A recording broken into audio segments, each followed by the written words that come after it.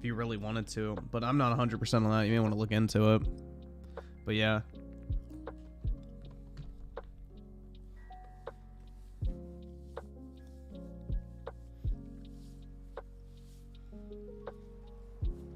But honestly, man, E3 hasn't been good since 2016. That was the last time we actually got a decent E3 press conference, so really it's hard to say that I'm too upset. It's not really a big deal. Nothing of value was really lost, in my opinion.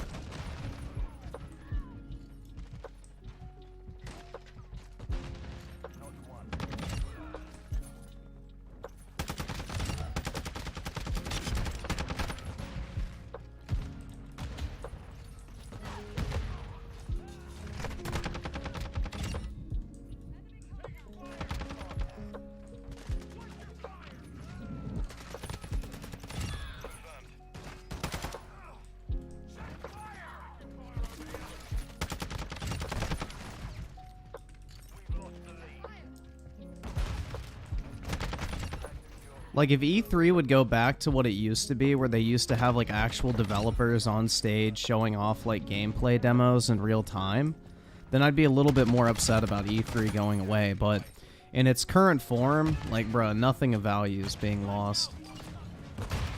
It's just basically a fucking YouTube trailer compilation. Oh, your own shock charge can hit you. Nice. Did not know that. Well, now I do, I guess.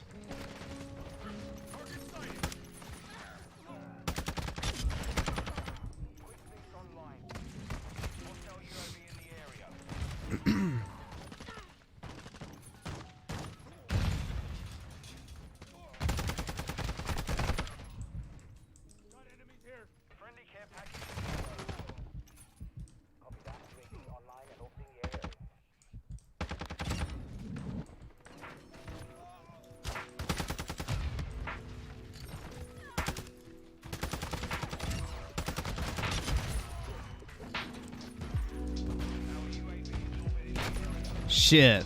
Right when I used it, too. Okay, cool. It didn't activate yet.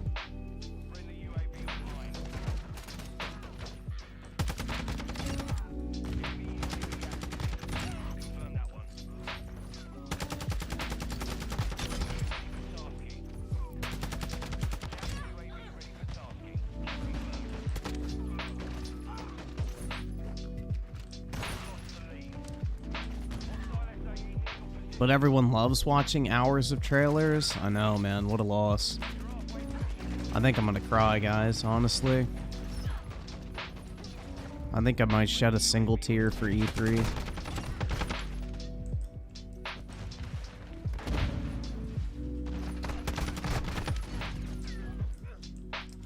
Yeah, I just don't really understand the point. It's like, in today's world, you can just upload a fucking YouTube video. Like, there's no need to have, like, a dedicated fucking event.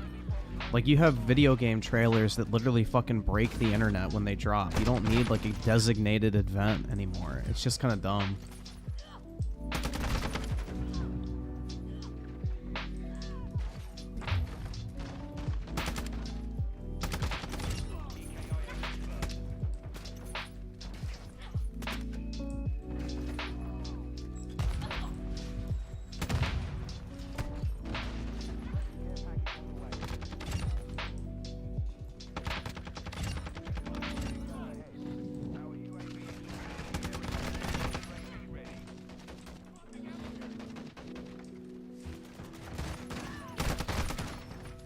You know, the Square skipping Xbox may help Microsoft with buying Activision? Yeah, that's why I said they got desperate, man. They're trying to get as many exclusives right now as they can. Like, that's the thing, man, is I think Sony's actually kind of rocked at this point. Because not only, like, this is the thing, is if this Activision deal gets approved, it sets a legal precedent as well. That big video game publishers can be bought with little to no restriction. So that means that once Microsoft gets this deal approved, they can basically buy whatever the fuck they want afterwards as long as it's smaller. As long as the company they're buying isn't as big as Activision, it shouldn't raise any regulatory alarms. Because it's smaller than, you know, a company they already purchased in the past, so it's not a big deal. So that's the thing that I think Sony's worried about. Which I would be too if I were them. Because Microsoft literally can do the fucking business practice of just buying them out of business. Which has happened in the pharmaceutical industry a million times, so it's not new to the world of business, especially tech companies too, which Microsoft operates primarily in that field.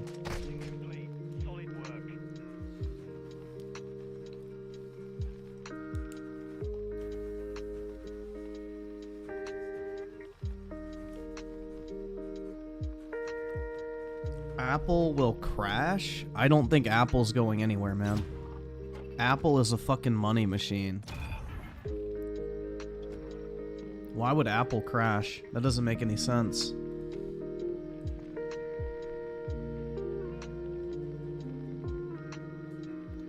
Apple's like one of the most solid companies economically in the world.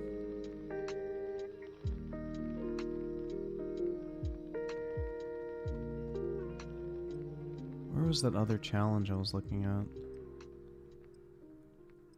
It was like get kills with dead silence or some shit. I don't fucking know. Yeah, Apple is like the cash king of companies, bro. They have so much fucking money in the bank.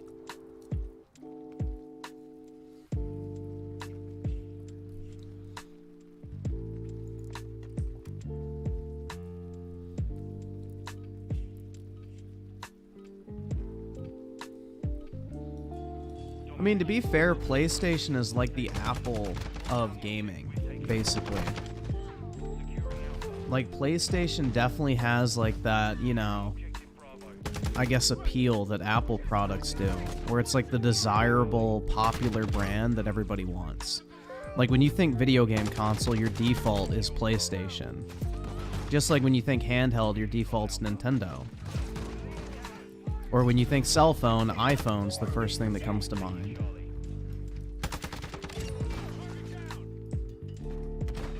So it's just the way it is. They have the market share and mind share among consumers. And that's why Apple is as successful as they are, is because they've made themselves desirable. Like, it's a status symbol to own an iPhone, even though they're not even that expensive. It's like, bro, an iPhone Pro Max is $1,000. Like, that's not even that expensive for a phone. But they've made themselves into, like, this, you know, almost like status symbol type item. And so, you know, good on them. It's great marketing. They are marketing geniuses for sure. And same with Sony. They do very good marketing for the most part.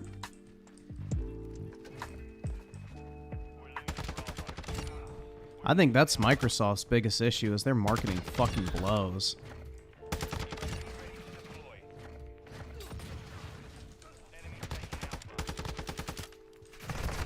Shit.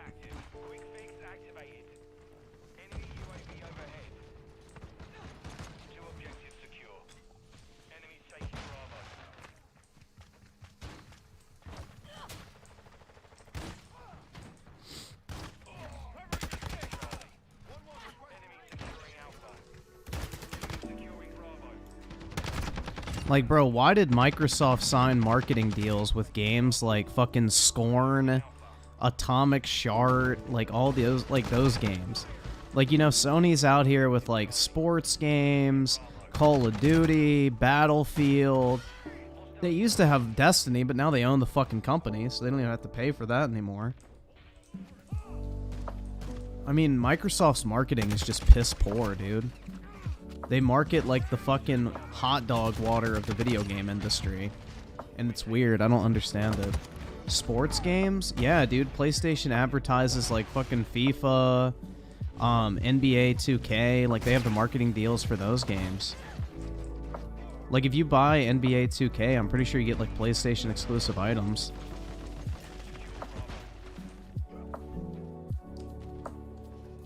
Yeah, Madden, I think they have the marketing deal for. So it's like, you know, they put the money into making their console like associated with gaming. When people think of like console gaming, they think PlayStation. So Sony's marketing is very effective. I mean, it's like Coca-Cola, man. You know, Coca-Cola is more of a marketing company than anything else. Like, that's the reason they've maintained market dominance for so long, is because they spend more on marketing than any other company in the food industry. Like, when you think soda, you think Coca-Cola. You don't think Pepsi. The first thing that comes to mind is Coke. So, they do a very good job at maintaining, like, their relevance.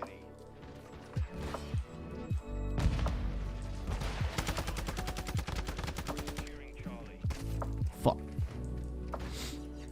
Night Stalker with the 5 just finished Last of Us on PC, didn't have a single issue. I don't know what the fuss is about. Maybe it's a bunch of broke. It's not, bro. We watched like a bunch of videos last night on it. It's pretty rough. It's pretty rough. I'm glad you didn't have issues, but it's definitely not. That's definitely not the norm. The game is a terrible port.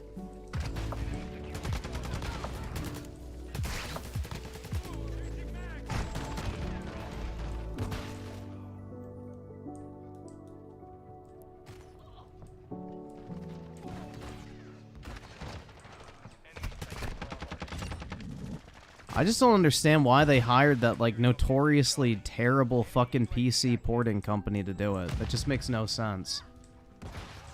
Especially with a game like that. Like, bro, they should have had all their resources on that shit, because coming off of the HBO show, they probably would have made fucking bank selling that on PC if it was a good port.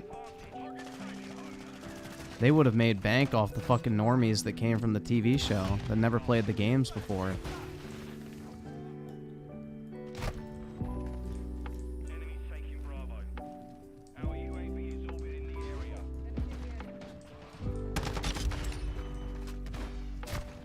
Shit.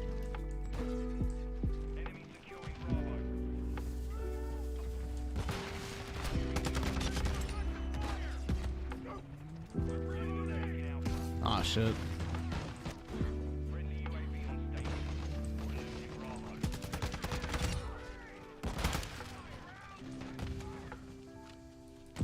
The Last of Us is overrated. I don't think the first game is overrated. I think the second game is 100% overrated. The first game's really good, honestly. It's not too drawn out. It has a good storyline. It has likable characters. The combat was pretty fun. The premise of the game was pretty cool. So the first game I don't really agree is overrated. The second one, definitely. The Last of Us is like one of the few Naughty Dog games I actually like.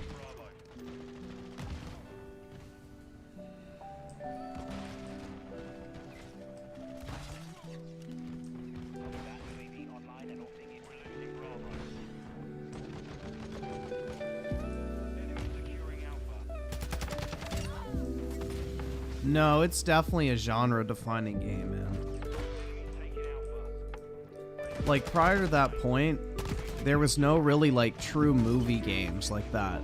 Like, The Last of Us is pretty much the game that ushered in the fucking whole cinematic storytelling type genre. That's when Sony took the tone shift on literally every single game they make to basically make it Last of Us clones. Because of how successful that game was. And how much people liked it. Which, I mean, look how much people like Sony games now that copy that same kind of formula and feeling. So, you know.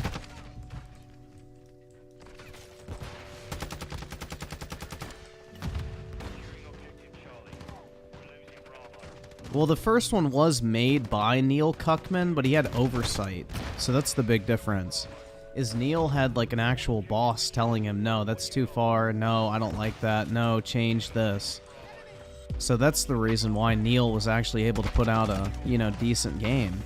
Is because he had somebody telling him, no, fuck off, change this, or that's not gonna work, whatever. You know, he had somebody like basically keeping him in check. Versus having full creative freedom.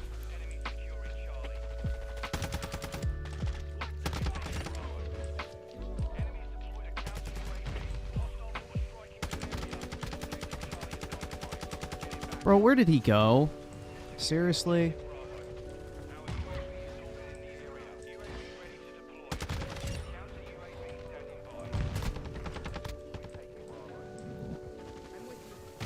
Oh, shit. Mortar.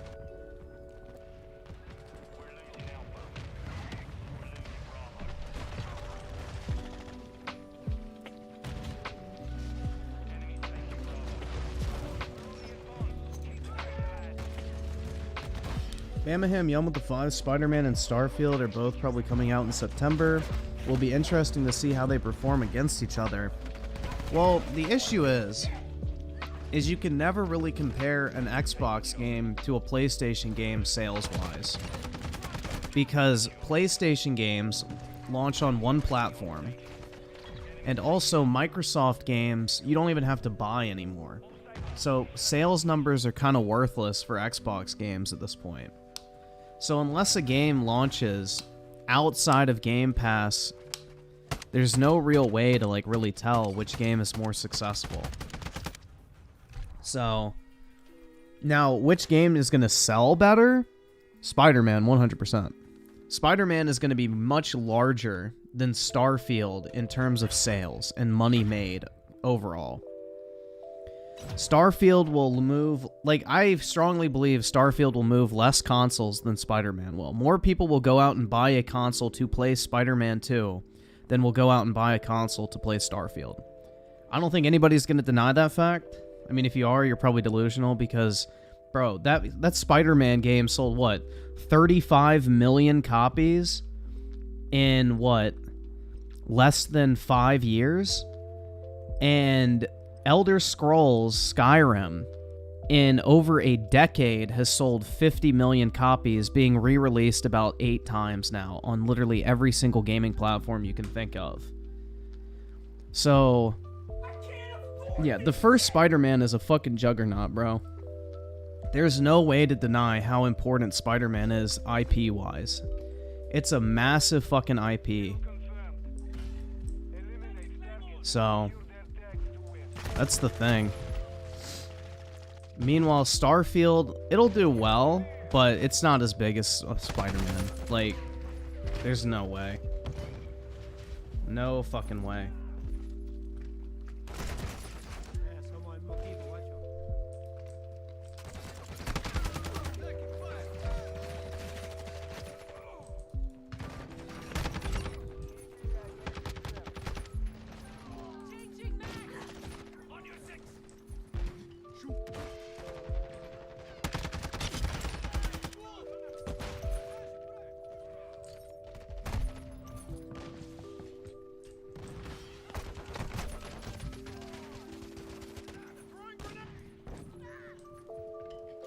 Did that Spider-Man outsell Call of Duty? On PlayStation? No.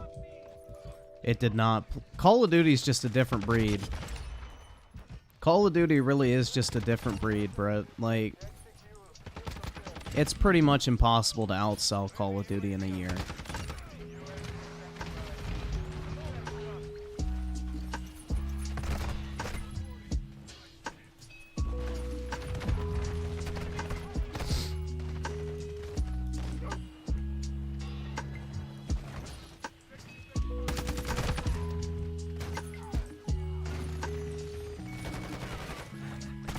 Yeah, you could literally have the worst Call of Duty to release of all. Like Infinite Warfare, for example.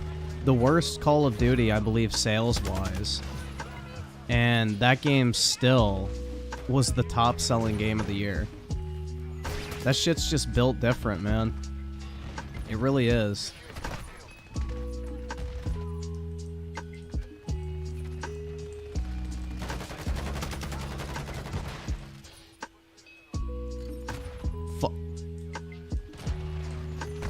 A Destiny 3 can outsell Call of Duty? No, it can't.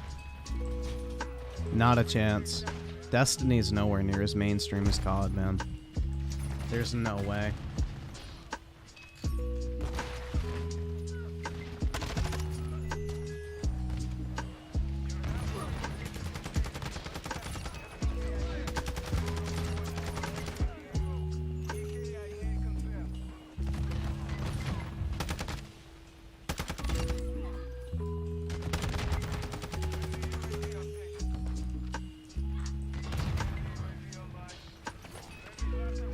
Hog Snorts Begacy made 850 million. That's awesome.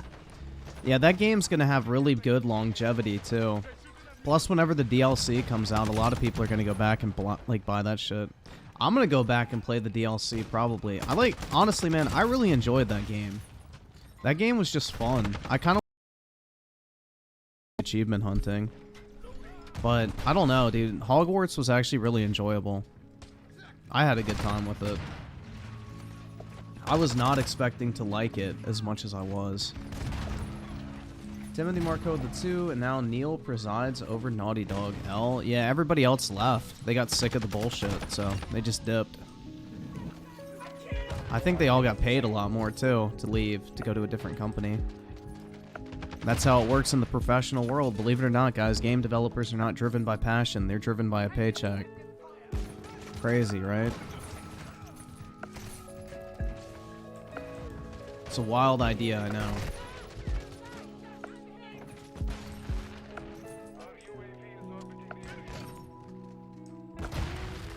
Crazy idea.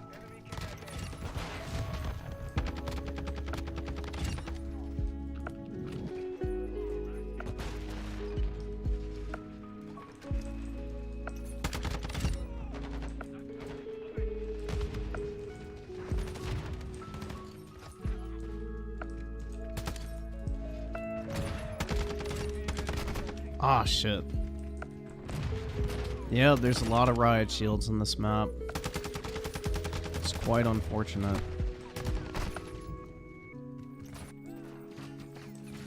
Is gaming dead? Huh?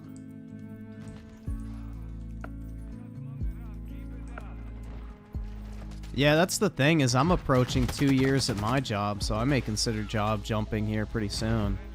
I may start dipping my feelers in the water. See what's out there. That's the thing, man, is companies won't fucking promote people who stay with them. It's so stupid. They'd rather pay some new person more than they pay their existing employees who actually have done a good job and have like a proven history at the like, it's just retarded. You have to leave the company and come back to get paid what you're actually worth. It's stupid. But yeah, you should definitely like look out for new jobs every once in a while.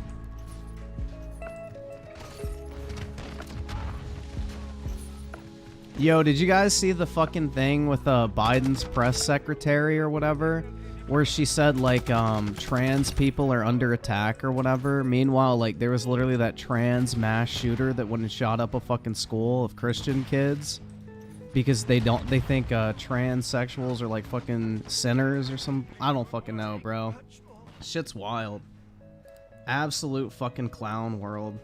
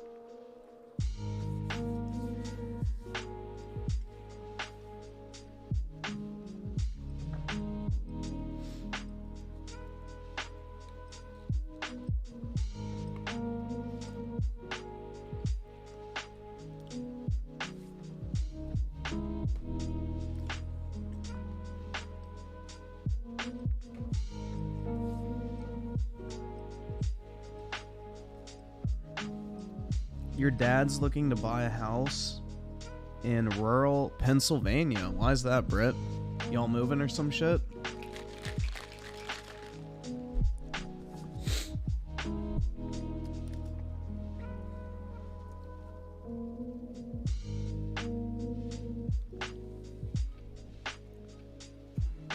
Or are you just buying houses to buy them?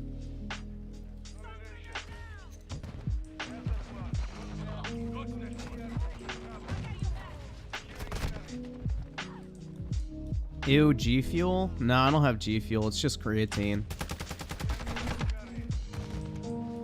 No G Fuel.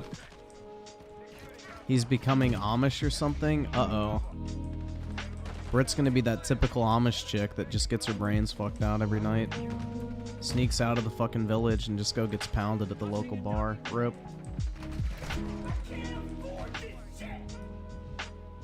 Yeah, isn't it like Trump, literally, DeSantis said they're not gonna, extradite him to New York? So as long as he stays in, whatever the fuck it's called. Shit. Florida. There we go. That's the word I'm looking for. As long as he stays in Florida, like, they literally can't do anything, so... He literally cannot be arrested. And the thing is, too, is all they're gonna do is indict him, so they're just gonna make him show up in court. That's literally all this is. He hasn't even been proven guilty of anything. It's just they want him to appear in court.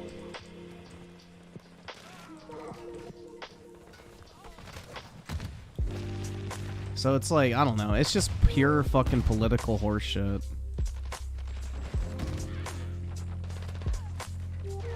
Like, it's over a misdemeanor, too. This would be like if Trump got a fucking speeding ticket and then they indicted him. That's basically what they're charging him with. It's literally a fucking simple-ass misdemeanor that means literally nothing. And it's already something that's been disproven in court twice now.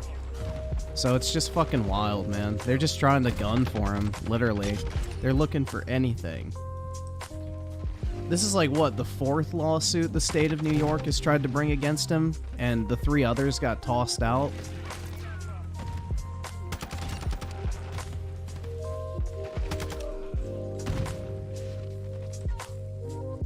Oh, yeah, it's a definite witch hunt, bro. 100%.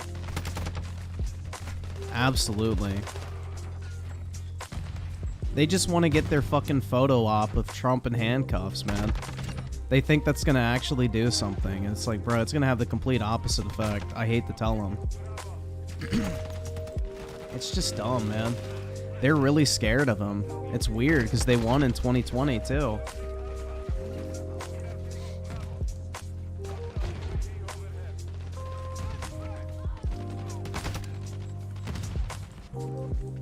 Keem's always supported Trump. Trump retweeted Keem back in like 2013 or 14 or something like that, bro. Trump retweeted Keem back in the day. Which is a fat W, bro. That's pretty cool. Not many people can say they got retweeted by a president. Like, that's kind of cool. Honestly.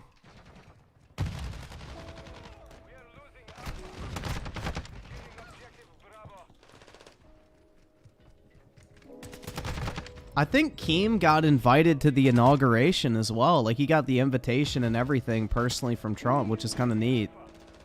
I remember he posted that a while back. Like, he had the actual, like, envelope and everything with, like, the official, like, letterhead and all that type of shit. Which is pretty cool. So, yeah. Wild.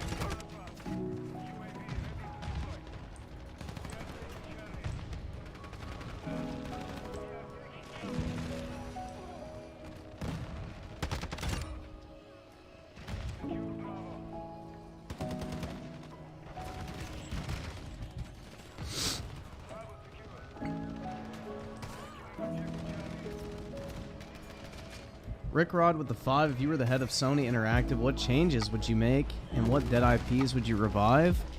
God of War, man. I would revive the corpse of what used to be God of War. I don't know, man. Honestly, I'm not a big fan of Sony IPs. I think Sony has some very boring IPs in general. But what I would do first thing when I got into Sony would be I would tell Bungie, y'all are going to make a standalone multiplayer game. Like, fuck off with this Destiny bullshit of PvP. It's unbalanced. You should not have PvE effects in a PvP game.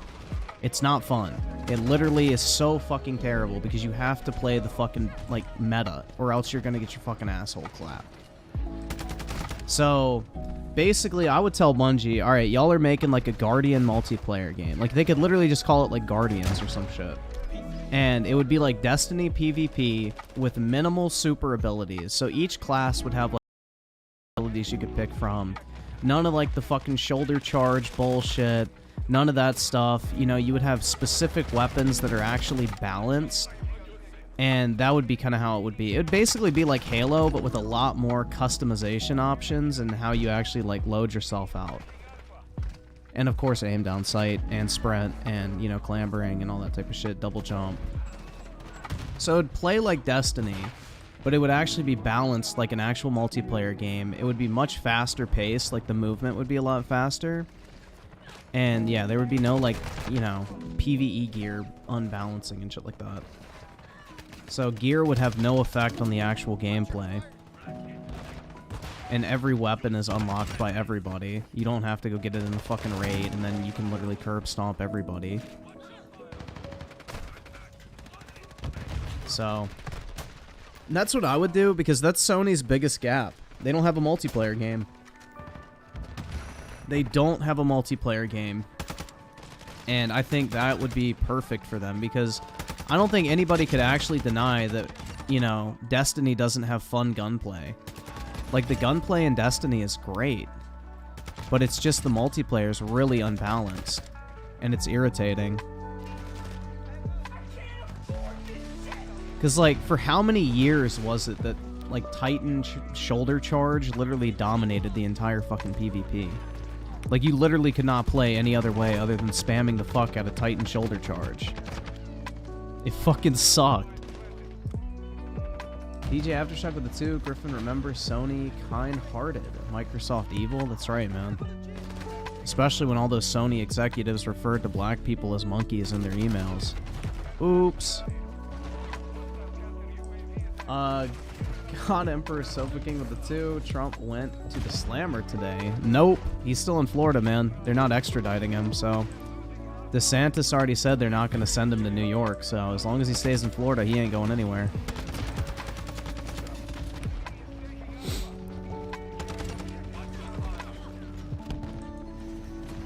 DJ Aftershock with the 2. I'm just ready for the Trump versus DeSantis. I don't even know if that's going to happen, man. I don't know. I don't think DeSantis could win. Like, I really don't think Republicans can win. I think DeSantis would be stupid to run against Trump. Because if DeSantis primaries against Trump, he'll probably lose and then embarrass himself. And then he won't be able to go in 2028. I think DeSantis should stay out the rest of his term as governor of Florida. You know, build up his fucking, you know, image nationwide. And then when he's done being governor, run for president in 2028. Personally.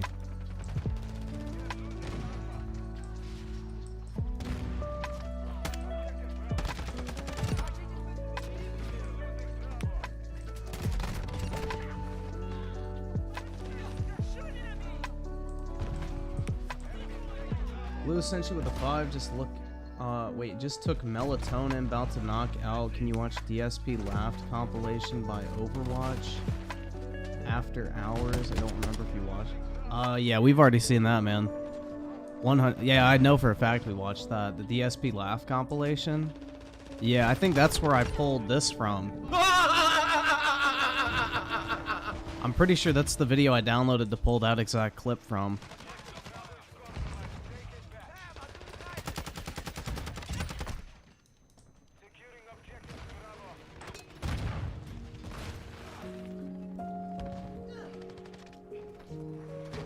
Kyle Edwards with the 2. So basically year 1 of Destiny 2 PvP. No, not at all. No, much more bare bones. You know, exotic weapons would literally just be like going into your Call of Duty Create-a class. You wouldn't unlock them. They would all be there. Like, everybody would have access to the same weapons. There would be no gear-specific benefits. You would just pick a super, and then that would be it. Everybody has the same grenade abilities, melee abilities, no fucking shoulder charge spam, no healing rift spam, none of that shit. So, no, it'd be much more bare bones.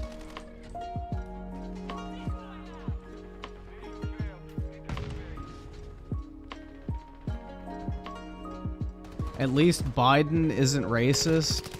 Oh my god. Okay, bro. Yeah. the 81-year-old man that literally grew up during segregation isn't racist. Got it. Whatever you gotta tell yourself, bruh. The guy who said poor kids are just as smart as white kids.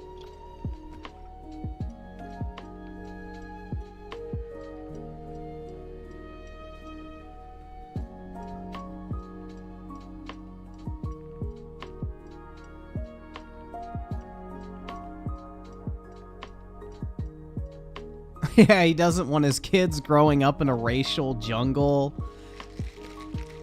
Like, shit's fucking wild, man.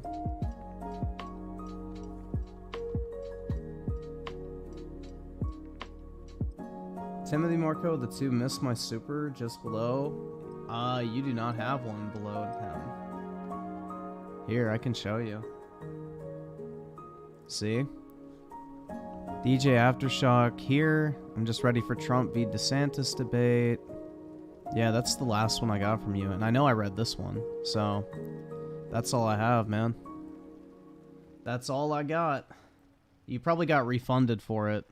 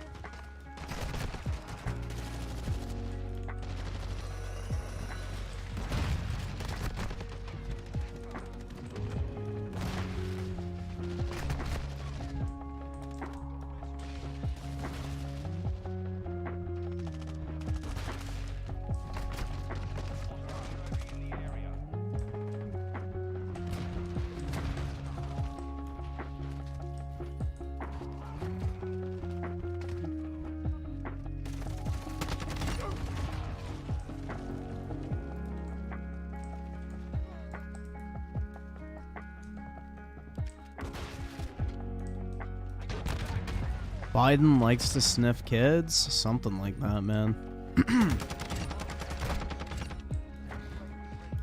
It is weird. Dude, he's just weird. Honestly, he's very fucking weird. I don't know anyone who actually likes Biden.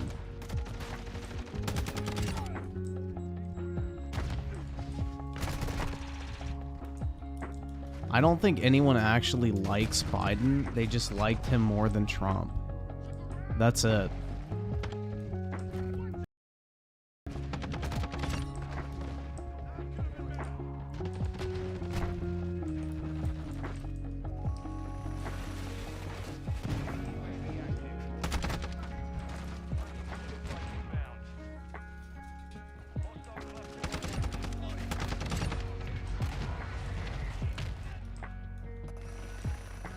The only people that like Biden are his advisors that he lets run the country for him, basically.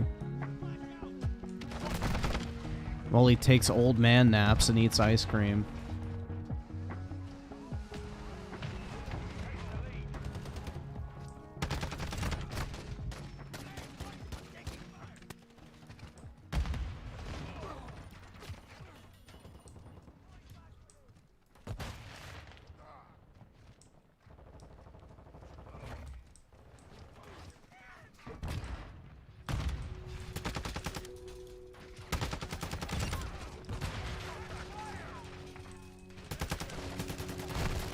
Fuck. Timothy Marco the 2, but remember Trump is evil and wants a theocracy. That's right, man. The 3 times divorced Trump is definitely the most religious man I can think of.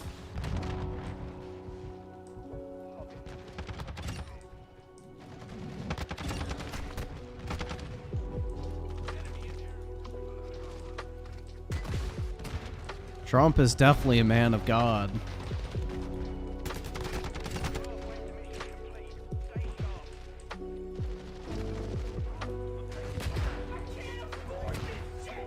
The Grizz with the 2, I don't know anyone that likes Griffin Gaming. That's true, man. Very true. That dude's a fucking dork. Absolute fucking pot-bellied chicken neck bastard.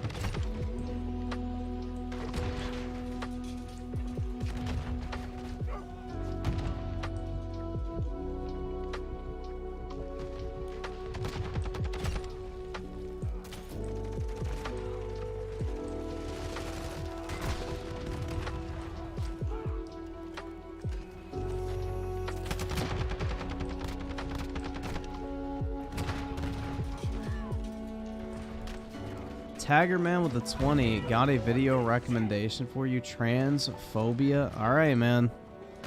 We'll check it out. We'll see how long it is. If it's like an hour-long video, probably won't watch it, but we'll see. I don't typically like to get into topics like that, but we'll see how it is. It's okay, it's 7 minutes. We'll definitely watch it. Fuck it, that ain't a big deal. I can survive that. I cannot get banned off the platform for 7 minutes. If I resisted last night making the joke about Ellie, even though her fingers were literally dripping wet, like, bro, I think I can do it. I can do it, man. Even with DreamCastGuy setting me up for so many lesbian fingering jokes last night, it was fucking insane. Like, holy shit. That shit was wild, bro. That was absolutely fucking wild.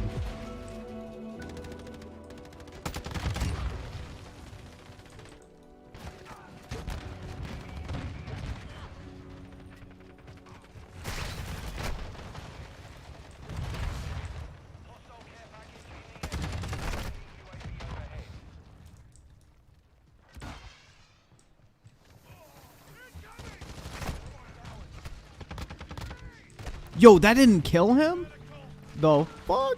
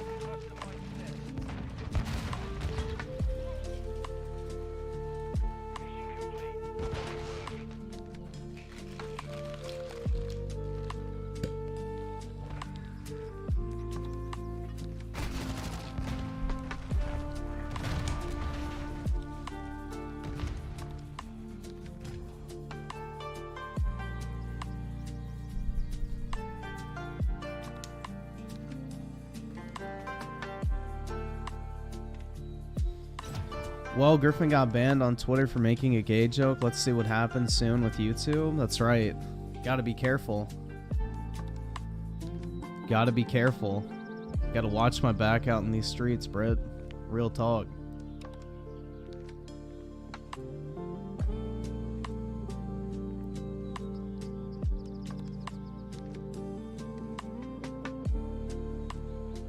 That's right, the gay mafia be knocking on everybody's door. What did I say? Alan is back, bro. I said Alan is back. I didn't even say Alec is back and ready to blow out mine. Or some shit like that. Yo, somebody told me that, like, what the fuck was it? I forgot what it was, but Mischief made, like, this, I guess, like, kind of like woke response video or some shit. And in the fucking video, he literally made a fundraiser for, like, trans kids or some shit. It was like, what the fuck? Like, literally a charity for, like, transitioning kids or some shit like that. It's like, bro, what the fuck? I was like, damn, man. Somebody sent me that shit on IG. I didn't check what actual fucking video it was. But it was like the Trevor Project or some shit like that. I don't fucking know, man. Something very strange.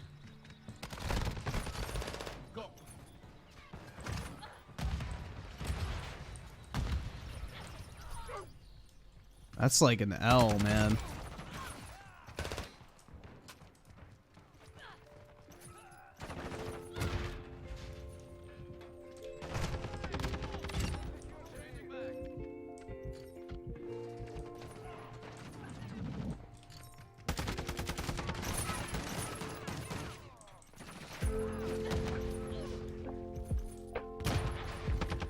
I think anytime anybody uses that fundraiser feature in a YouTube video, specifically a response video, it's super fucking virtue signally. Because it's like, why the fuck aren't you just raising money in every video? Why do you need to make like a fundraiser in one specific video that you're replying to make yourself look oh so virtuous if you've never fundraised before in like a normal video? Like, do you get what I mean? Like, why is it all of a sudden you're fundraising for a charity, but in the past you've never fundraised for that charity, but now that you can use the fact that you fundraised for that charity against someone else in your video response, it's like, bruh, that's pretty fucking weird. I don't like that type of shit. Like, that's really oh so virtuous of people. I don't like that. It's kind of grifty. It's like, oh, look at me, I'm a good person. Yeah, Optimus, I will say to his credit, he fundraises on every video. The dude could literally be talking about, like, bro, my dick got to 7 inches today, and he would have, like, a fundraising link. So, you know, props to him. He's not actually bullshitting out there. But if you're waiting to, like, fundraise just to, like, have, like, a specific charity in the description to make yourself look better in a video response, I don't know. I don't like that.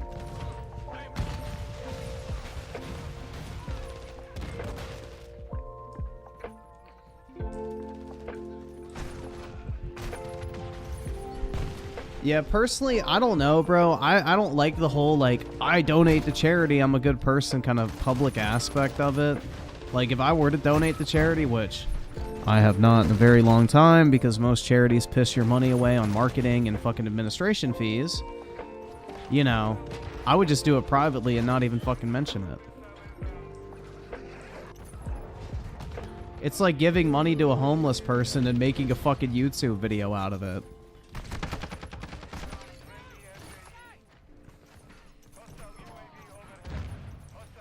You know, you're just doing it for the drop of clout. You're not actually doing it because you give a fuck about the person.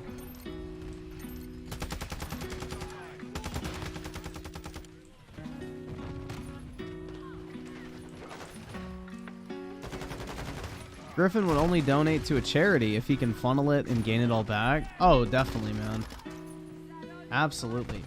So no, Mr. Beast is different because Mr. Beast gets money from sponsors and gives it away. So what Mr. Beast does is very different to, like, oh, random fucking guy gives a homeless person $100 and then follows him with the fucking camera. That's different. Mr. Beast is like making content that he can specifically get sponsors on that he can give the money away. So he's not, like, giving his own money away for clout. He's giving, like, the sponsorship money away. So I think that's a little bit different, personally. Because he wouldn't be able to give that money away without making the content. Whereas, like, if you give 20 bucks to a homeless guy and then film a 3 million view video, you could have just given that 20 fucking bucks to the homeless guy. Do you get what I mean? You know, content, you don't need content to fund giving a homeless guy 20 bucks. But, you know, for Mr. Beast to give, like, some random person 100 grand every other fucking day, basically, he needs sponsors. That's not realistic for anyone. Unless you're, like, a fucking billionaire. Like, unless you're, like, Elon Musk status, you can't be doing that type of shit without, like, actually bringing in money.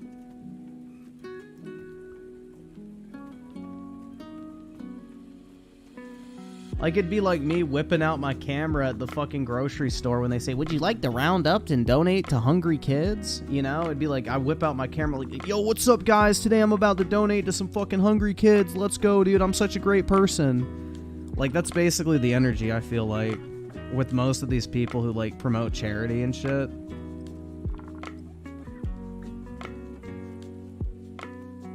Mischief has the trans charities on... Oh, that's what it was, the Hogwarts boycott video. Okay, yeah, that's one it was. Maybe. Or maybe in the Hi-Fi Rush one. I don't fucking know, honestly. I didn't look. I just, like, kind of glanced at it really quickly, to be honest. But yeah. I don't like the, obviously, the transitioning of kids, I think, is really fucked up, man. You should never be talking about that type of shit with kids. That's so disgusting. Like, if kids can't consent to have sex, they can't consent to have their fucking dick chopped, bro. I don't really know how that's a hot take. I really don't understand how that's a hot take.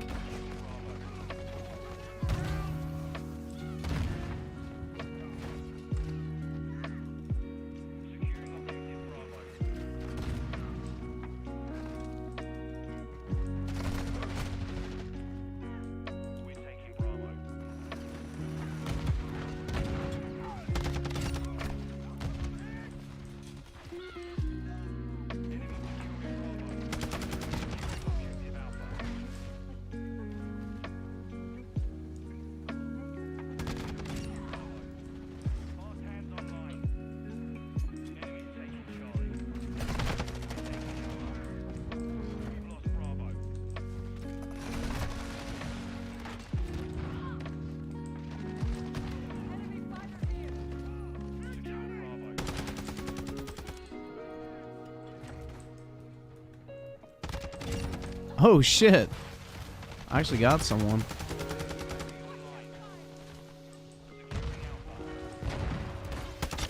Oh fuck. This is why I love shipment, man. You just point and shoot.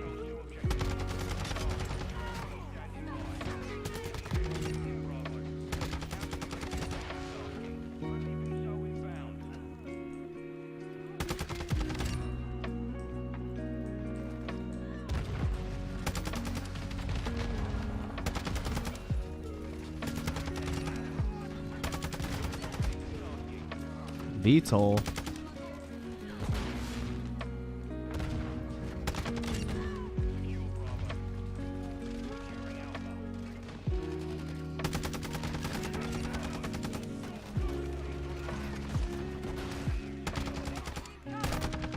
Fuck. Yeah, I don't know why y'all are taking the obvious bait of the fucking sped in the chat, bro. I don't know why you guys are taking the obvious bait of some random sped in the chat.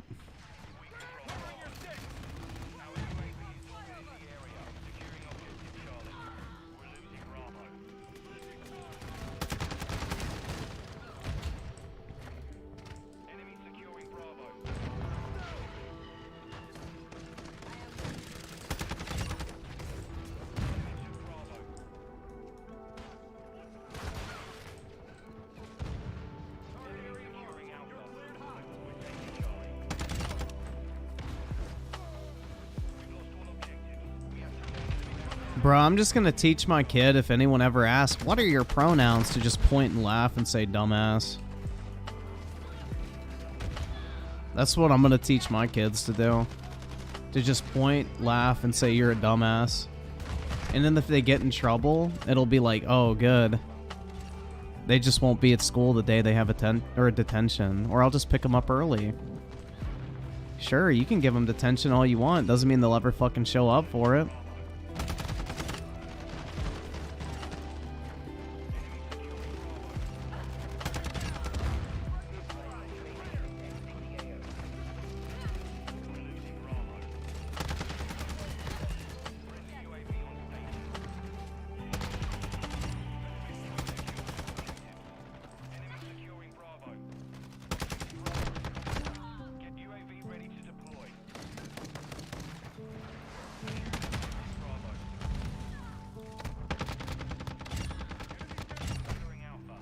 That's the thing, man, is I will never actually make my kids live by the belief they actually have to respect their teachers, bro. Like, it's like, dog.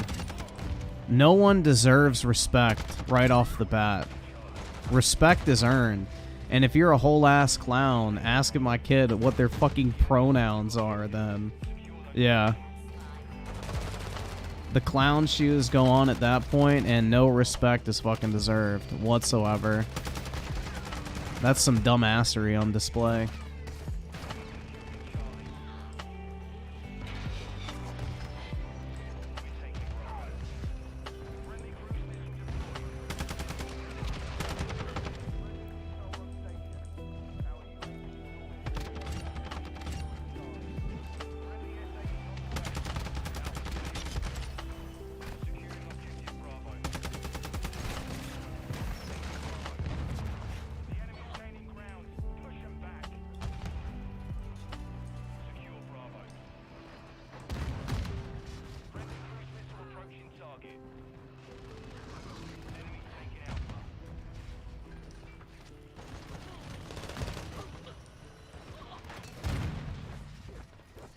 Yeah, I've never fucking understood the whole, like, you have to immediately respect an adult thing. Like, fuck right off, dude.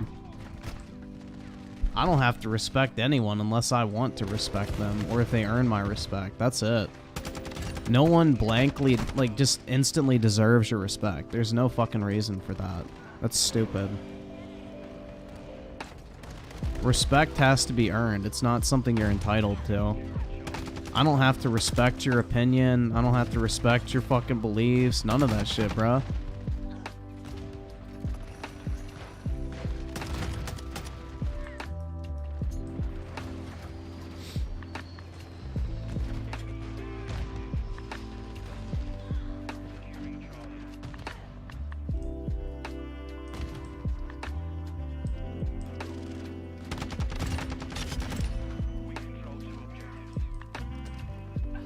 Like, you have a right to your beliefs, but I don't have to fucking respect that shit.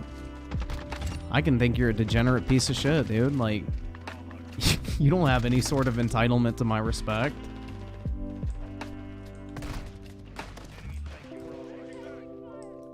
Taggerman with a 10. I just have my kids make up the most absurd pronouns, game the system, and turn it again. Oh, like normal or something like that. You could do normal. I know a lot of people do that now. They get in trouble for it all the time. Shit's weak.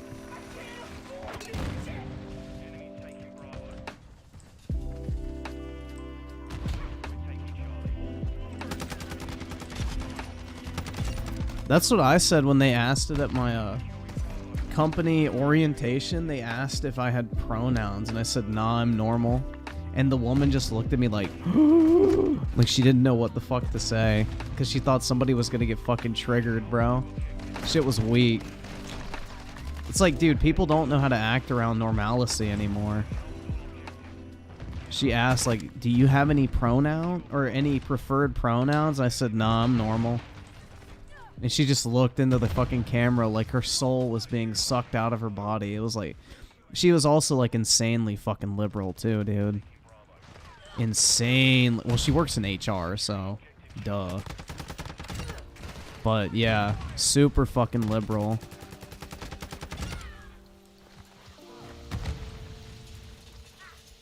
She apologized for saying guys at one point during the orientation.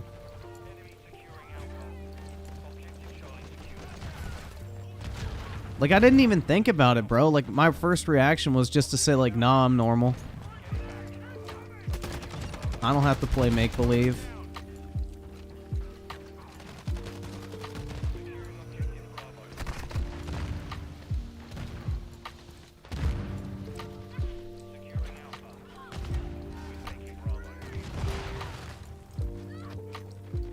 Brit with the 5, suddenly knowing about what schools are teaching, such as transitioning, it's really making the Pennsylvanian Amish life sound better right now. Damn, Britt, are you actually gonna become an Amish person? Well, I ain't gonna lie, that's kind of cool. You get to churn butter, which is gonna be a valuable skill later in life if you're looking to bag a wealthy husband. It'll help you build up the forearm strength. Did she have blue hair? No, it was like the typical Karen cut, though. She lived in Chicago. So, yeah.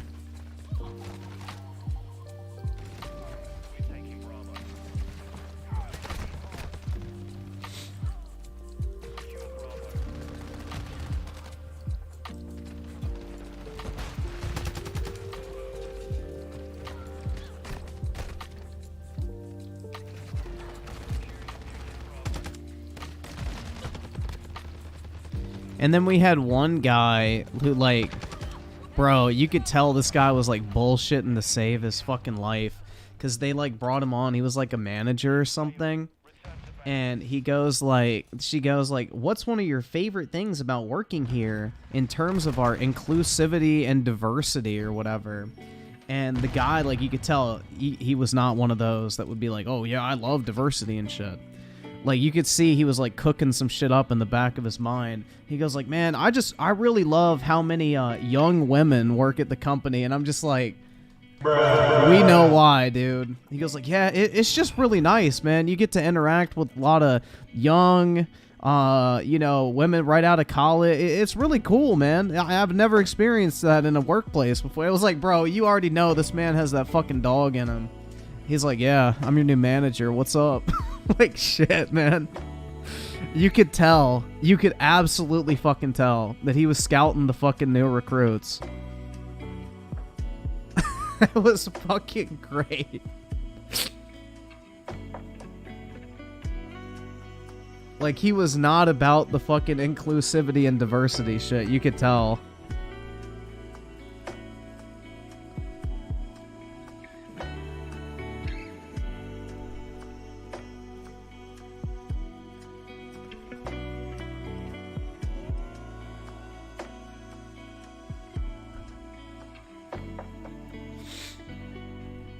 Yeah, I need to get on that college recruitment track, bro, so I can go scout out the graduations. I should become a college recruiter for my company. And then I can just go to, like, all the campuses and shit and scout out the graduations. Real talk.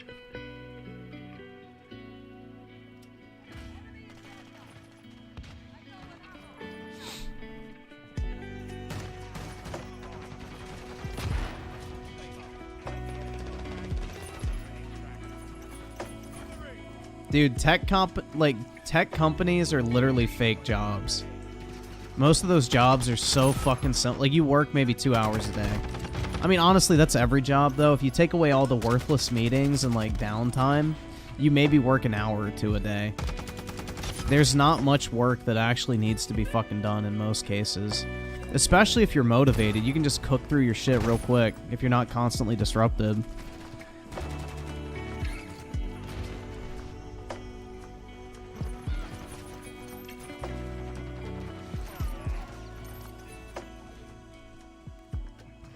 Like today, I had like 4.5 hours of meetings, but maybe about an hour and a half of work. So if I didn't have the meetings, you know, I would have been done a lot faster, basically. But, you know, I guess the meetings are part of the job, so it is what it is. Honestly, I'd rather have shit going on than just sitting around waiting for something to come through on Teams.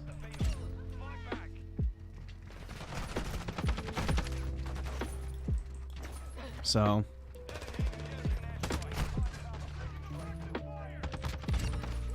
gotta get my daily social interaction too.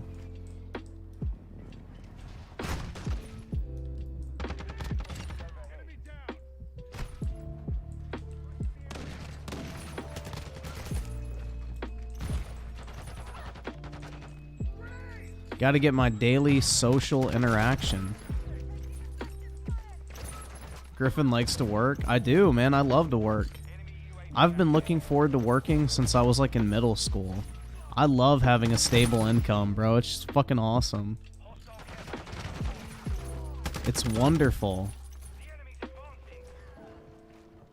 Having a consistent income stream is great.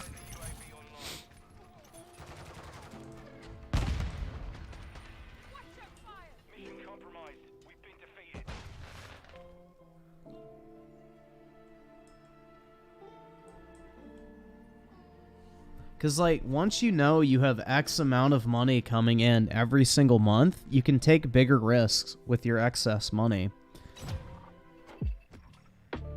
Like, I can literally be like, alright, I know I'm making this amount of money. I can pay my fucking rent. I can pay my utilities. I can get food. Everything else I make, and, like, my retirement money is already taken out of my paycheck. So it's like all the money I bank, I can literally do whatever the fuck I want with. So I can take bigger risks. I can buy like more expensive like cards and shit to grade. I can buy more sealed product to like put away in my storage unit. Like, it allows me to like, you know, make more money because, you know, I always have money coming in, not just from like side hustles and shit. So having more capital gives you a lot more earning potential. It's great. And you don't have to worry about anything because you know you're good. Like, next month you're going to get more money whether or not you sell the cards you just graded or not. Like, I can buy cards and hold them for like 15 years if I want to. I don't have to like buy it, flip it, sell it immediately just to pay myself back because, you know, it's not like I'm paying for it really anyway. What did I major in college? Data analytics, bro. I'm a scientist. Adjust glasses. The rabbi moves? That's right, dude. I wish I was a member of the tribe. That shit would have been awesome. I would have thrived in that environment, man. I would have been balling out right now. I'd be like the head of a bank or some shit. I was born into the wrong religion, guys. I should have gotten the fucking standard edition instead of the Game of the Year edition, basically.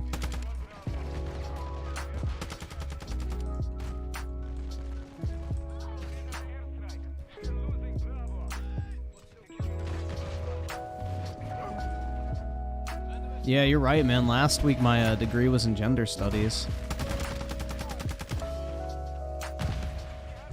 Trust the science? That's right, guys. You gotta trust me, no matter what. I would never lie.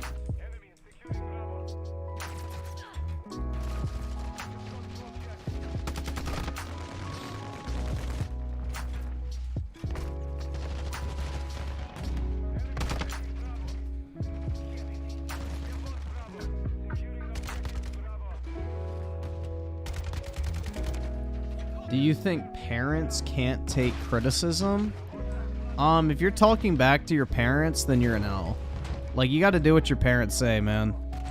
You gotta always respect your parents. Now, if they're telling you to, like, you know, do some crazy shit, that's different, but at the end of the day, you gotta respect your parents, man. You can't be out there, like, being a total fucking menace to your family.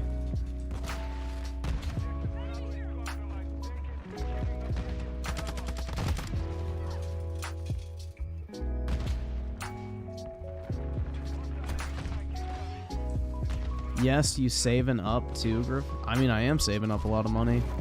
Although it's almost tax time, so...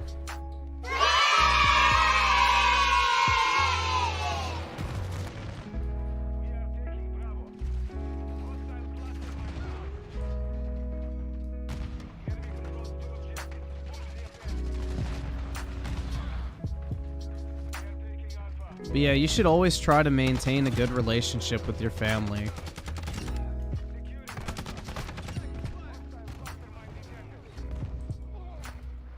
The best degree to get? Engineering. You can literally do anything with an engineering degree.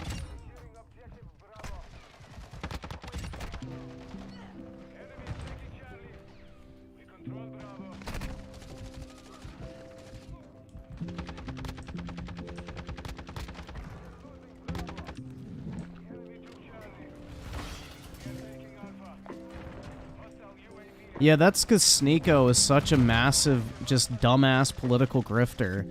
He can't shut the fuck up about politics for 3 seconds to save his life. It's become his entire identity.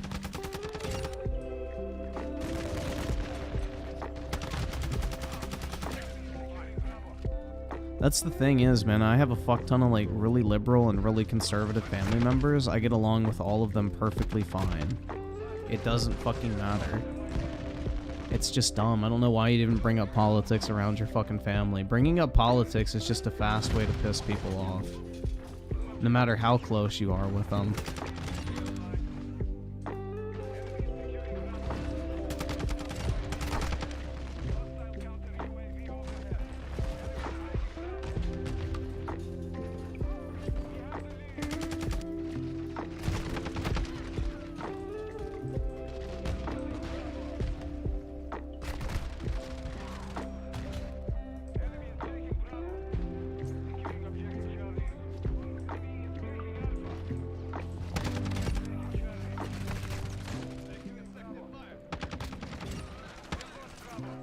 Yeah, dude, my sister's a total bitch. I exposed her with fucking facts and logic, and she didn't like it, so she blocked me on Facebook, bro. True story. She's a fake and a fraud, bro.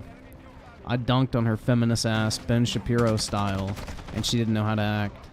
Now I can't go to the family fucking, Thanksgiving celebration. But it was worth it, bro, because I owned the libs. I got Trump to tweet Gamergate.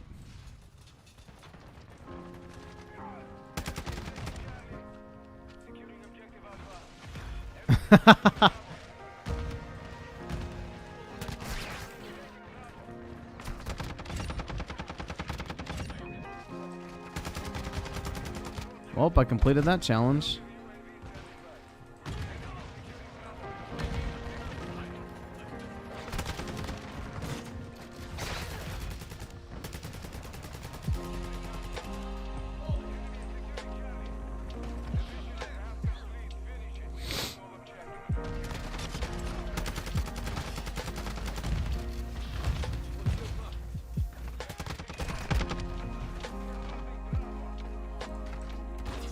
I once paid DSP $5. You're right.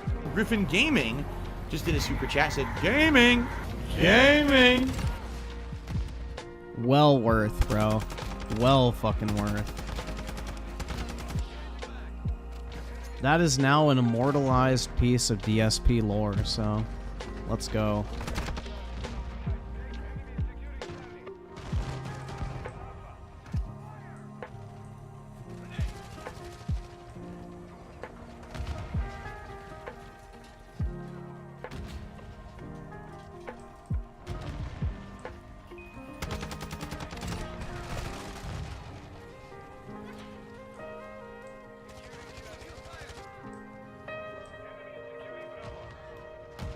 AI will replace my job?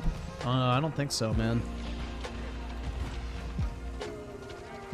AI will replace the job of people who do coding and things like that, but people who, like, broker relationships and make business deals will always be necessary. But yeah, the people who, like, code out solutions and applications and things like that, eventually, yeah, their jobs will be taken by AI. But the people who actually, like, obtain the business through, like, relationships and stuff, those people will still have jobs. Which is what I do. Like, bro, my job literally is to, like, have meetings with people. Literally. That's it.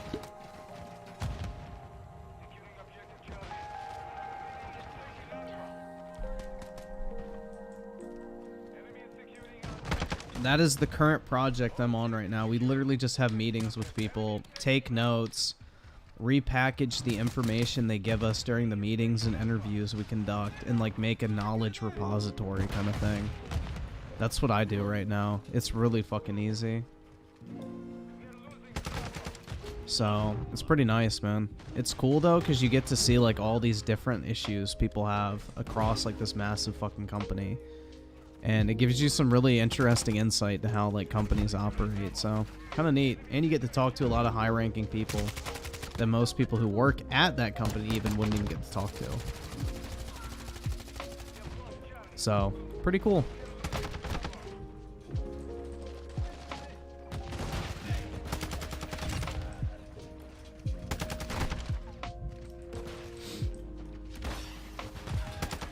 But yeah, by the time AI actually starts taking jobs, like, I'll probably be done working anyway.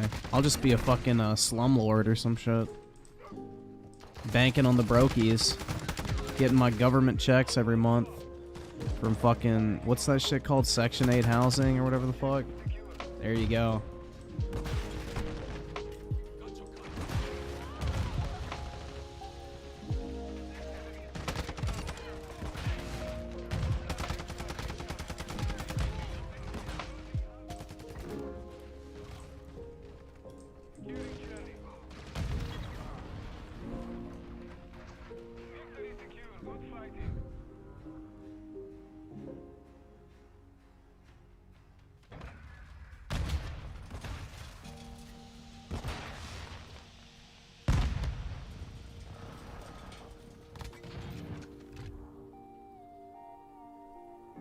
Yeah, that's the thing, man, is the government housing is, like, one of the best businesses to get into because the paycheck is literally guaranteed every month for the most part. Only a small portion of it comes from the actual tenants, so it's a pretty secure way to rent. Financially, at least. I mean, of course you have, like, low-income people in there, so they're gonna probably fucking trash the place, but...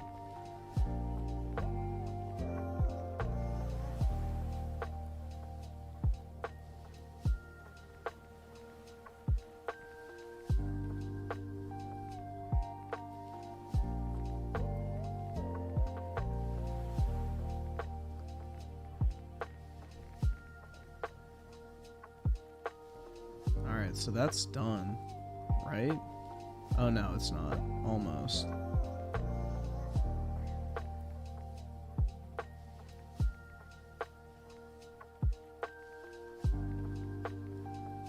DMZ, DMZ, DMZ.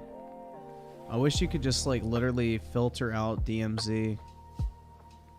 Because I don't do any of this shit. Prestige 1 Mastery.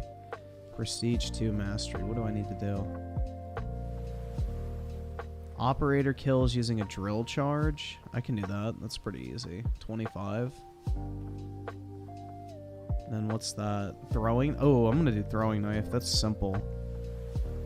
Can easily do that. I haven't done any of these. One shot, one kill with snipers. Guess I could do that. Tactical cameras? What the fuck? Molotovs? That's probably easy too. Long shot with battle rifle. I should have gotten that. What the fuck? When I got oh, I guess these are the new prestigious, so never mind. Stun grenades. That's easy. What the fuck? Okay.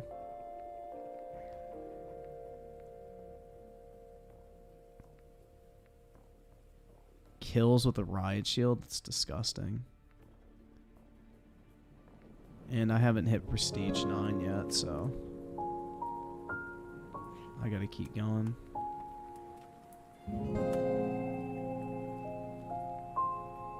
Alright, so.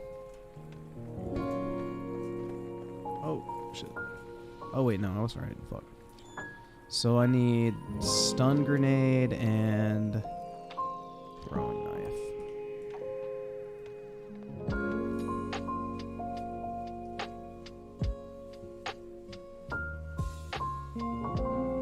I thought you were gonna play Halo. Once I get to level 450, maybe I'll play it. I just want to get max prestige for the season before it ends. So that's what I'm going for right now, is max level for the season, so I can keep my prestige maxed out.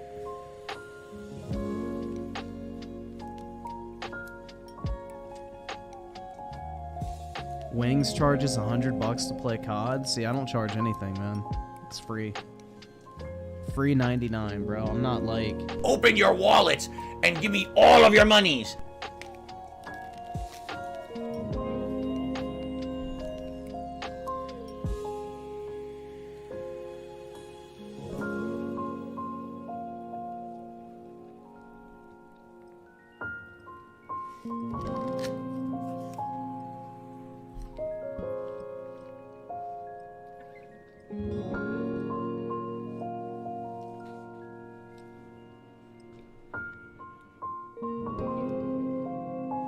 How much to stream Last of Us PC?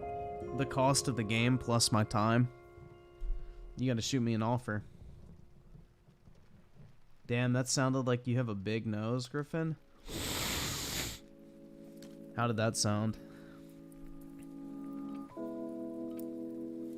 Team deathmatch. Table 1, you're clear hot.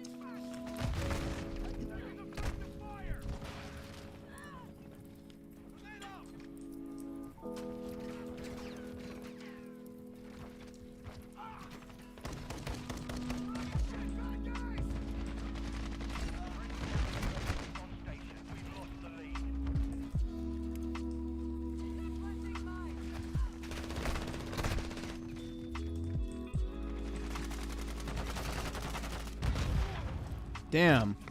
Fuck. I gotta get used to throwing knives. I haven't done it in a while. Throwing knives is not something I've done in a while in Call of Duty. There we go. There we go. Nope.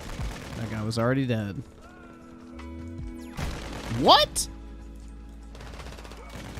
Bruh, seriously?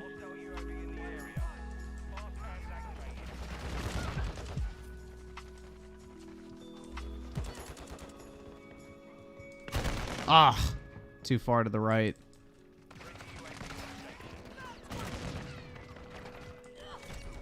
There we go.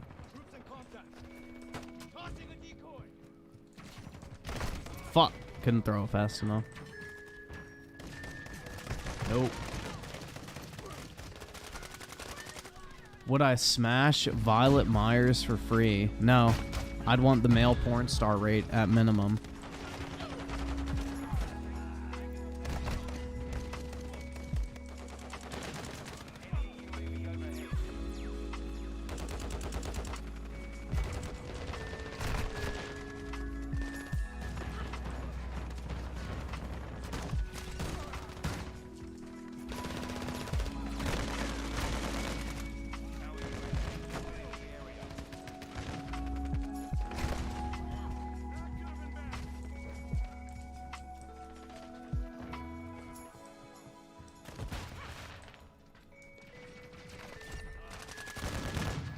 Ah. No. What? Ah. Never mind. There was two of them. I was like, what killed me? And I saw the second guy. Fuck.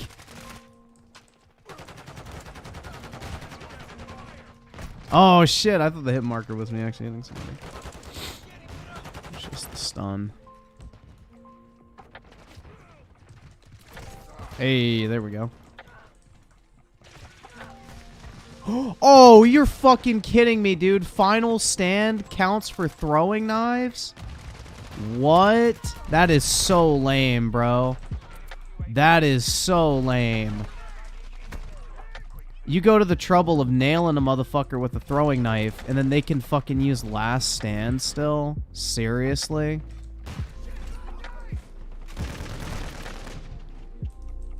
That's so gay, bro.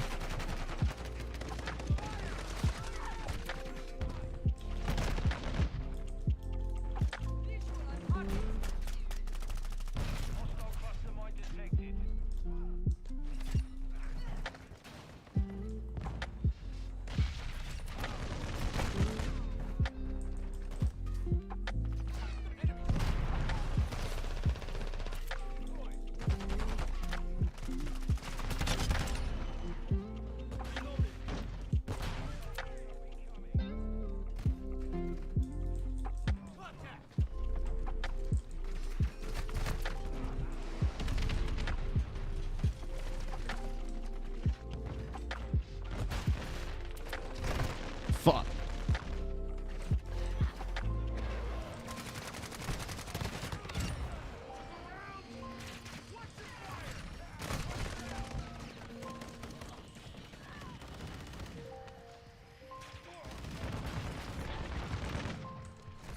That is so gay, dude. That is so fucking gay.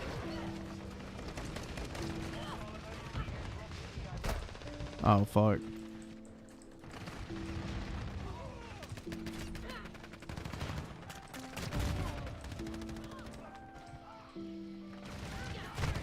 Ooh, I still hit it. Let's go.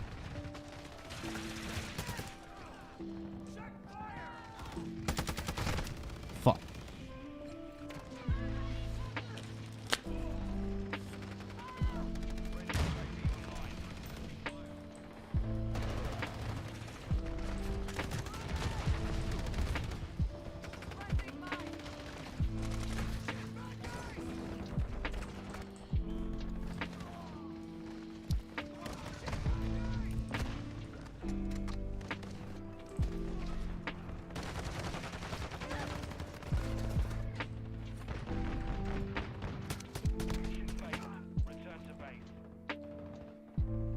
Bill Clinton with the 2, that Trump stuff sounds dumb over a stripper. Yeah, exactly, bro. And it's like so dumb. It's already been thrown out of court twice, and she's had to pay his legal fees twice for bringing the same fucking thing to court. 2 times already. It's just a bunch of political dog shit, man. It's a waste of everybody's time. It's overall just a distraction tactic.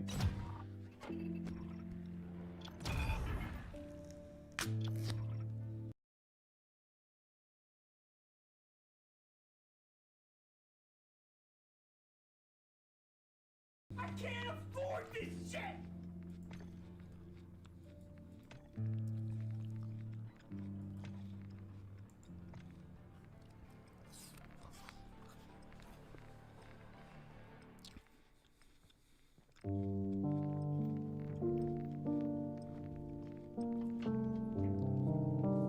It's all distraction tactics. Weaponized autism with the 2. I hate insta-kills and stun mechanics. Yeah, I hate the fucking stuns. I wish they would get rid of bouncing betties too.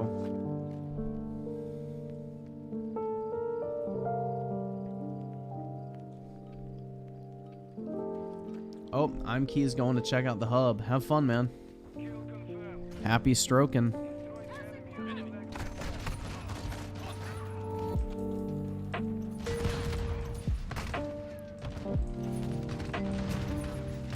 Oh, fuck, man.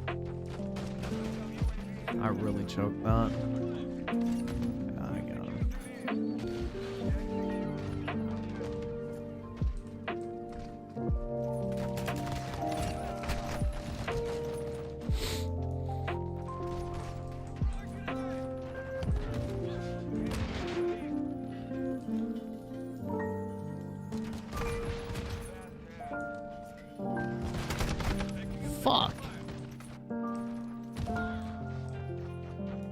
Yeah, I'm key is gross, Britt. You're right. But look where he comes from, so it's not really surprising in all honesty.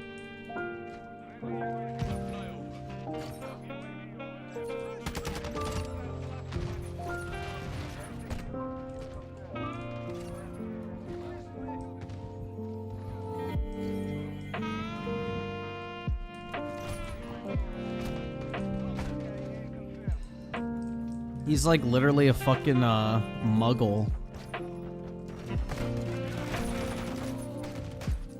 Bill Clinton with the 5. Are you familiar with Dungeons and Dragons? Because I want to because I want to raid your dungeons and drag my balls on your face. Ooh, I don't know really much about Dungeons and Dragons, but that sounds fun, bro. When do we start?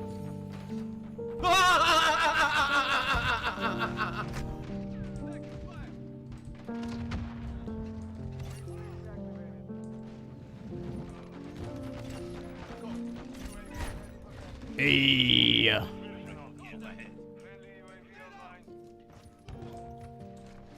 Fuck.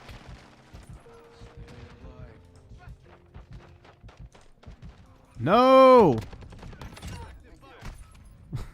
Fuck, man.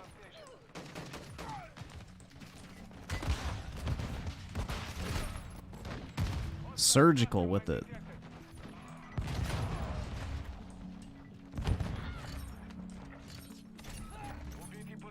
Fuck. He was ready for me.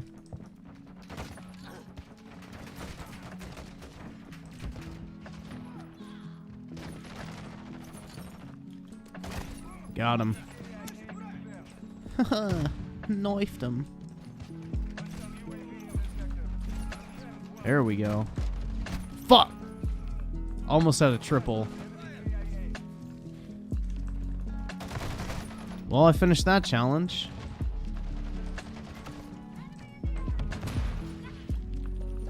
I just gotta keep lobbing stuns until I eventually get enough of those.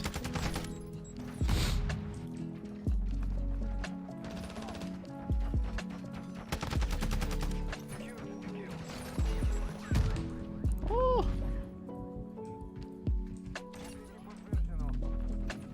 Using the throwing knife is pretty fun, honestly. I'm having a good time, bro. Gaming is fun.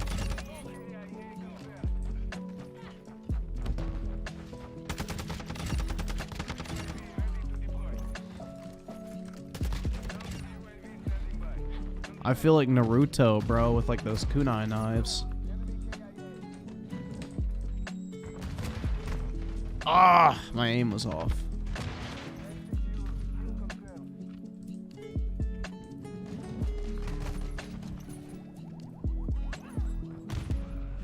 Bill Clinton with the 2. Bruh, should I send that chat to DSP? You could.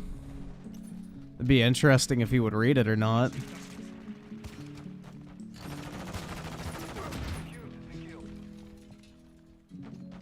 Alright. I need to put this fucking blade in somebody's dome. Fuck, I missed. Fuck!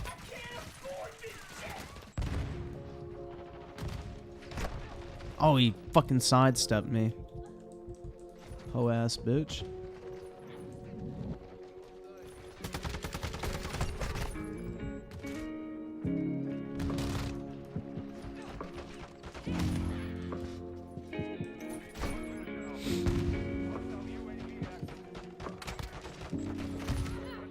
Vendetta with the 2. I lost 30 pounds, 493 to 460. How's your gains? Well, pretty good, man.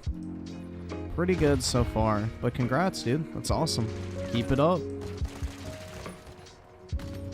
Keep it up. Alright, where's this little fucker? Oh, shit. Why did my E key register right there?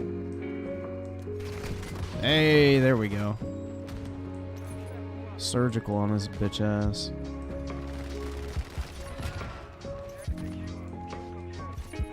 Hey. Fuck, man. I missed twice. Shit.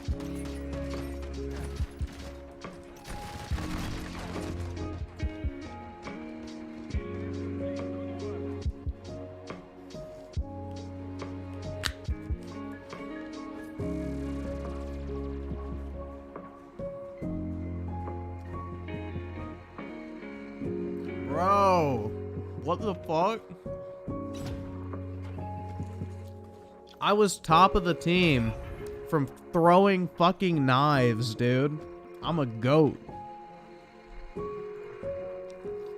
I am the goat of COD, man. Hell yeah.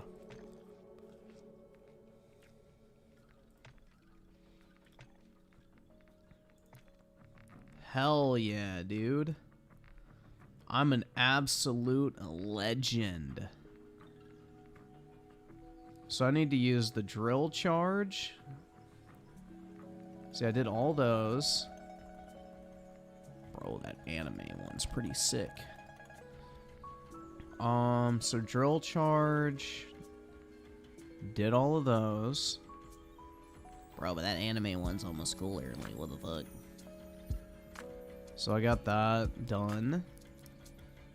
Those are done. What are these? One shot, one kill with snipers. Tactical camera and Molotov. So I could probably do Molotovs. That'd probably be easy. Than drill charges, but drill charges are 2 challenges. 50 long shot with battle rifle. Tracker perk. That'd probably be easy on. Stun grenades. So I've already gotten 28 of those. So maybe I should put the tracker perk on.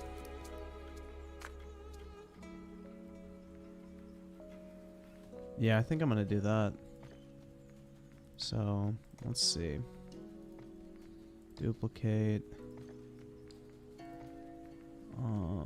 Perk package.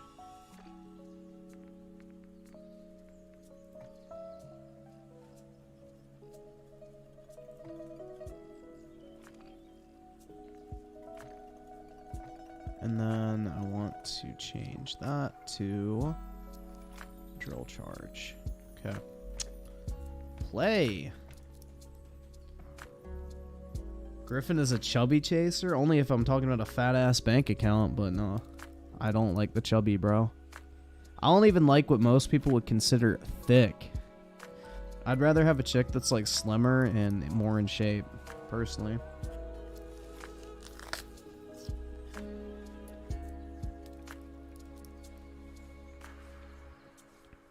Tight tummies for the win.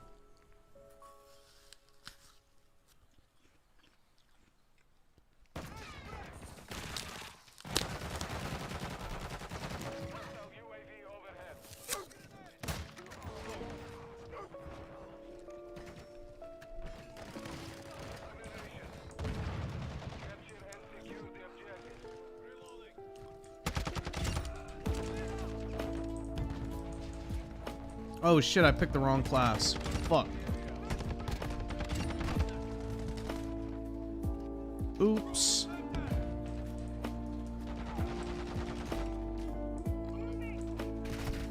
Oh, I hit him with it.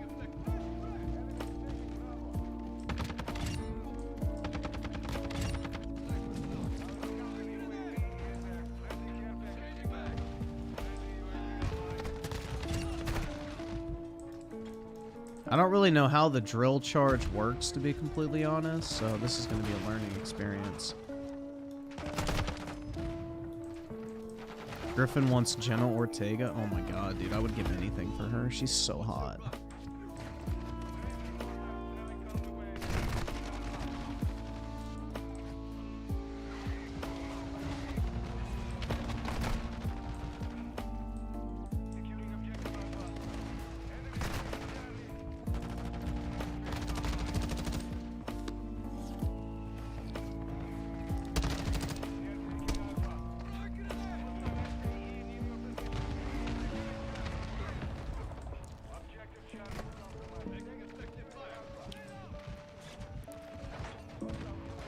I have no idea how that fucking thing...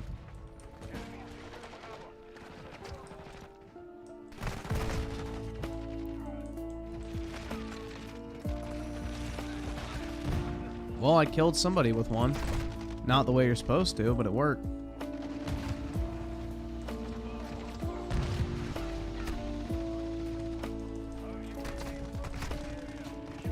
fuck, I missed. Oh, maybe not. There we go. Let's go, man.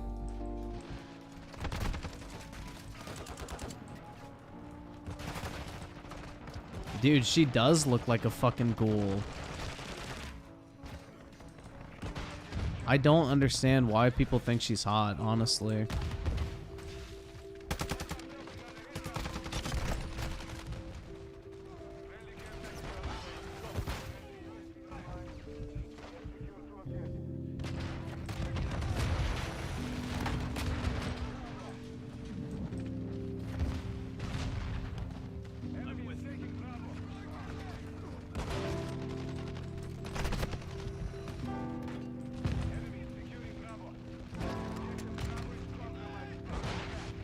I'm just using this shit as like an unofficial throwing knife. Zendaya? Oh my god, bro. She would empty my balls just with a quick glance. Real talk, bro. Dude, if I even just saw Zendaya in real life, my nuts would immediately empty.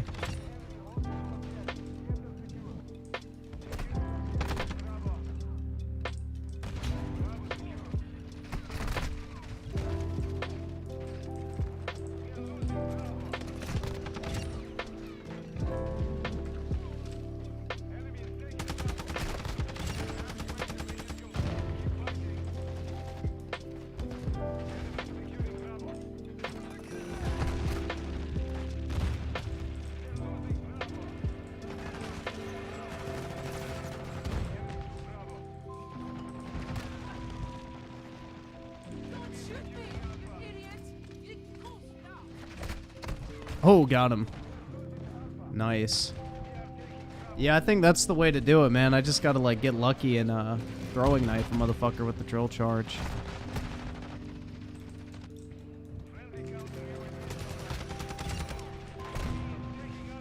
Oh, I got somebody. On accident.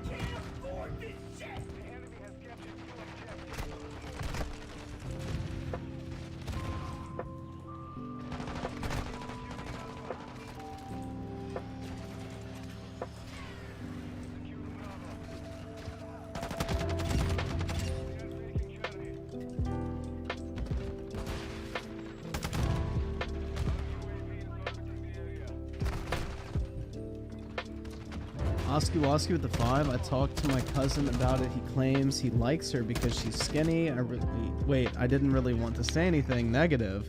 I knew he was gonna be mad. Dude, there's a lot of bitches that are skinny. Like, what the fuck? 7 inches? That's pretty big. Go to Ethiopia if you want some skinny bitches. Like, for real. Like, fuck. That's such, like, a weird criteria. Like, yeah, she's skinny. Okay. I don't know. You can still be, like, a 1 out of 10 and be skinny.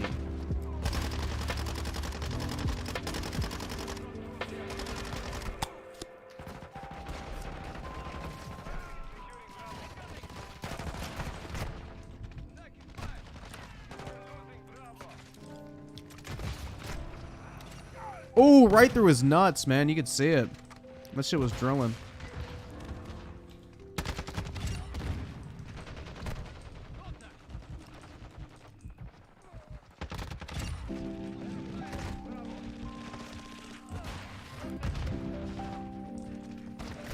Ah, shit, I hit the wrong guy.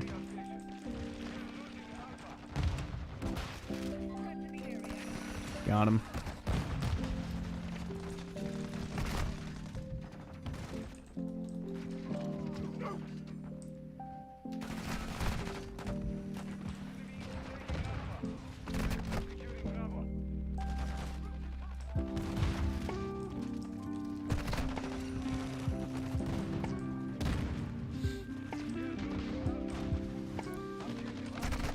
Like, I mean, I understand the fact that, like, the majority of, like, Americans are overweight, like, so I guess she technically is, like, immediately in, like, the top 50% because she's not fat. But still, like, just the fact that she's skinny is not really enough to make somebody hot, in my opinion. Like, her face is creepy to me.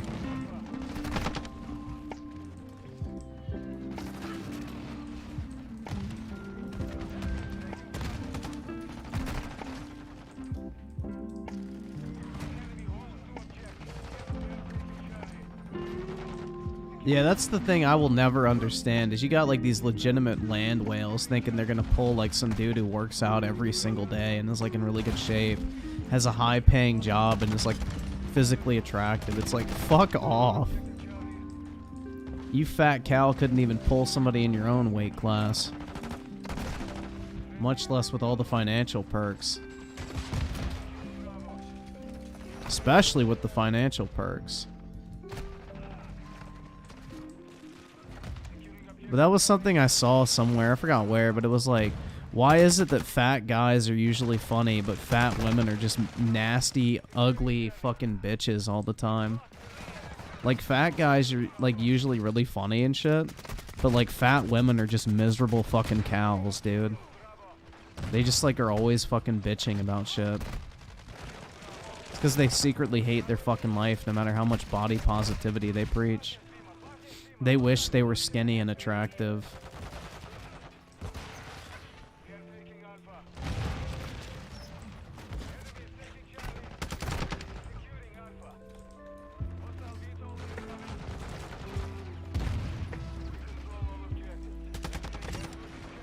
Like, women are way more obsessed with their body image than men are. So you know that whole body positivity crap is literal coke. Like, if you see a fat bitch caking on the makeup, you know for a fact she's obsessed with her appearance.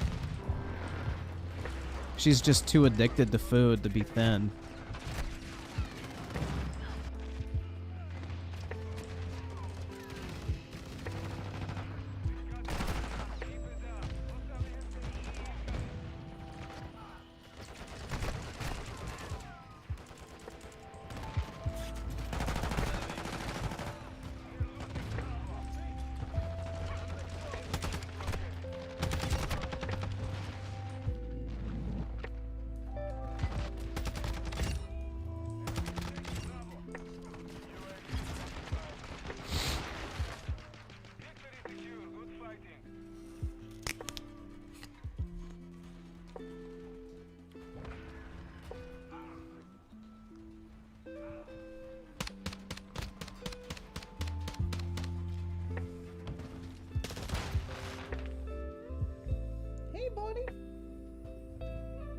Big boy, what you doing? You being a good boy? Good boy. Good Apollo. Yes, you are. You're not a fat, ugly whore. That's right. You're just an ugly whore. Dude, don't bump your own cage and then freak the fuck out. Relax. It's okay, man. It's just a moving object.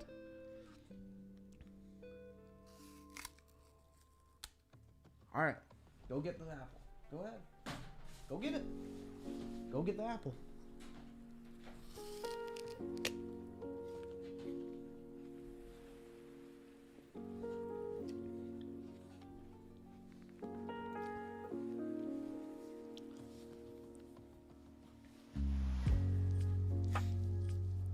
Yeah, Apollo loves apples, bro. He loves apples. Hey, buddy. Yeah. You want another piece?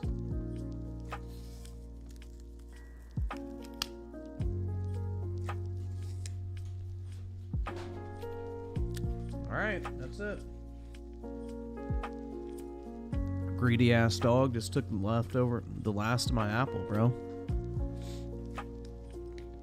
Griffin, when Apollo rips ass, now I'm like, let me get a whiff of that shit, boy.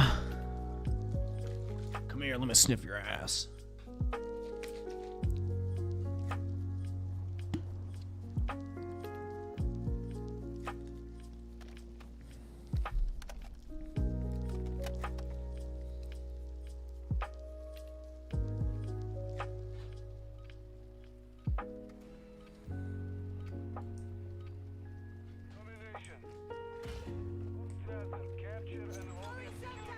You're fat and not funny?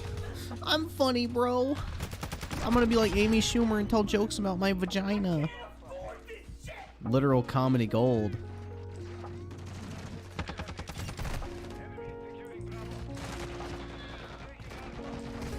Oh shit.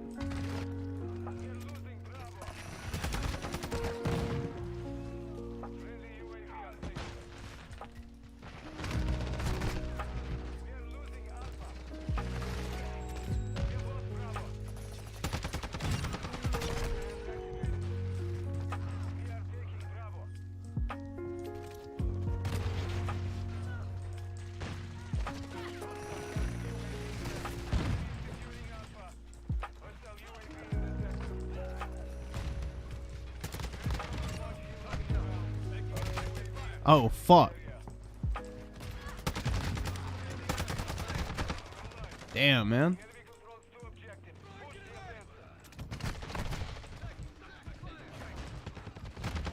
Fuck. Damn, man. This shit's crazy. Dude, don't summon U-Generation in the chat. He hasn't been here tonight. It's like Bloody Mary, dude. If you whisper his name in the fucking mirror, he'll pop up.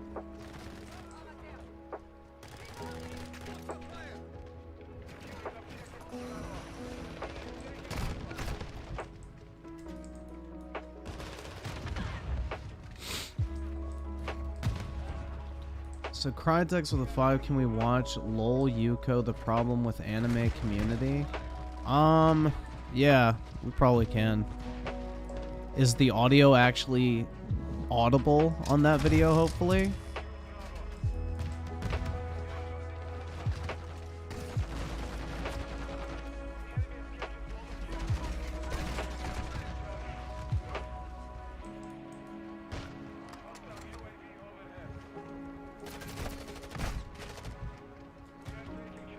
Dude, stop trying to bring U-Generation into this shit, guys. For real. Ban anyone trying to summon U-Generation in the chat. Midnight Mall with the 2. Yo, what SV games gets Xbox? I don't know, honestly. I just saw DreamCastGuy's title and put it in mine.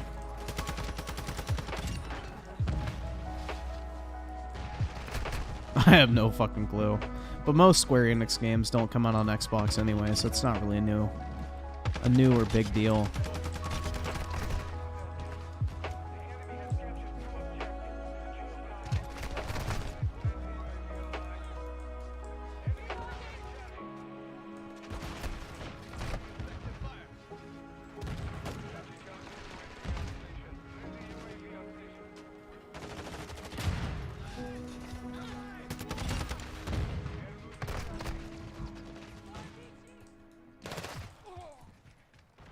Alright, El Paulo, why the fuck you putting your nose into my side? Let me feel you don't feel like you need to take a dump. I think he just wants attention. He's bored. Well, tough shit.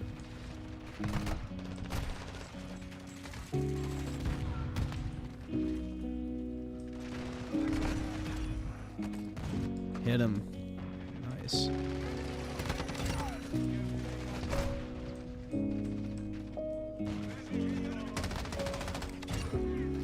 Yeah, they all love U-Generation's content that he recommends, man, because they secretly watch it too. Like, I'm convinced, like, U-Generation and a bunch of these guys in the chat all get together and they watch, like, My Pedo Academia together.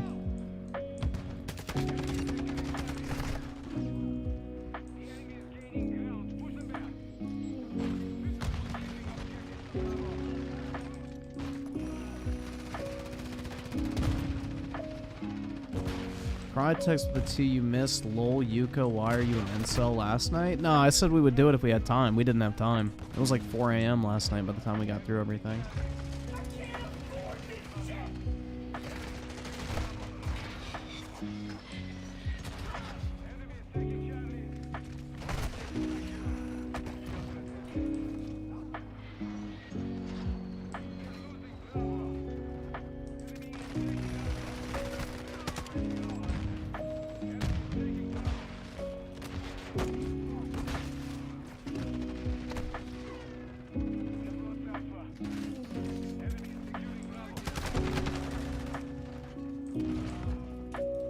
They're all in a Discord call watching My Pedo Academia, sweating their balls off. No, they're all arguing about which fucking 11th, or if not 11th, fuck, 11-year-old has the tighter pussy, bro, on the show. Basically, they're talking about which middle school student has the tightest pussy in the fucking anime. Would be my guess.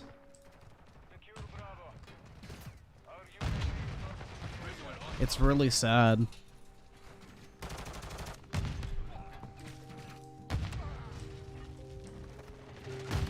They're like, damn, which middle school character in My Pedo Academia has the tightest boy hole?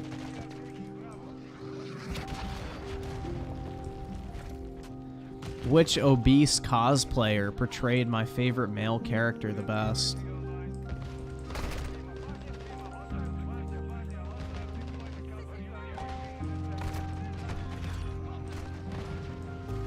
Oh, I just killed myself. Rip.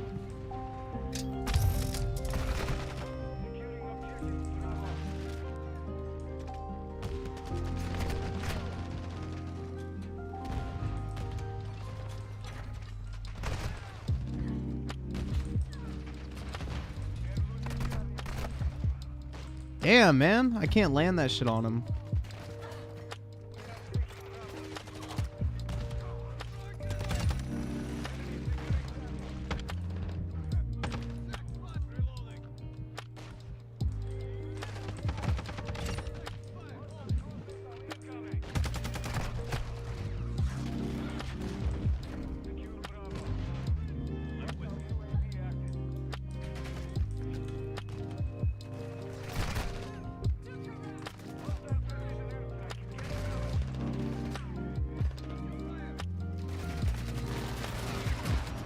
Dude, hell no. My Pedo Academia 100% has sexual situations. That is mad cap. Like, literally, one of the characters is literally like a fucking perv. Like, he's constantly thirsting over all the bitches in the show. That is such mad cap, bro. They have fucking fucking jiggle physics on the fucking kid characters. Get that cap shit out of here. A Japanese anime literally sexualizes every female character, bro. Especially in that genre. That's some cap. That's like saying there's no sexualizations in Naruto. I mean, Naruto's pretty fucking tame compared to My Hero, but still.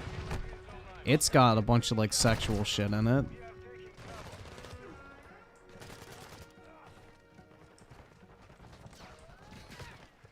I never heard anything bad about Bleach. Yeah, really, honestly, I've never really heard too much degen shit about Bleach.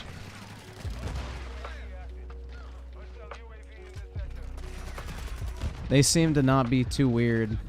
Although Dragon Ball fans, I don't really hear too much weird shit about either, other than just being obsessed with it. But that's about it. Not really much aside from that. You don't really hear about too much weird shit going on with Dragon Ball. My Pedo Academia just, you know, has one of the worst fan bases on the entire internet.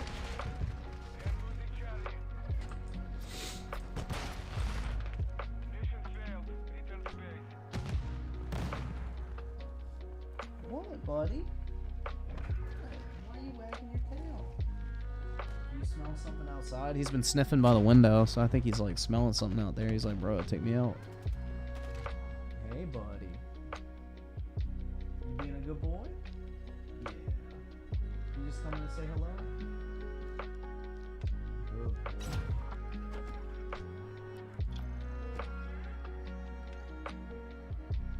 I think he's just being clingy right now.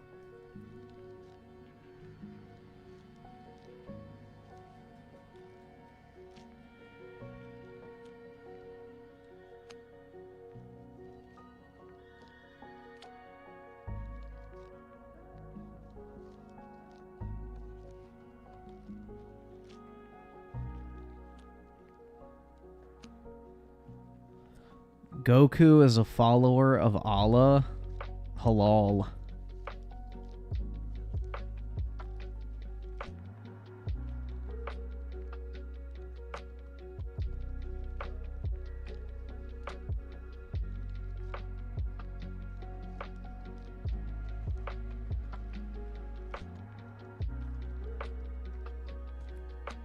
I would say the thing is with Bleach is like there's very little fan service in that show, and there's like only one like actual like underage girl in there, and they don't really put her in like sexual situations at all.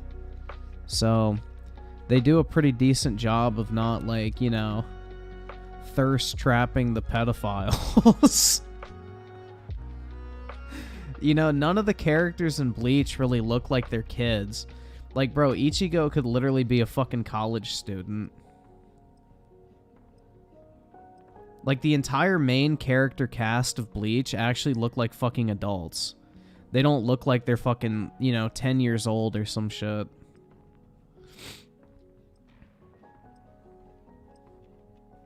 Like, if anything, I think it's kind of corny that they even put them in high school at all, because it's like, bro, there's no fucking way you'd look like that in high school.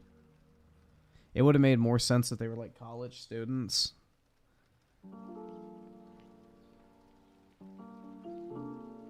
Yeah, Chad looks like he's, like, fucking 30 or some shit.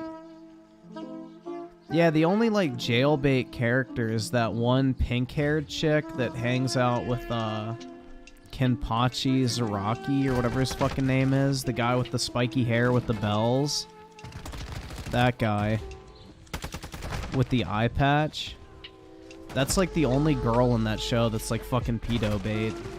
But they don't put her in, like, sexual situations at all.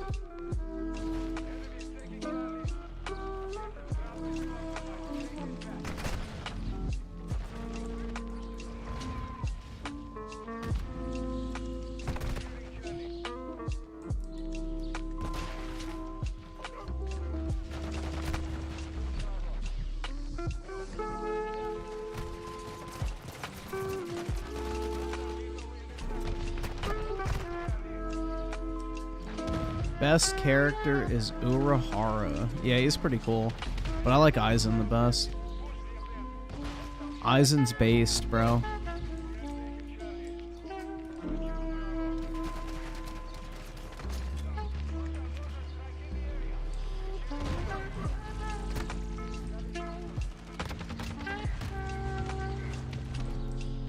What about the orange-haired chick with the big boobs? Does she look like a fucking 10-year-old to you? I don't think so, personally. She looks like a full-grown woman, basically. That's the thing, is, like, all the main characters of Bleach are, like, grown-ass men, dude. Like, you would think they're, like, college kids or some shit. If even that young. What happened to my last stream? It ended. I had to go to sleep.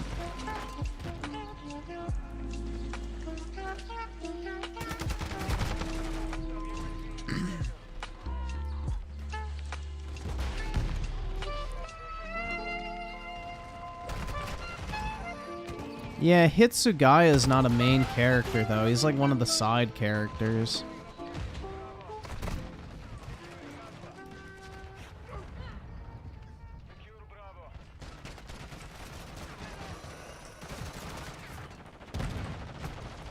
I don't know, I really like the art style of Bleach because it looks really different compared to like most of the other animes, bro. Like, it doesn't look gay.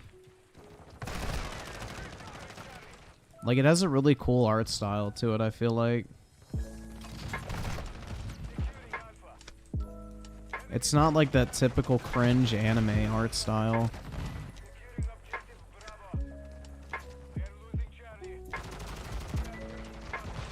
I'm sorry, Brit Chan. I'll only use your anime name from now on. Please forgive me, Brit Chan. I don't mean to be cringe.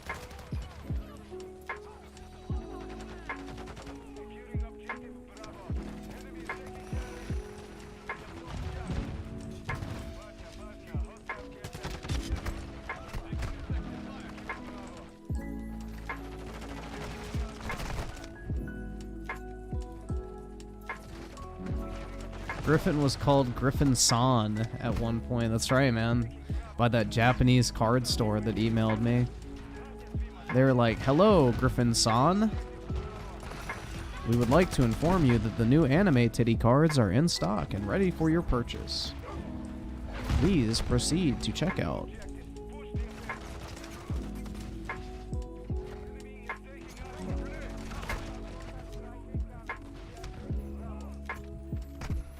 Got him.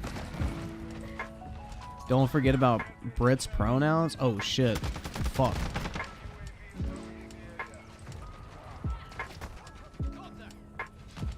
Midnight Mawa with the 2. Even if Bleach characters aren't 18, they don't cringe. Yeah, I don't know, man. Bleach, I felt like, was pretty tame on the fan service. Like, there was a couple instances, but it was nothing crazy. Like, there was that one scene with, like, the cat chick. The, like, girl that, like, transforms into the cat. Yoroichi, or whatever the fuck its name was. I don't remember. But yeah, there was the one fucking thirst trap scene with her, but she was, like, a fucking, like, grown-ass woman. And then the female captain who had the big titties. That was about it. And then you had, I guess, Nell, kind of, but they didn't really do much with that in the form of thirst trapping. I guess I finished the challenge. Yup, there we go. Drill charge is done. So now, what I need to do is put Molotov.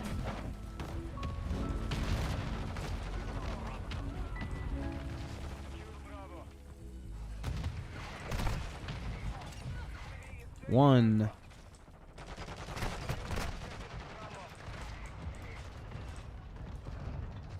I didn't get a kill off of that? Shit. Tough crowd, man.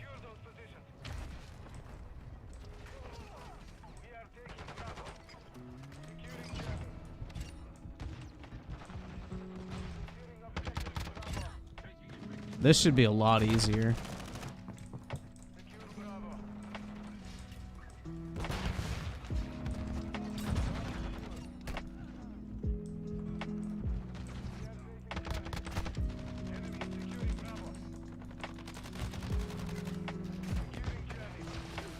Bill Clinton with the 2. What's that weeb guy's channel name? Otaku Daikon.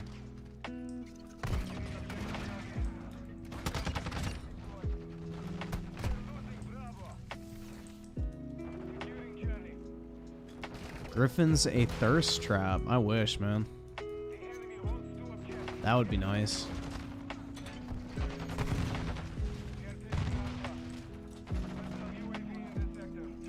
But no such luck, dude.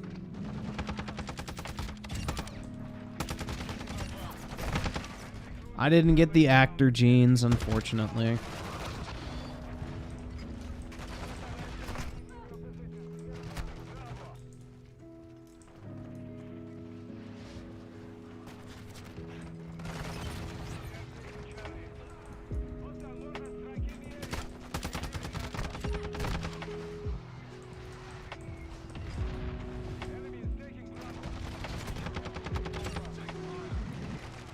Bro, I got a cyst cucked off my Molotov, really?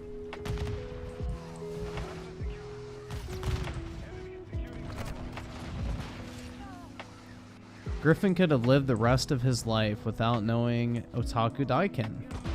If it wasn't for that very first $50 super chat by someone I know, Brit.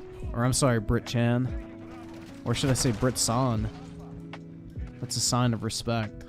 But do I respect Brit? There lies the question. We'll just go with Brit Chan. But yeah, Brit Chan, all of this could have been very much avoided, which is what's sad. I could have kept my innocence.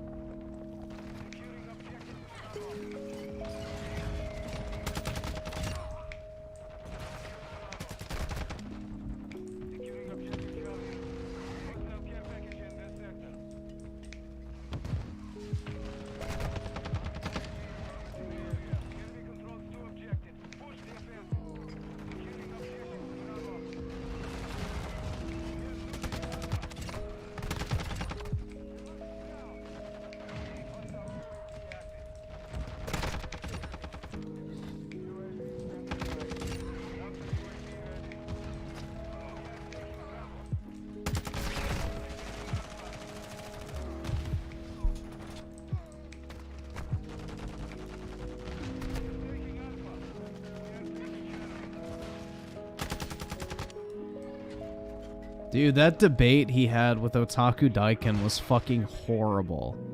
That shit was absolutely fucking horrendous.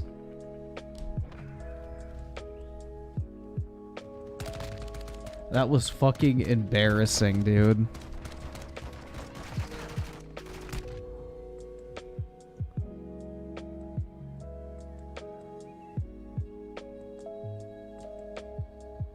Like, he literally took all of my talking points, which is what made it even worse, and found a way to make them just really bad.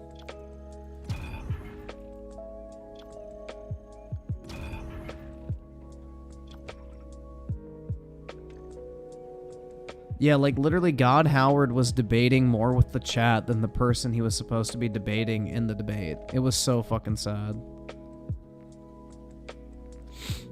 Shit was pitiful, but not surprising in all honesty. Not surprising.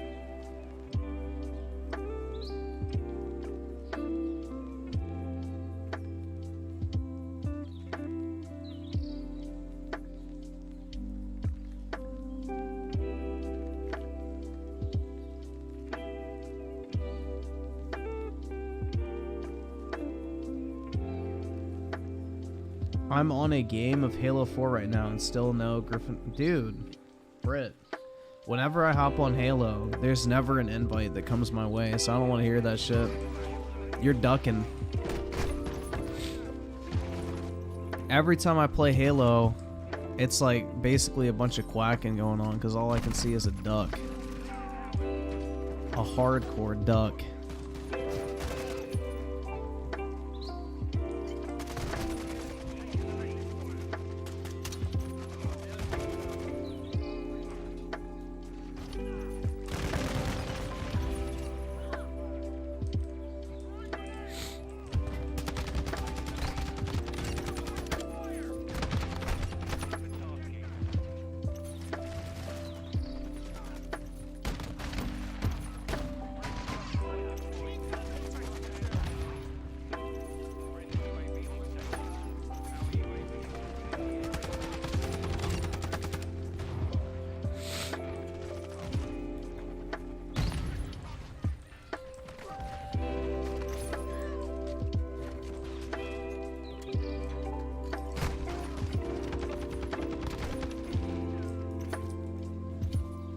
Timothy Marco with the 2? Where is it? Fuck. There it is. Flexing on the boat. Bro, I got too much shit on my soundboard now. I can barely even find shit.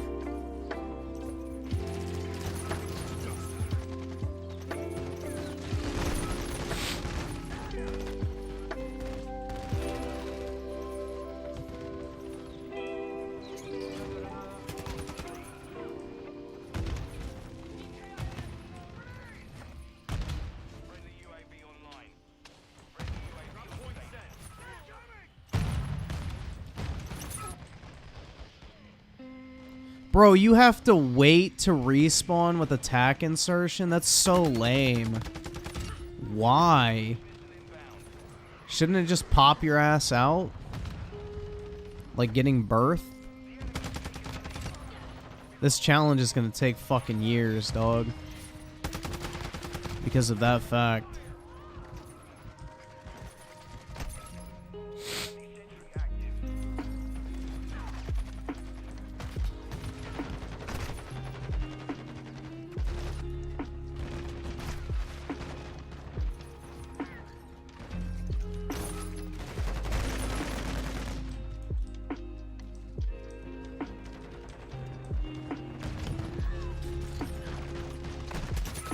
That didn't kill him? Damn, bro. That's a fat fucking L.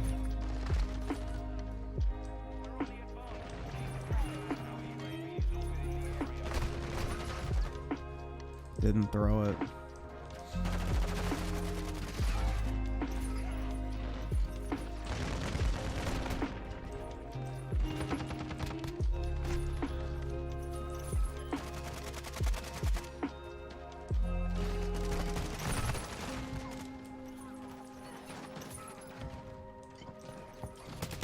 That missed too? Damn. Losing my touch. Fucking trophy system.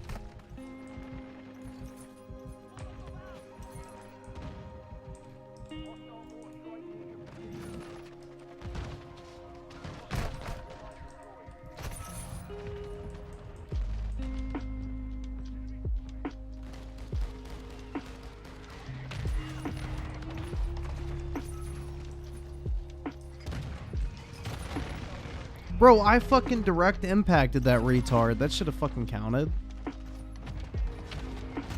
Oh my god.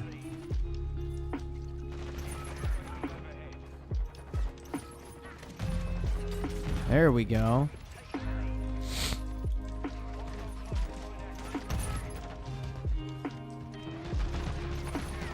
Oh shit. Rape.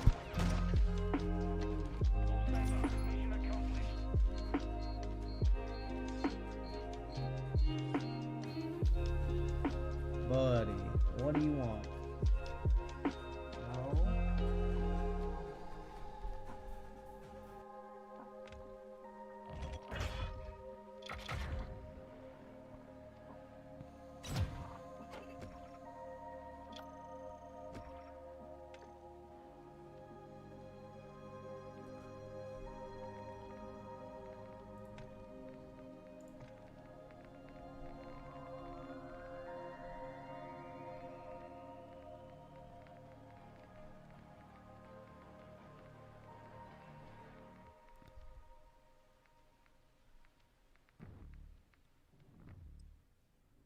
So I'm almost done with these, or not really almost done with that one. Apollo, what do you want, buddy?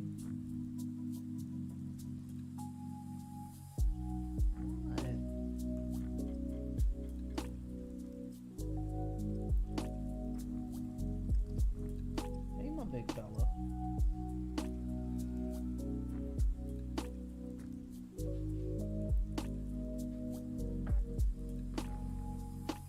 Hey, my big fella.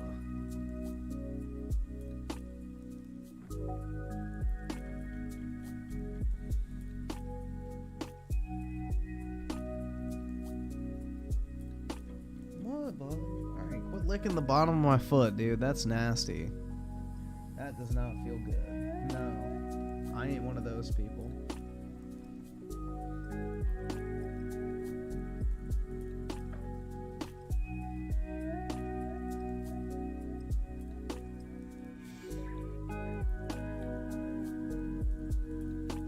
He's getting a little too familiar, guys. I'm not gonna lie. What do you want, buddy? He's like, get off the game, bro.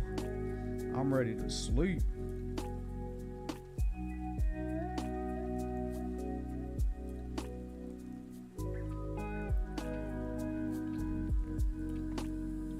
Kill confirmed. Kill confirmed. Oh, fuck. Wrong fucking class. Damn it. That could have been a fucking Molotov kill.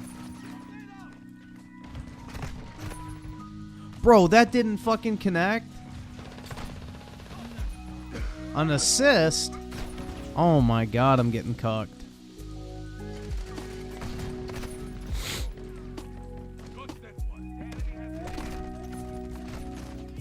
Bro, what? Y'all saw the fucking thing like actually fly and it just like canceled out, I guess, because I died. That's sick. Hell yeah, dude. Nice.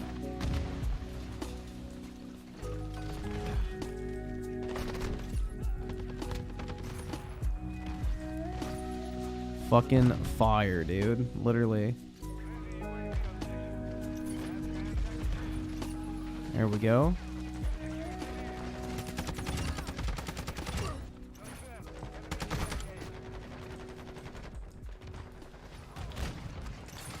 Got him.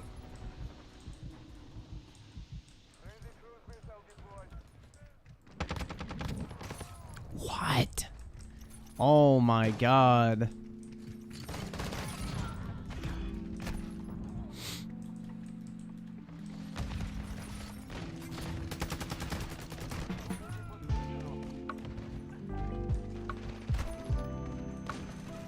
Griffin loves his booze. I wish, man. I do like to drink, but I haven't drank in almost a year.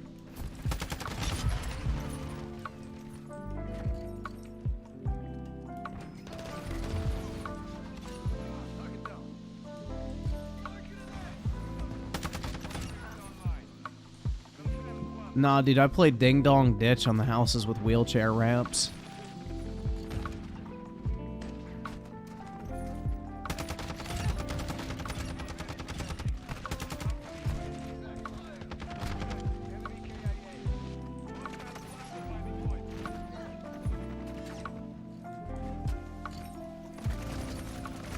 Dude, I want to become a day drinker when I grow up. Like, I want to be the type of guy that can just wake up and, like, take a fucking shot and have, like, a driver take me anywhere I need to go.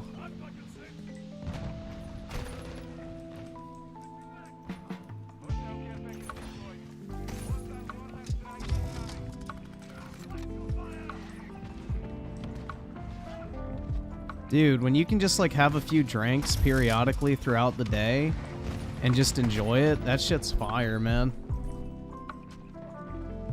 Like, you can sip on some scotch while you're, like, just, you know, shopping or whatever. Like, I don't know, bro.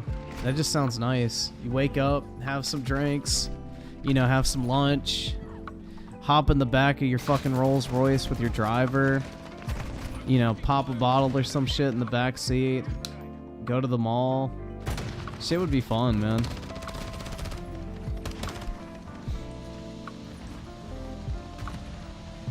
You could just be, like, permanently buzzed throughout the day.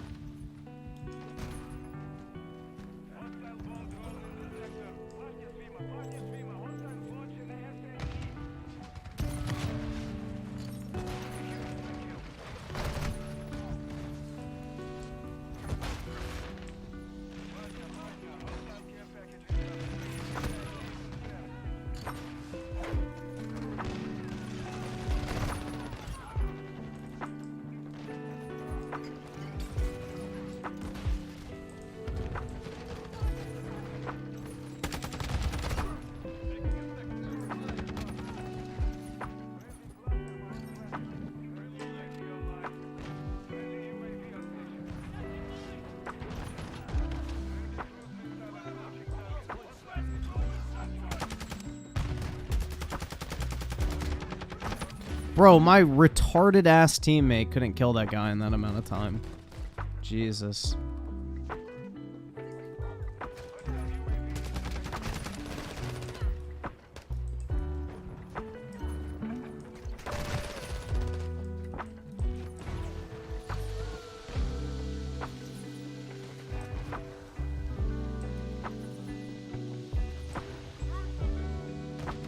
What was the first Halo game I played? I played Halo 2 at a friend's house on his brother's Xbox. Way back in the day. But I'm gonna be honest, I've never really liked Halo 2 that much. I didn't really like the multiplayer for that game. It wasn't until Halo 2 Anniversary that I started liking Halo 2's multiplayer. I don't know, I've never been a big Halo fan in all honesty. Like, I just like the multiplayer, that's about it. Campaign and such, not really my thing.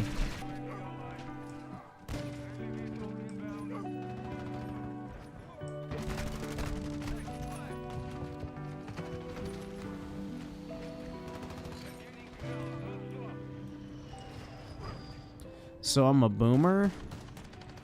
I like to think myself as more of an elder gamer, but you know.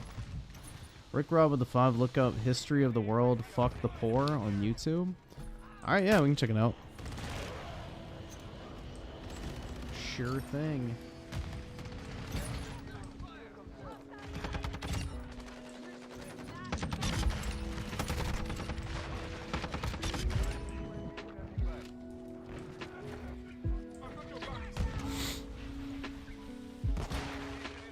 Halo Reach was trash. I'll die on that hill.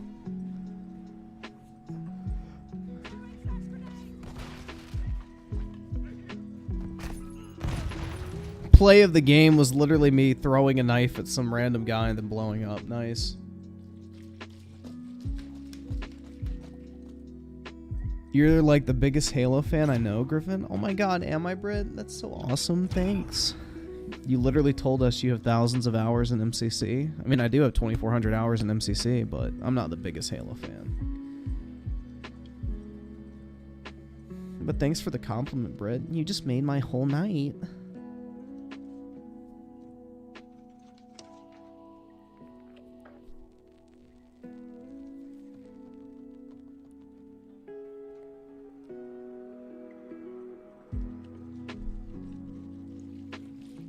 Reach is better co-op, so you can fuck around. I'd rather not. Reach was boring in my opinion. I just don't like the Bungie campaigns that much. Well, I don't really like any Halo campaign that much in all honesty. No problem, I guess. Lol, tee-hee-hee, right?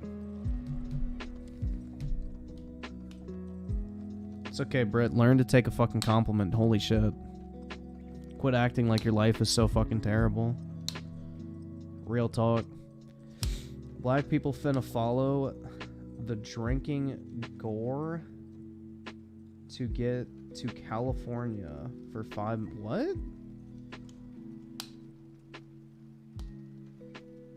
There's a Violet Myers sex toy. There you go, guys.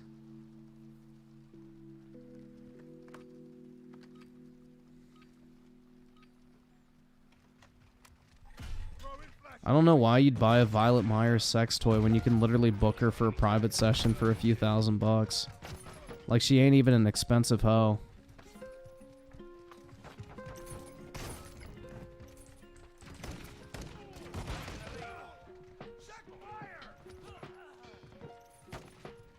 Nah, I can see it now. When Britt laughs, Britt probably snorts. Like...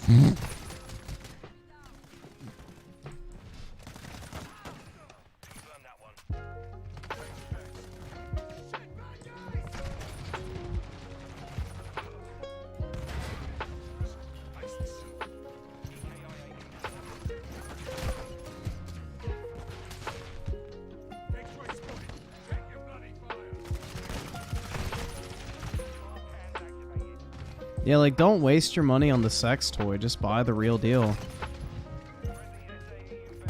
You can literally rent her by the hour, technically.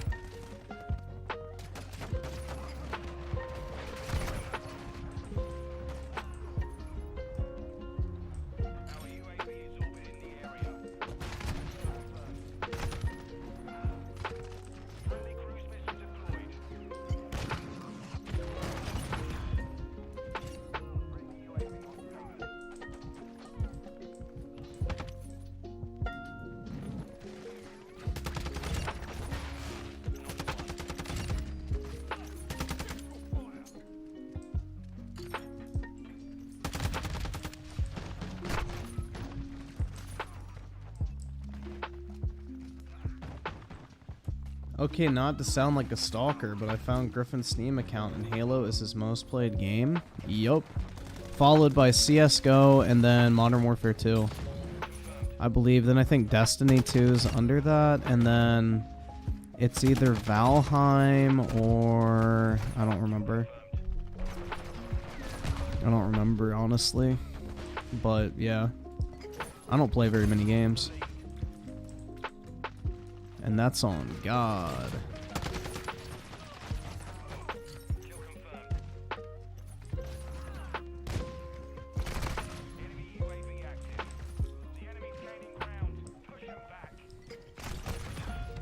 That's because Brett wants to know what a real Steam profile looks like. Let's be honest.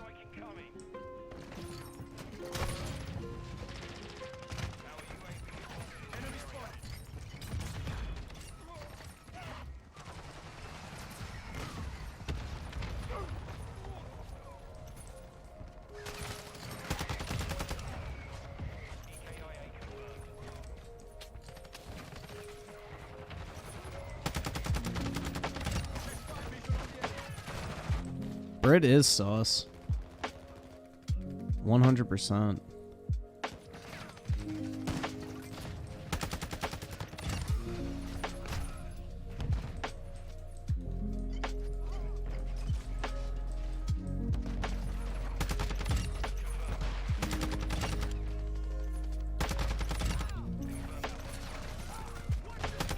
Ready to deploy.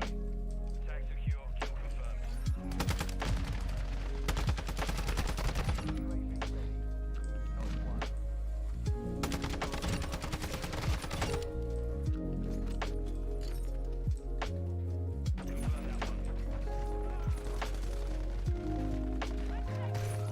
Fuck.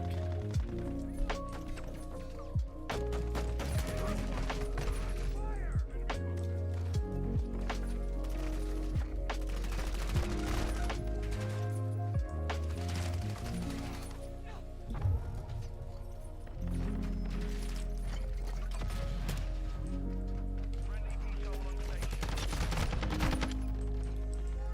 The enemy's advancing.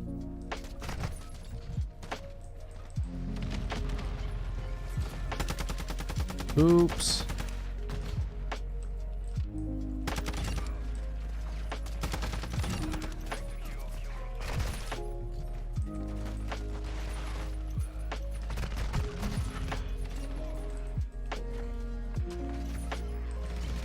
Oh fuck, I got fucking jebaited by a fucking dead body. Crown? I don't like Crown, honestly. It's too sweet.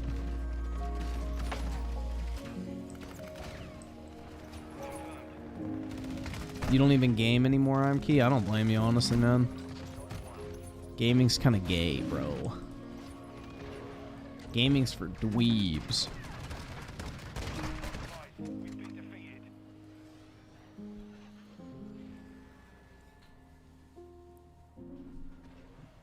Next thing we know, Britt is at Griffin's apartment knocking at his door. Ew, I hope not. I'd be scared. I'd have to call the cops, honestly.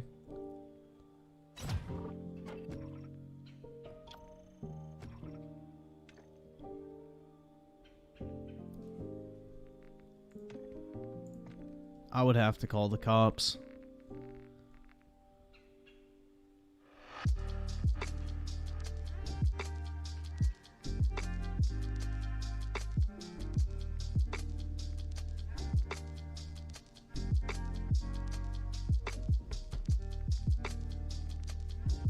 Four out of 50 times. I'm never gonna get that challenge completed, man. I'm gonna never remember to do it.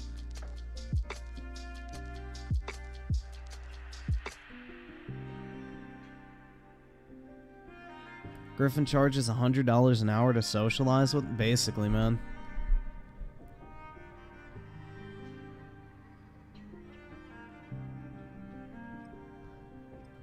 U-Generation has 2,000 hours on CSGO. That's right, he jerks off to a skin collection.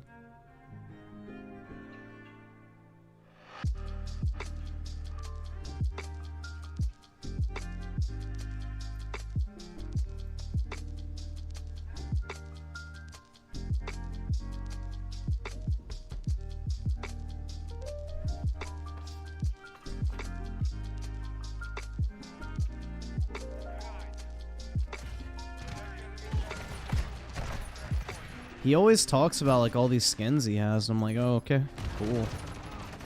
That's sick, bro. But how many bitches you got on your dick versus stickers on your gun, right? Ha ha ha. Rebecca Chambers is Griffin's dream girl? I highly doubt that. It's probably either an obese chick, a trans woman, or some nasty e-whore. I doubt it.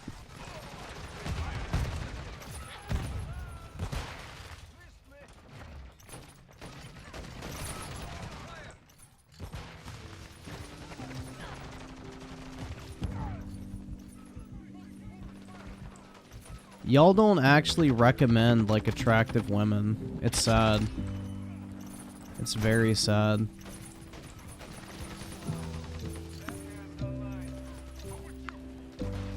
Y'all just recommend straight nasty hoes.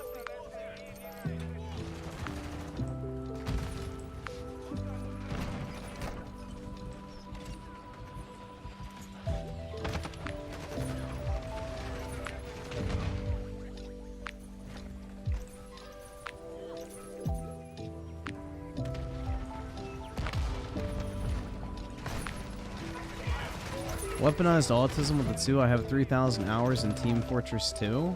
Uh-oh. I mean, how old is that game, man? So, you probably have an excuse.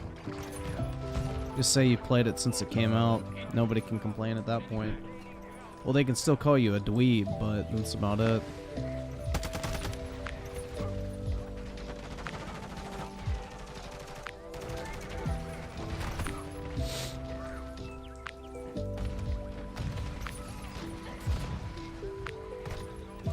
Nah, Laura Croft is British, dude. She can hold that L. She may be wealthy and attractive, but she's still British. Don't lose sight, boys.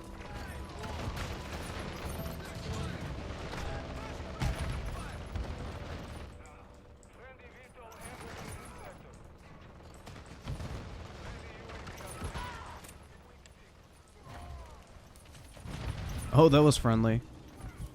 Oops.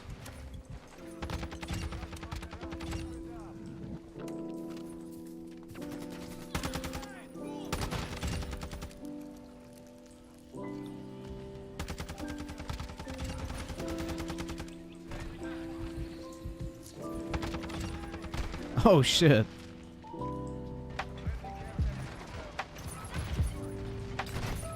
There we go. Keep them coming.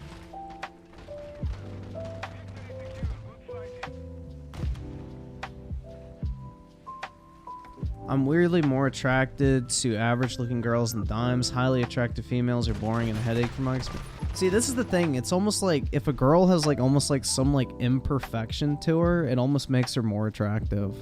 Like if someone looks almost too perfect, it's like almost uncanny, and you just think like, yeah, that bitch is fake as fuck. Where if like there's one thing that's kind of weird about a way a girl looks, like just one. I'm not like saying like a fucking, you know, crooked face or some shit like that. But like if her nose is like slightly oddly shaped, I don't know, just like one little kind of thing that's like considered to be imperfect, it almost makes them hotter. I don't know. Because it makes them look real, I guess. Groovy with the 5. I love democracy. I love a system that lets the lowest common denominators in society have a say in my life. I love freedom. That's right, man. We need Palpatine to come in.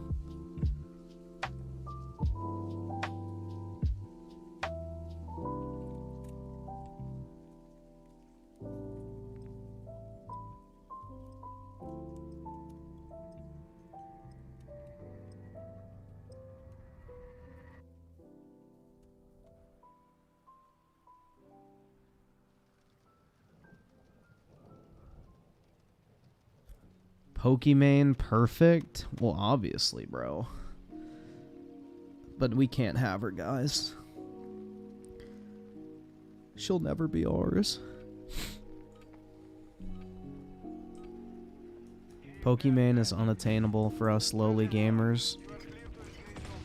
She's probably getting her back blown out by some like 250-pound like bodybuilder type who just like a literal fucking boy toy. I guarantee you. Either that or she's gonna die single as a cat mom. Weaponized autism with the 2. Democracy is cringe. Embrace the eldritch horrors. That's right, man. Or just put me in charge. I'll be dictator for life.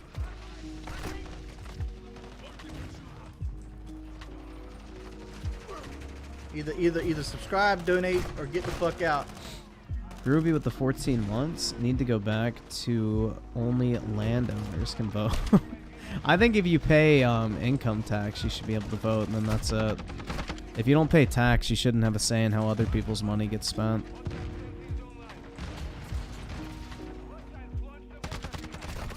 That's my humble opinion.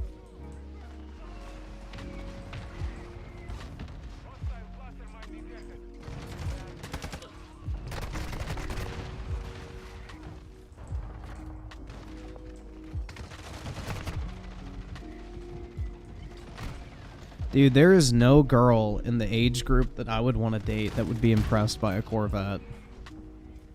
None at all. They would think, oh, this guy's an old guy. Like, everyone my age associates Corvettes with a midlife crisis.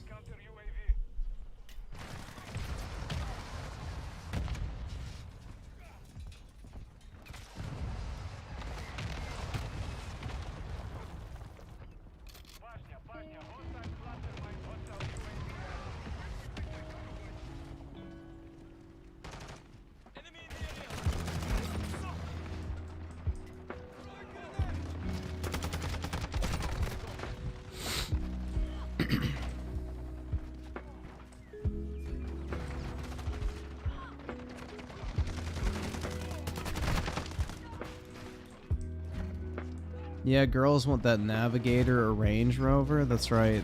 A Range Rover is a much bigger flex than a Corvette. Because it's got that exotic status, even though it's from the UK, but, you know.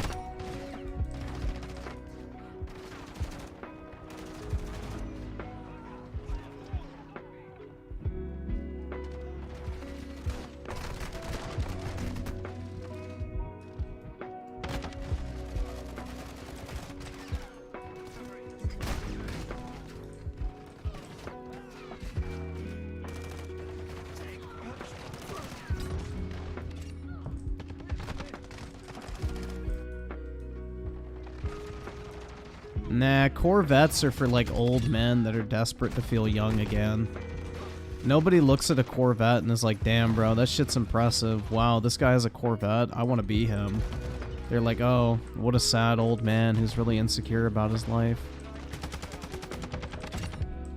Or, oh, this guy's like 60 years old and is still single. Or he got divorced.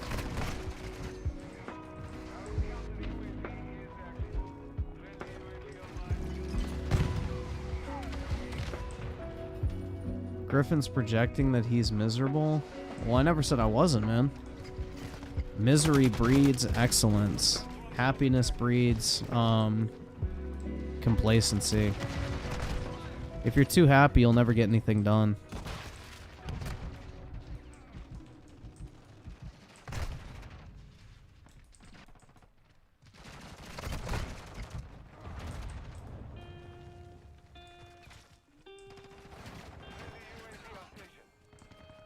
It's the thing, man. You gotta stay hungry. You gotta stay hungry, bro. No wonder Griffin bitches and whines all the time. That's right. Dude, let's face it, honestly. Like, if I was like, let's be theoretical here, guys. Like, let's say you're happy with how much money you're making. You're in a good relationship. You can basically buy whatever you want. You know, you don't have to worry about anything. You know, you're good. Like, you have a good group of friends. You have a wife. You got a family. You're good on money. Like, what motivation is there for you to go out there and fucking grind in reality? Like, what is motivating you to get up and, like, go fucking work? Nothing. It's like, if you're good, you don't have to fucking do anything. You can just relax and enjoy life at that point. So there's no, like, incentive to get out there and grind your titties off.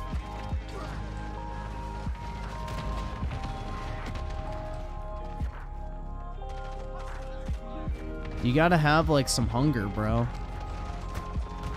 You gotta like, more than just want a change. You have to be, like, almost, like, desperate to make a change. To keep yourself accountable.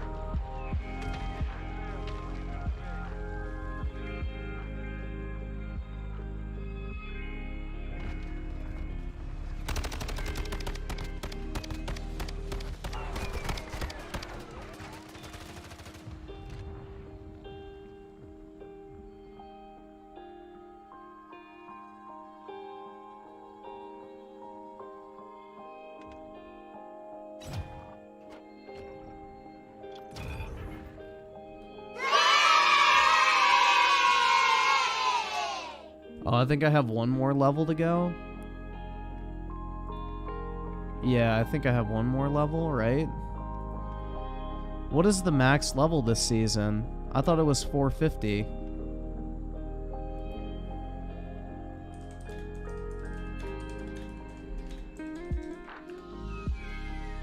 Yeah, it's 450. I guess you gotta fill 450 as well.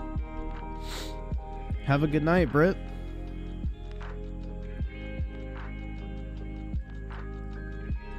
Griffin advocating depression base. That's right. You know? Stop being gilded, domesticated garbage. Stop being weak. And when you see a threat come down on you, deal with it. Become a human again. Stop being weak. Basically is what I'm saying, man. You can't be gilded, domesticated garbage.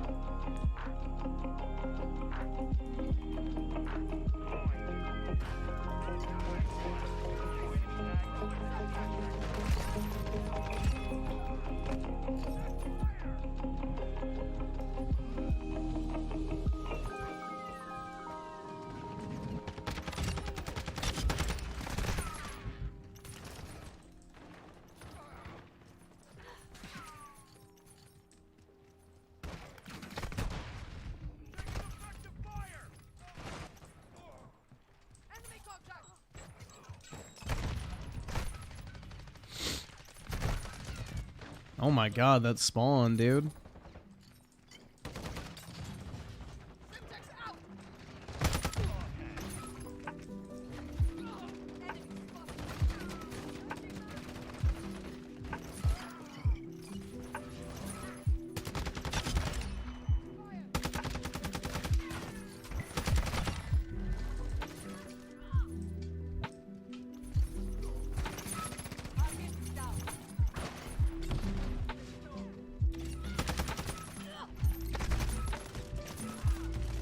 But I mean, it makes sense, man. If you're too happy in life, you're not going to be motivated to do shit. That's just the truth. Like, if you're good with money, you have a bunch of friends, you have a family, you basically can buy anything and everything you want already. It's like there's not much motivation for you to get out there and go and, like, give that happiness up in order to go grind. Because it's like, what are you grinding for at that point? If you're already, like, content with life, it's like there's no fucking incentive. So you have to, like... keep yourself in a state of, like, unhappiness, in a sense, so that you always have the urge to get out there and do better. Because realistically, your success is, like, basically dictated by how much time you dedicate to stuff. So, are you really going to take away time from, like, your family, your friends, your relationships, your hobbies, or whatever that you enjoy to go do some shit you don't enjoy just to make more money even if you don't need it? You know? Most people would not do that.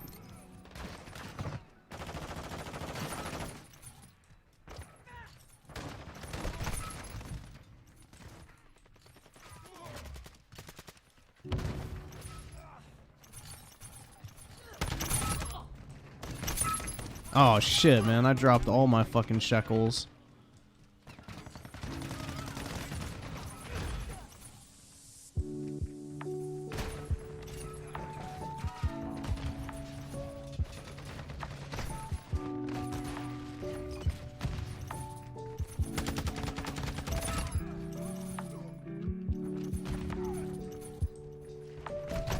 Ah, fuck.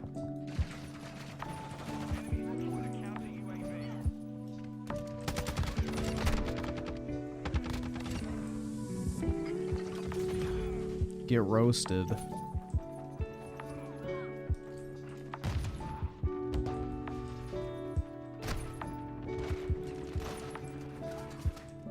Well, that's the problem, though, is if you're happy, you get content.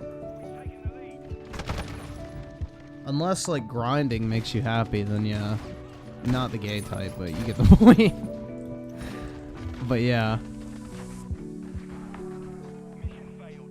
Return to base.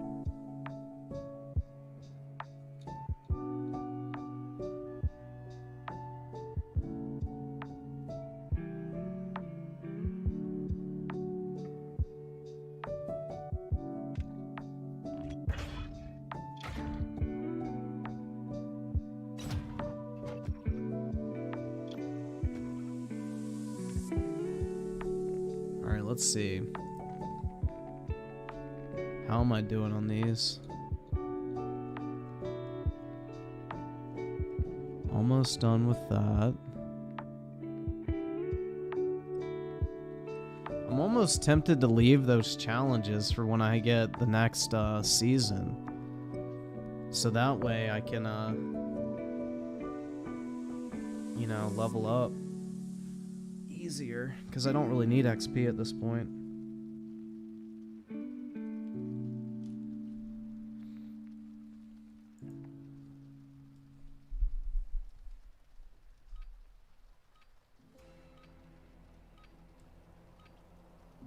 Kill confirmed. Eliminate targets and secure their tags. Covering.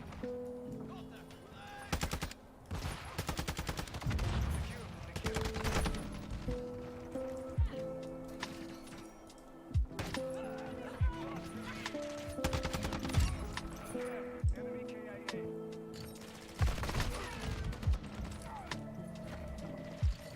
Yeah, all you need is COD points, bro. That's it. COD points make everything okay.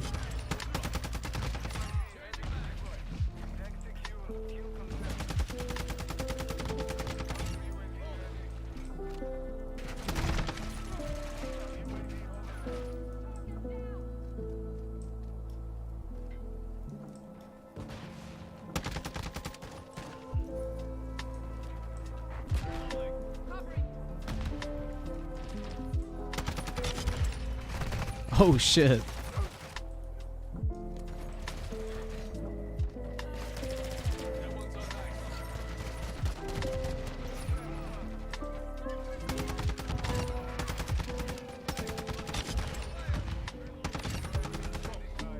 There we go.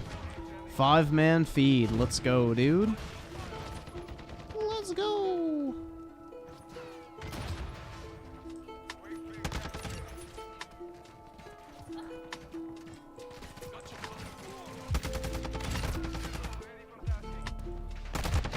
Oh, VTOL, nice.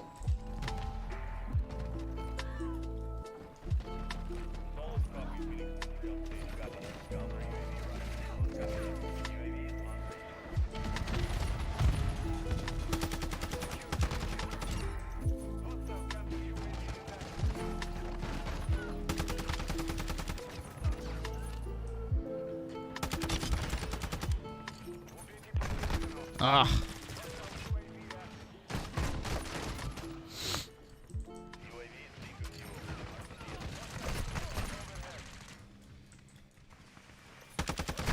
Shit, man.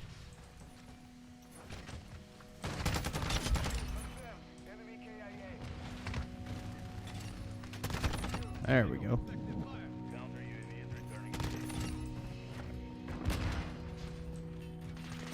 Damn, this VTOL really ain't doing shit. There we go, finally.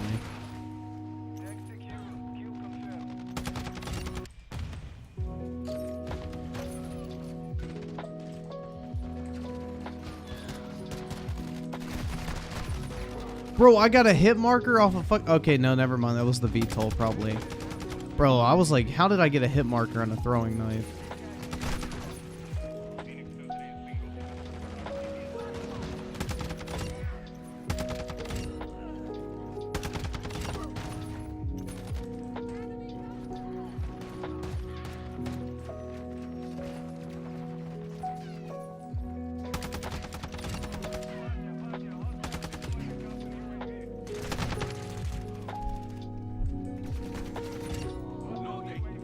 Move, bitches.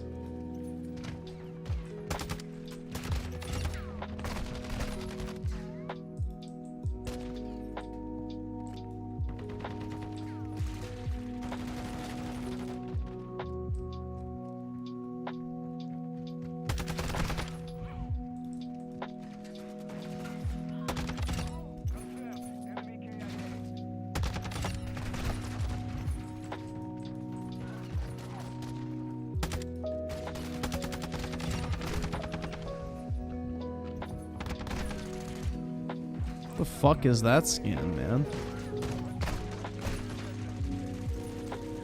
Is it possible to rape yourself? Maybe if you have a split personality. I don't fucking know. But I don't think so.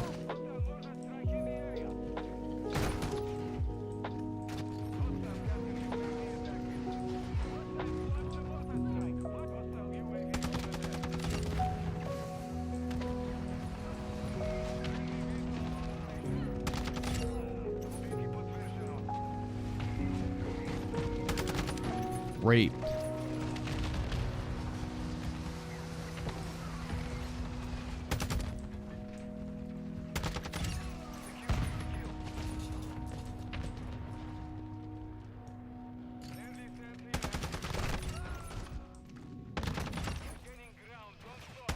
No, it wouldn't be a twin, I'm key. It would be a clone. That's how you would rape yourself. But I don't think they've successfully cloned a human yet. Or maybe they have. I don't fucking know. I wonder what would happen if you actually did that shit. That'd be interesting.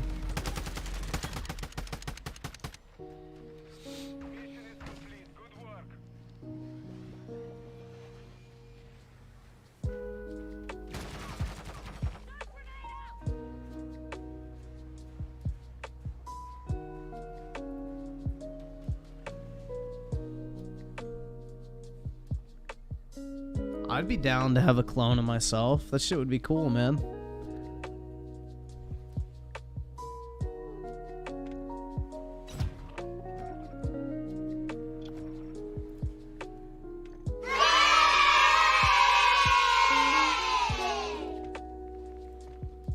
I did it! Hooray! So I've almost finished the Molotov one.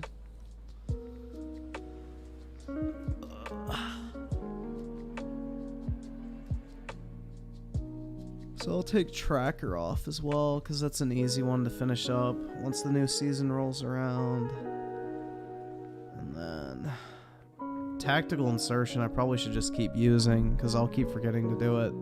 I don't think I used a single one that game. That's easy as fuck. Prone kills with pistols, that's probably easy. Supply, and then that's really fucking simple. Okay, yeah, those are all easy. The only one I'd have to try for is the pistols, but...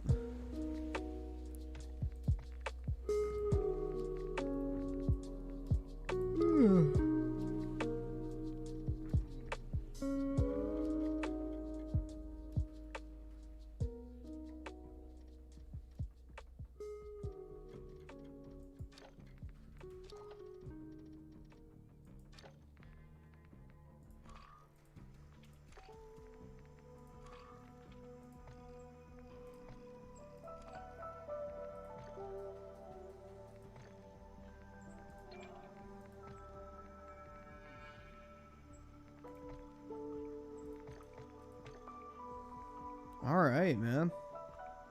Fucking dope. Play one more match and then we can do videos. A female version of yourself would technically be incest, yes. Or it would be masturbation, I don't know. I don't know, bro, because if it's literally you... Well, I don't know, that's complicated. That's very complicated.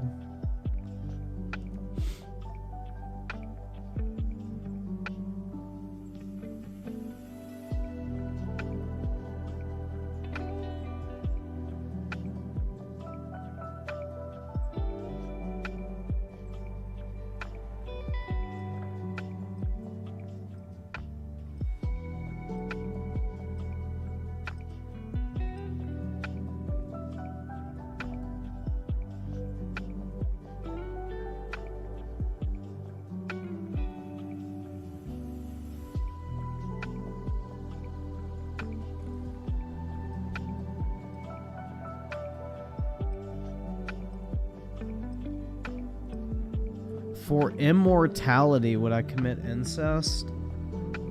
With who?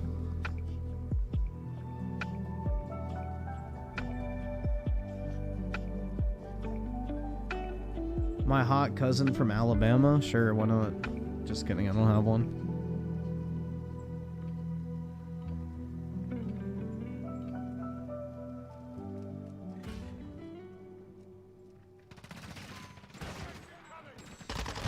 Target area confirmed. Get to the hard point.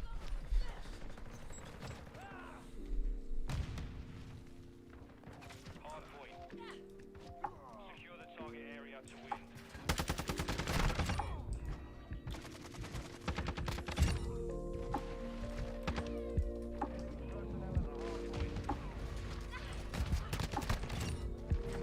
Dumb fuck.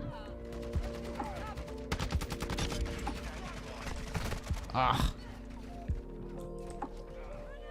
Dude, immortality would be fucking sick. That shit would be cool, man. As long as you didn't age. I say that with the caveat, because it's like, if you got older and older indefinitely, then that would fucking suck. Because your body would start to break down. But, you know, if you could literally live forever at, like, say, age 25, and, you know, that shit would be awesome.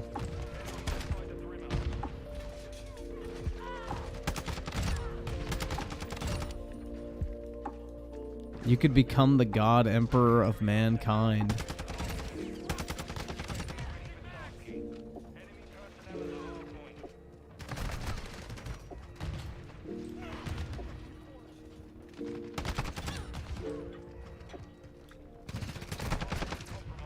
Secure the area.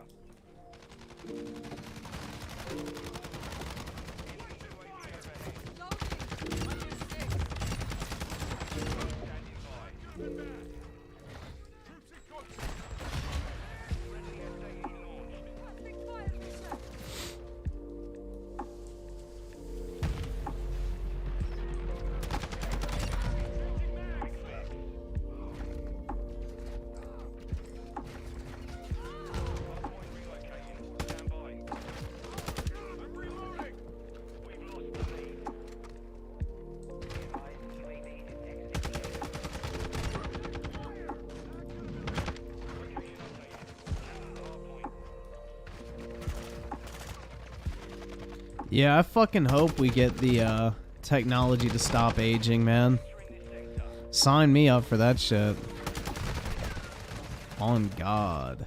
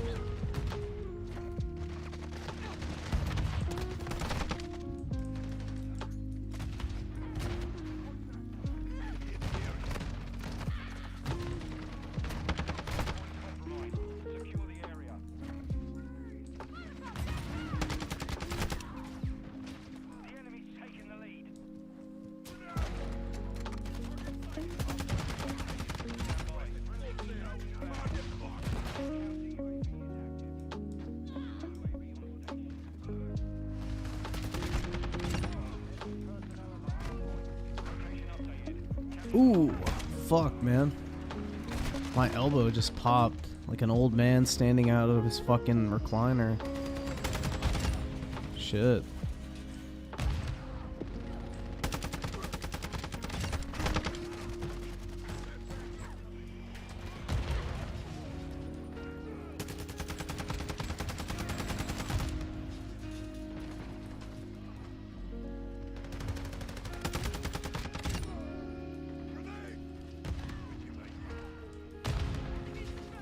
Government will be the new god. Hell yeah, man.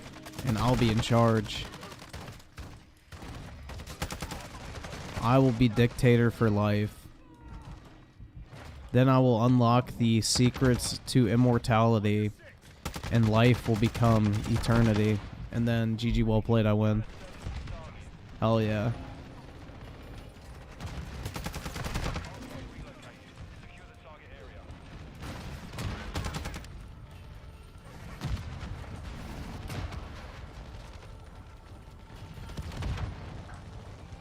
God Emperor of Mankind, something like that.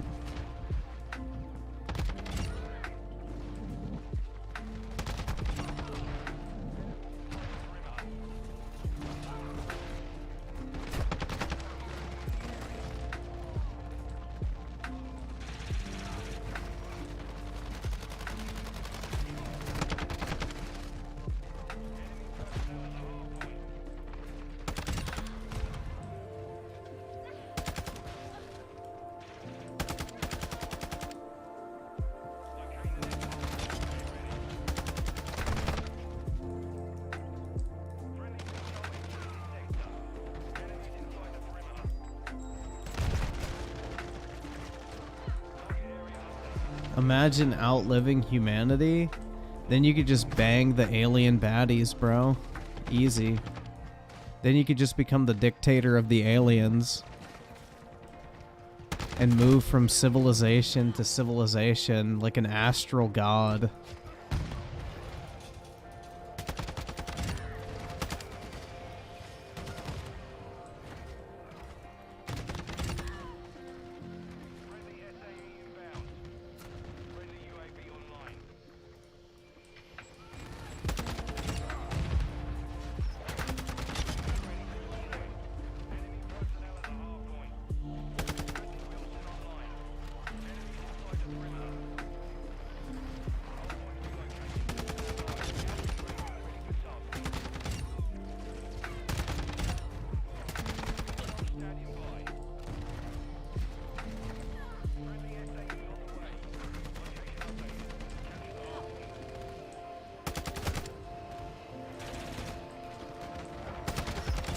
You could be like in Mass Effect, bro, and bang the aliens.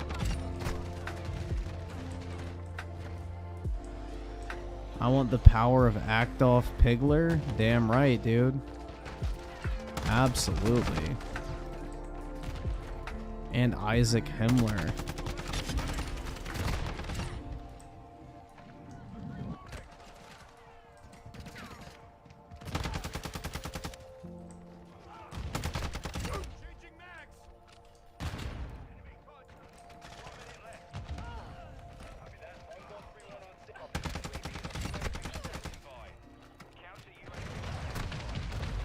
Oh, seriously? It killed me? Gay. Why is E3 canceled? Because... You're broke! You're fucking poor! yeah, all the alien baddies canceled E3. Basically.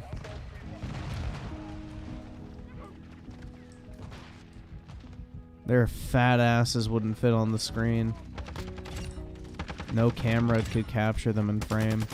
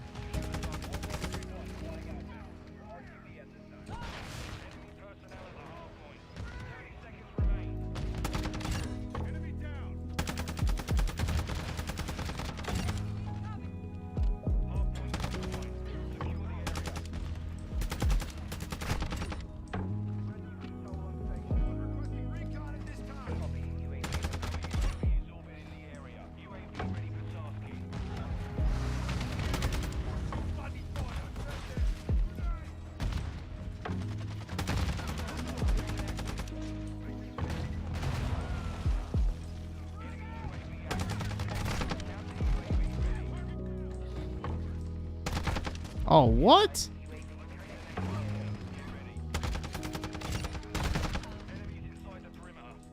Damn, bro.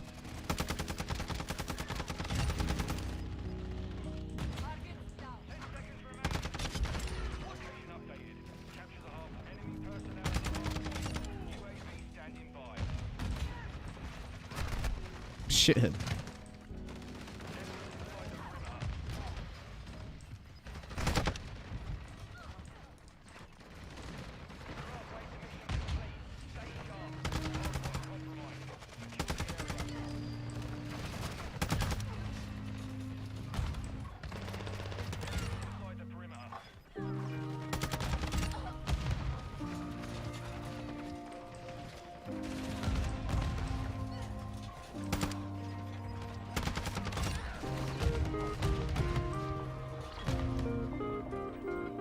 Damn, bro. We didn't even get halfway to the fucking score. Wow. Nobody was trying to stand in that fucking objective.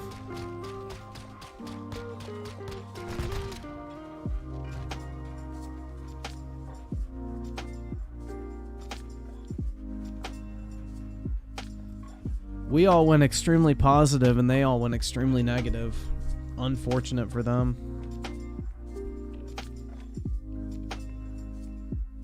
Unfucking lucky.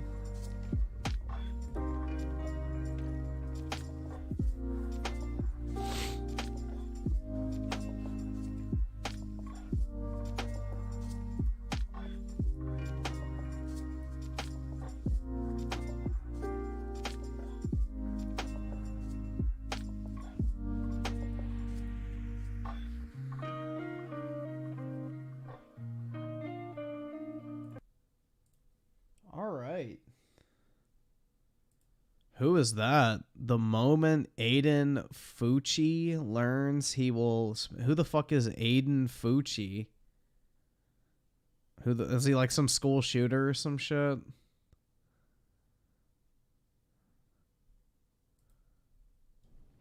I would submit that clearly shows of immaturity or impetuosity. He understood the risks and consequences of his actions. He previously told his girlfriend that he was going to do this. That clearly shows that he had been planning it.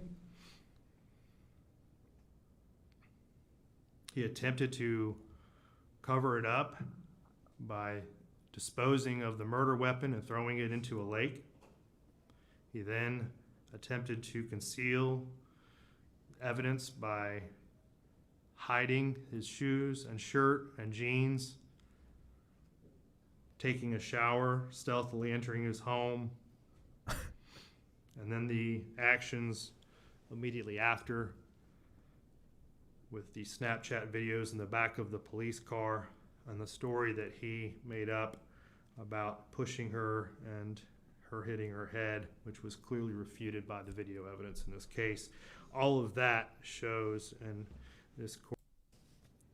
Mr. Fucci, if you and your attorneys would please rise. Counsel, is there any legal reason why this court cannot impose sentence at this time? No, sir.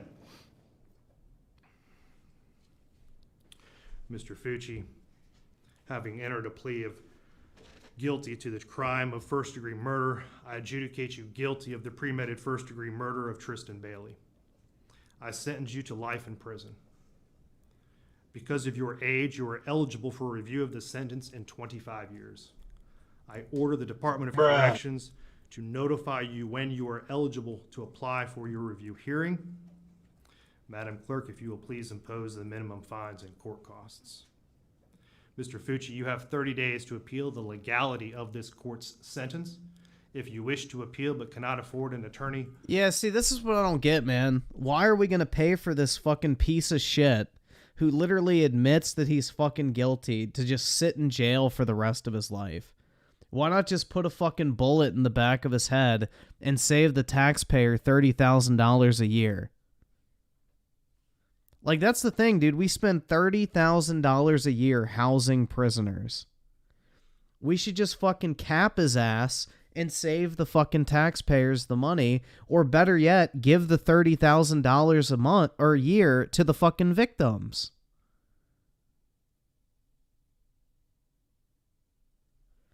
Like, you know, if you want true justice, line his ass up against a fucking concrete wall, blow his fucking brains out, and then give the victims or the victims' families, like, the fucking money that you would pay to house this sick piece of shit.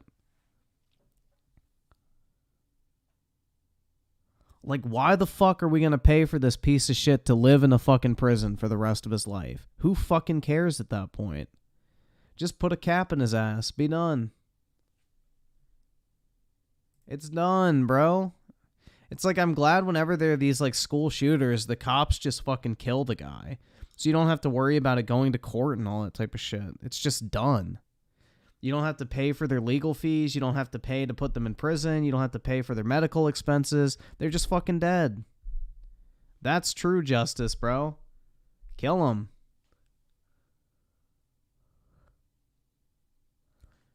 It's just fucking infuriating, man, because it's like you waste all this money housing prisoners, especially ones with life sentences.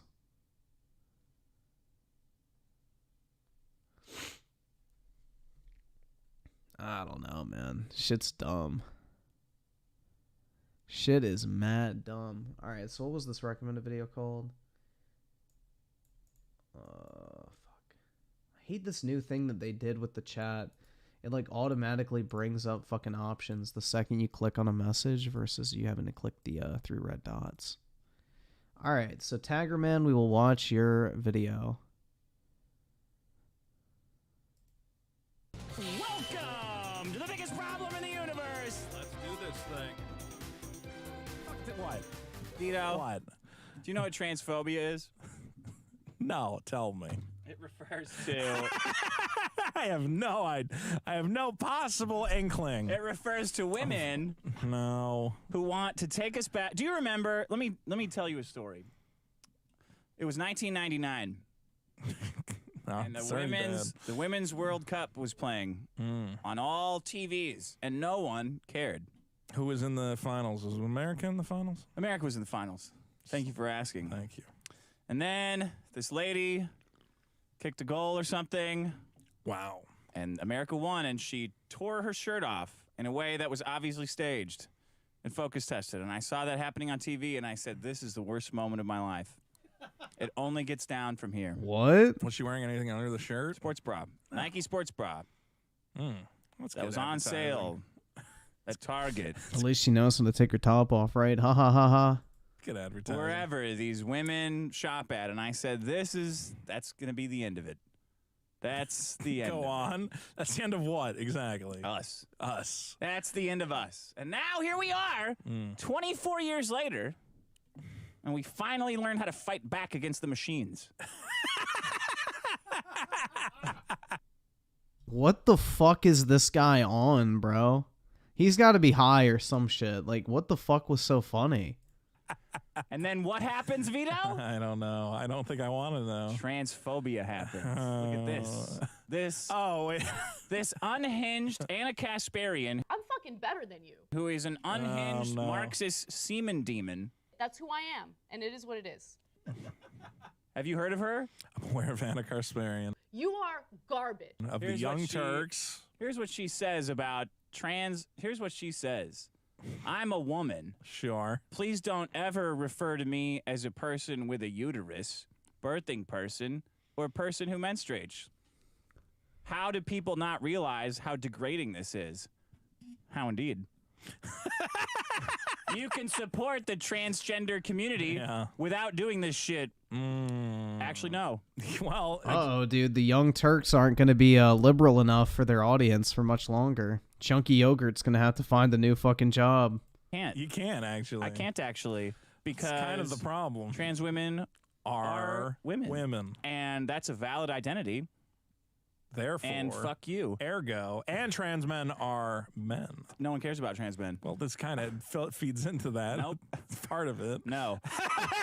Here's another clip that I have from the other side. This is from Sydney Watson. Do you know about her? Oh my god, that's fucking cringe, dude. Hell yeah, bro. She's so sexy holding that gun. Her? Why'd they cut her feet off, bro? Do I know of Sydney Watson? Yeah, do you know Bet she's got bullets in between her toes. about her? Yes. She says, this has to stop. Females are women. Nobody else. No more opportunities will be ripped from women to accommodate a population of people. Very, very disparaging. Of people appropriating our sex. No more of this. And what's she complaining about? You think it's something huge? Something outrageous? No. That she's What is complaining she about? complaining about? I don't know. It's USA Today released a Ugh. Women of the Year award. Dude, why does that look like fucking Logan Paul with lipstick on? That is creepy, man. Yes. Woman of the Year. Sure. Do you know That literally looks like fucking Logan Paul, bro. how many? Do you know how many acceptances into college and law school were given to women who had lower scores Then men? men? Some stats here or something? You better believe it, buckaroo. Here's why do women? This is from the Federal Reserve. I feel like we're going down a rabbit hole. I This feel from- like yes, we are. we've gotten very yes, far. we are because the Okay. transphobia is an epidemic. Zong Xena with the 2, you interested in watching a funny political debate? I don't know. It just depends how long it is, but I would say probably just in general, probably not.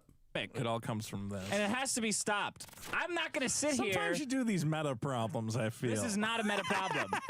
Look at this. Look at this stat. Where the real problem seems to be something other than the problem you brought in. Transphobia. Transphobia is the Look problem. at this. Female to male ratio in undergraduate college, going on vacation, basically. Look at this. This is what I call the death. Yeah, fun fact, 70% of student loans are owned by women. Fun fact. So, yeah. Student debt or student loan repayment based, right? You get to pay for some chick to get a fucking worthless degree. Cross right here. Delta Gold with the 2. Give me money! Give me money! Oh, wait, fuck, wrong DSP. See this? Right there. This is I the promise that wasn't subliminal messaging or anything like that. Open your wallet end of and give me civilization. all of your monies. 1975. This is when the ratio of women to men in college crossed over 1, and it never returned. Okay, so you're gonna have to get real specific here. Mm-hmm. So more women are going to college than men, right? Yes. Now we figured out a way to reverse that. by turning men into women. No, they've always been women. They just do not. Delta Gold with the 1. Nasty. You're broke! You're fucking poor! You love so much. If you think they've always been women, then there's still a problem. It's still more women than. Somehow, it's hateful bigotry what women like Anna Kasparian and Sydney Watson on both sides are saying. Right. And it's got to be stopped. Well, it's interesting, this tweet from Anna Kasparian that this is the Young Turks are a organization which has spoken out against so-called transphobic speech on many occasions, including Yeah. figures like J.K. Rowling. Yes, that's another transphobe. Yeah. She's got to be. I will play the video game because she doesn't benefit from it. Well, but she the does books, benefit a little bit. the books all have to be burned, and I'm never going to that dumb theme park because of transphobia. Well, I find this interesting because Anna Kasparian has fallen in the classic trap of believing there's an end to any of this. That you go, well, surely they won't force me to refer to women as people with uteruses. Yes, we will. Well, of course. I have several alternative terms, but you guys ruin them. I can no longer say them. Now I have to If say. you would like to go back, I know that you ladies have a hard time and you want to go back to when women won the Soccer World Cup, but it's just not, you just can't go back to 1990. Yeah, that guy, like, he's got to be high on some shit, bro. You don't laugh that much unless you're like fucking, I don't know. Okay. Yeah. I mean, women are still going to win the Soccer World Cup. They're all just going to have 5 o'clock shadows. Maybe and it's going to be a tower great full game foot over the rest between of the us and competitors. Australia. A lot of amazing female athletes coming out of both. Dude, he kind of looks like a fat Pedro Pascal. Honestly, the guy on the right, he kind of looks like a fat fucking Joel, bro. Like shit. I can't unsee it now. Timothy Marco with the 2. This is so entertaining, dude. Yeah, I don't know. Both places these days. This is what I said when I'm saying it's kind of a meta problem. Not all But yeah, he looks like fat Pedro Pascal, bro. women have uteruses, actually. He looks like a skinny Wings. I can see that. You can have a hysterectomy. Not all men don't have uteruses. Sure, whatever. I didn't understand that because I. Either trans women are women or they are not women. If women can be doctors, men can be women. Just we've been tolerating the term businesswoman for like 40 years.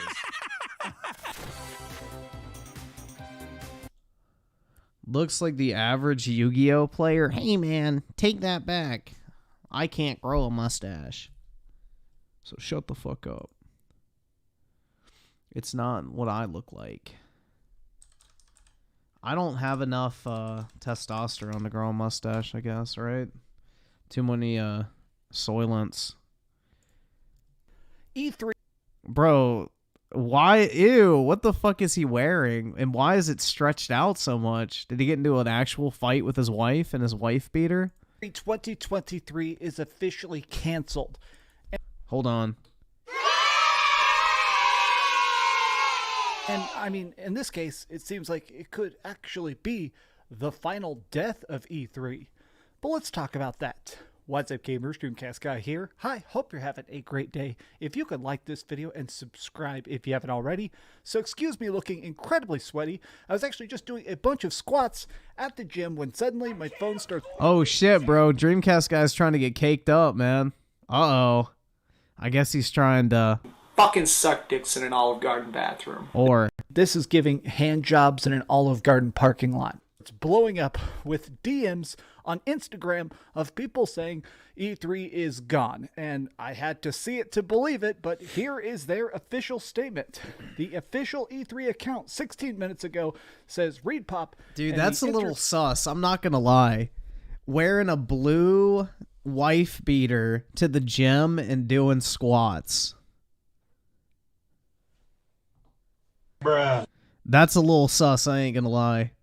Entertainment Software Association have announced that both the digital... And if he was wearing some running shorts, if you know what I mean, then that'd be even more sus. And physical events for E3 2023 are canceled. Now, of course, Summer Games Fest swooping in with the very sarcastic salute because they're kind of trying to take over that Summer Games beat. But wowzers, wowzers. Now, apparently, IGN got a bit of a further statement, but I guess this isn't that much of a shock since just this week we actually learned that Ubisoft was not going to be showing up. Tencent, Sega, pretty much everybody decided to cancel last minute. And last month we learned that Xbox, Nintendo, and PlayStation also decided to not show up. Now, here's their official thing. This is actually from the Global VP of Gaming at ReadPop. This was a difficult decision because of all the effort we and our partners put forward to making this event happen, but we've had to do what's right for the... Will with the 2, what is it with DreamCastGuy, Dicks, and Olive Garden? I don't know, man. But I kind of like it. I guess he likes the breadsticks, too. Timothy Marco with the 2 kind of looks like the gay best friend trope. Yeah, a little. Industry and what's right for E3. We appreciate Maybe Alan and is understand back. that interested companies want to have playable demos ready, and that resourcing challenges made E3 this summer an obstacle they couldn't overcome. Now, it's interesting that they're basically admitting because everybody canceled, because all the big publishers aren't showing up, they frankly can't do it. There's been talks about No the fact shit. that the ESA, the company that runs this, they charge some ridiculous price tags. Hundreds of thousands of dollars to get even a That's nothing. tiny booth at E3, and more people have basically just been saying, is that really worth it? In the age of the internet, where you can just turn on a live stream and a lot of times have hundreds of thousands of eyeballs on your content, is it really necessary to have E3? In a very strange and roundabout way, I kind of think this is a bit of a Nintendo thing. Now, let me explain. Nintendo Directs have been incredibly popular. Ever since Nintendo started doing Directs, I feel like everybody's kind of been trying to follow that wave. Obviously, we have the PlayStation showcases, Xbox does Xbox Developer Directs, and everybody kind of loves them. I think they've actually been a big hit because they have that nice mix of hype, new trailers, announcements, release dates, and you can do them whenever you want. The biggest problem and the biggest boon for E3 in the past has been the fact that, honestly, it's just so attention grabbing. But that's also the downside to it, is that if you're trying to do a super focused, super important, super expensive laser beam showcase of your new game, it sucks when it's sandwiched between 50 or 100 other games. Like, actually consider that. Even the most successful E3s, it's your game that looks great, whether it is that famous reveal of God of War 2018 where the crowd was freaking out, Ghost of Tsushima where they had the little flute guy. Like, there have been a lot of very, very, very good announcements at E3 that we all love, but then they're completely followed with a bunch more games. I feel like it ends up kind of soaking up the hype in the room. Selfishly, I have to say, I'm a bit sad about this because, honestly, I always wanted to go to E3. That was kind of my lifelong dream, final goal as a YouTuber. Oh my god, bro. They give a press pass to literally anyone with a couple thousand subs. What the fuck do you mean that was your big goal as a YouTuber? You could have gone years ago. Was to go there and have the gamer access media. I literally got offered a fucking access pass to E3 years ago. Badge. You know, I've always wanted to go there and actually go backstage and play demos and interview the developers and sit down with like the major heroes I have and actually talk to them about their games and ask hard questions. At this point, I don't think that's ever going to be possible. I think, of course, there's going to be other media events, GDC, Tokyo Game Show. I mean, there's going to be a bunch of other stuff like PAX East and stuff, but I just can't imagine that we're ever going to see E3 ever again. I mean, just a couple days ago, the president of E3 got fired. So it's pretty clear the company is literally in shambles. I guess this is still just such a weird shell shock moment because really now there's going to be a bit of a power vacuum. I do think that Summer Games Fest is going to step up and fill that void somewhat. Jeff Keighley certainly has the connections and the motivation to try and be that, but I don't know, E3, like the highest moments of E3 are so good in my mind, whereas the low points have been incredibly low. The last couple years, E3 has kind of sucked. I think we can all say that now, retrospectively, but from the times where they really managed to get things going, those really good years with live demos, crazy shock reveals, consoles actually being unveiled. Dude, we haven't gotten live demos in like 7 years. E3 has been dog shit for a very long time. Price points, I mean, the console warring stuff, especially at E3, was so legendary. But now, it's kind of just run its course. Good. Timothy Marco II, the gaming monk, can't meet the higher entities. Uh-oh. That's sad, man. DreamCastGuy needs to make it to gamer heaven. Hats off to E3. I guess you guys are kind of going off into the sunset, kind of against your own will. But I guess now we'll have Summer Games Fest, which is going to be an entire month of sloppy, sort of cobbled together presentations. I am gushing sweat. I apologize. So, what do you guys think about this? To be honest, I'm still kind of digesting it. It's insane that it's actually gone. But hey, what are you going to do? Time marches on. Thank you so much for watching, gamers. If you enjoyed this, give it a big old thumbs up, share with your friends, and subscribe if you haven't already. And please keep dreaming. Oh my God, you know what? Do leg day. Don't skip leg day. Skip leg day. You see my ridiculous booty? You know how I have this? Look at that. Look at this. You see that? That's squat. Oh God. Bro, he is wearing the fucking running shorts. Oh my God, that is so sus, bro. Oh my God. I think he is going for the... fucking suck dicks in an Olive Garden bathroom. My ridiculous booty. You know how I have this? Look at that. Look at this. You see that? That's squats, baby. That's squats. Do your squats every day. Thanks so much for watching that video. If you want to see something else, you can always click this link to see what I put up last, or, you know, subscribe and see what's coming up next. Oh my god, dude. He's like, yeah, we may go to Olive Garden for the breadsticks, but I got dessert waiting at home. Hope you're ready to put the icing on this cake. Next. Also, I promise that whatever I do, it'll try not to suck. Oh my god. That was so fucking sus, bro. Jesus. What the fuck, dude? I feel like I was a victim of sexual harassment. Today I want to talk about a very controversial question, which is, does Square Enix hate Xbox? Because it's kind of starting to seem like it. Well, they don't hate Xbox, they just don't fucking care about it. They just revealed another major awesome game is only coming to the Nintendo Switch and the PlayStation. Live Alert awesome game. That's a major awesome game? Isn't this game like some fucking like 8-bit fucking dork-ass retro boner game or some shit? Is only coming to the Nintendo Switch and the PlayStation. Live Alive, the remake, they just said, hey, surprise, it's coming to PlayStation, and once again, it's totally skipping Xbox, which is seriously like the 10th game in a row that didn't even get normal Xbox support, and people are asking, what the heck is up? The game wasn't going to sell on there anyway, so they didn't give a fuck. Simple as that. So let's try and dig into that. What's up, gamers? DreamCastGuy here. Hi, hope you're having a great day. If you could like this video and subscribe if you haven't already. Hey, I'll make you guys a deal. April Fool's Day is coming up here on April 1st. If this video hits 3,000 likes, I'll film a video without my hat on and you can see how bald I am. Okay, good deal? Okay, so here we go. Who cares? Dude, there's nothing wrong with going bald. You should just own it. So what sort of inspired this video is this very clickbaity title of an article.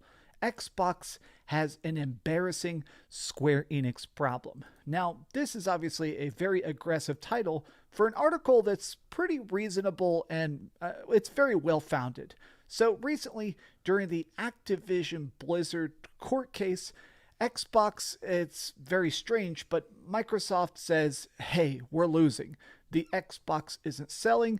Xbox games are not particularly popular. Software sales are very, very low. Everybody buys an Xbox for Game Pass and pretty much nothing else.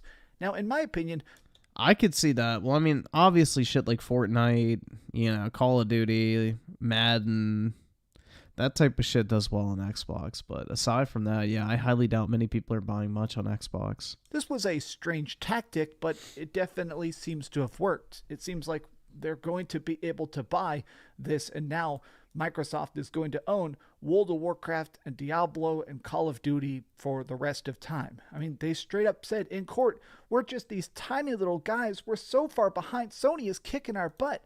What I found interesting is the fact that, honestly, well, Microsoft isn't doing that bad. Microsoft still has trillions of dollars, even if the Xbox brand... No, they don't. Microsoft does not and has never had trillions of dollars. What the fuck is he talking about? And isn't big, but if a game isn't coming to Game Pass, it feels like it's oftentimes sort of disregarded. In recent years, Xbox got late ports of games like Nier Automata, Dragon Quest Builders 2, and Octopath, all of which specifically released on Game Pass. If Game Pass isn't in the equation, they simply don't get the games. Doesn't matter how... Am I balding? Unfortunately not, man. I still got a lot of hair. So, I need to get it cut, actually. My hair is, like, really fucking long, right? Well, it's not really fucking long, but it's long for how I like it. But yeah, no, I'm not balding. None of the, like, men in my family balded, so I don't think I'm going to. Small the game is. This is one of the interesting things that I feel like makes Xbox feel different to me, especially over the course of these last couple of years, is that Griffin's gonna wax his head. That's right. Or I'll just put some Nair on my head or whatever the fuck that shit is. Microsoft really puts their money where their mouth is. I think that a lot of times they're straight up approaching these developers. There's been some leaked talks about the fact that it sounds like when we got all the Persona games on Game Pass, they actually approached Atlas and said, hey, how much would it cost to put classic games like Persona 3 and Persona 4 on modern consoles? And they paid that development cost to get it on Xbox. But that brings me back to this article, because that's so far what Sony has been doing as well. Forspoken and Final Fantasy XVI are both actually co-developed by Sony. Sony is not just, making sure they're console exclusives. It sounds like they're actually paying money. Dude, the Saudi royal family is already like a trillionaire. Or like whatever, the fucking Saudi king, he's already a trillionaire, bro. Like they own everything in that country. The Saudis are already trillionaires. Like, they just don't publicize it. Same with, like, the Rothschilds. Putin's rumored to be worth damn near $1 trillion. Xi Jinping is probably worth over $1 trillion. Like, yeah, the Qatari royal family probably. Like, yeah, all these people that, like, control countries are worth well over $1 trillion. And sending over developers to make sure these games are best on PlayStation. So in that case, it totally makes sense why those games are not coming to Xbox. But this article really highlights some games that, in my opinion, should not be exclusive. Theater Rhythm Final Bar Line is an incredibly addictive Final Fantasy music game. I love it. It has 500 songs in it, incredibly good. It only came to PlayStation and Nintendo Switch. It didn't come to PC. It didn't come... Griffin wants to own a country? Abso-fucking-lutely. Let's start with this one. ...to Xbox, and that seems bizarre, but this is the strangest one of all. Octopath Traveler 2 is a freaking masterpiece. It's got to be one of the best turn-based RPGs I've played in a long time. I'm still sitting here completely blown away about how good it is. And it didn't come to Xbox. It came to PC, it came to Nintendo Switch, PS4, and PS5, but they didn't even bother throwing it on Xbox for some additional sales. Now, the weirdest part of that is that Octopath Traveler 1 was on Xbox and Nintendo Switch, but Octopath Traveler 1 is not on PlayStation. We keep having this weird... The third emperor of the United States? I ain't waiting that long, bro. I'm the first.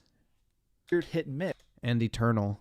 Games like Stranger of Paradise and Chrono Cross and Crisis Core all came to Xbox, but then Romancing Saga, Tactics Ogre, and Valkyrie Elysium are all PlayStation 5 exclusives. Now, a lot of people are kind of... If I'm going to rule the country, what are my views on depression, therapy, medication, and mental health in general? Bruh. If that is the only concern you have about someone potentially ruling a country, then think bigger, my guy. Asking why? Like, why this weird hit and miss? Some games are, some games aren't. In my opinion, this does make it seem like it's not contractual exclusivity. It does seem like there is some sort of weird background math that Square Enix is doing to try and figure out which games are actually worth developing for the Xbox Series S and the X. So no thoughts? Take it away, Alex. Stop being gilded, domesticated garbage. Stop being weak. And when you see a threat come down on you, deal with it. Become a human again. Stop being weak. There we go. Xbox Series S. But I think part of this also comes down to very much the absolutely explosive sales of the PlayStation 5 and the Nintendo Switch.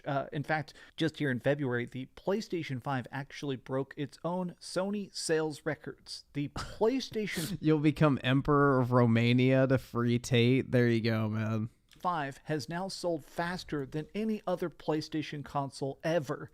Anytime in history. That means that officially it sold more in a single month than even the PlayStation 2, which, keep in mind, is still one of the highest selling consoles ever. So it's insane that right now the PlayStation 5 is just so explosively big and mainstream, and so is the Nintendo Switch.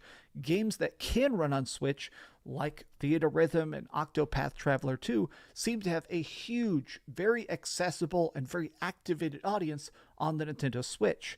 I think, from my point of view, that right now the problem with the Xbox is hype.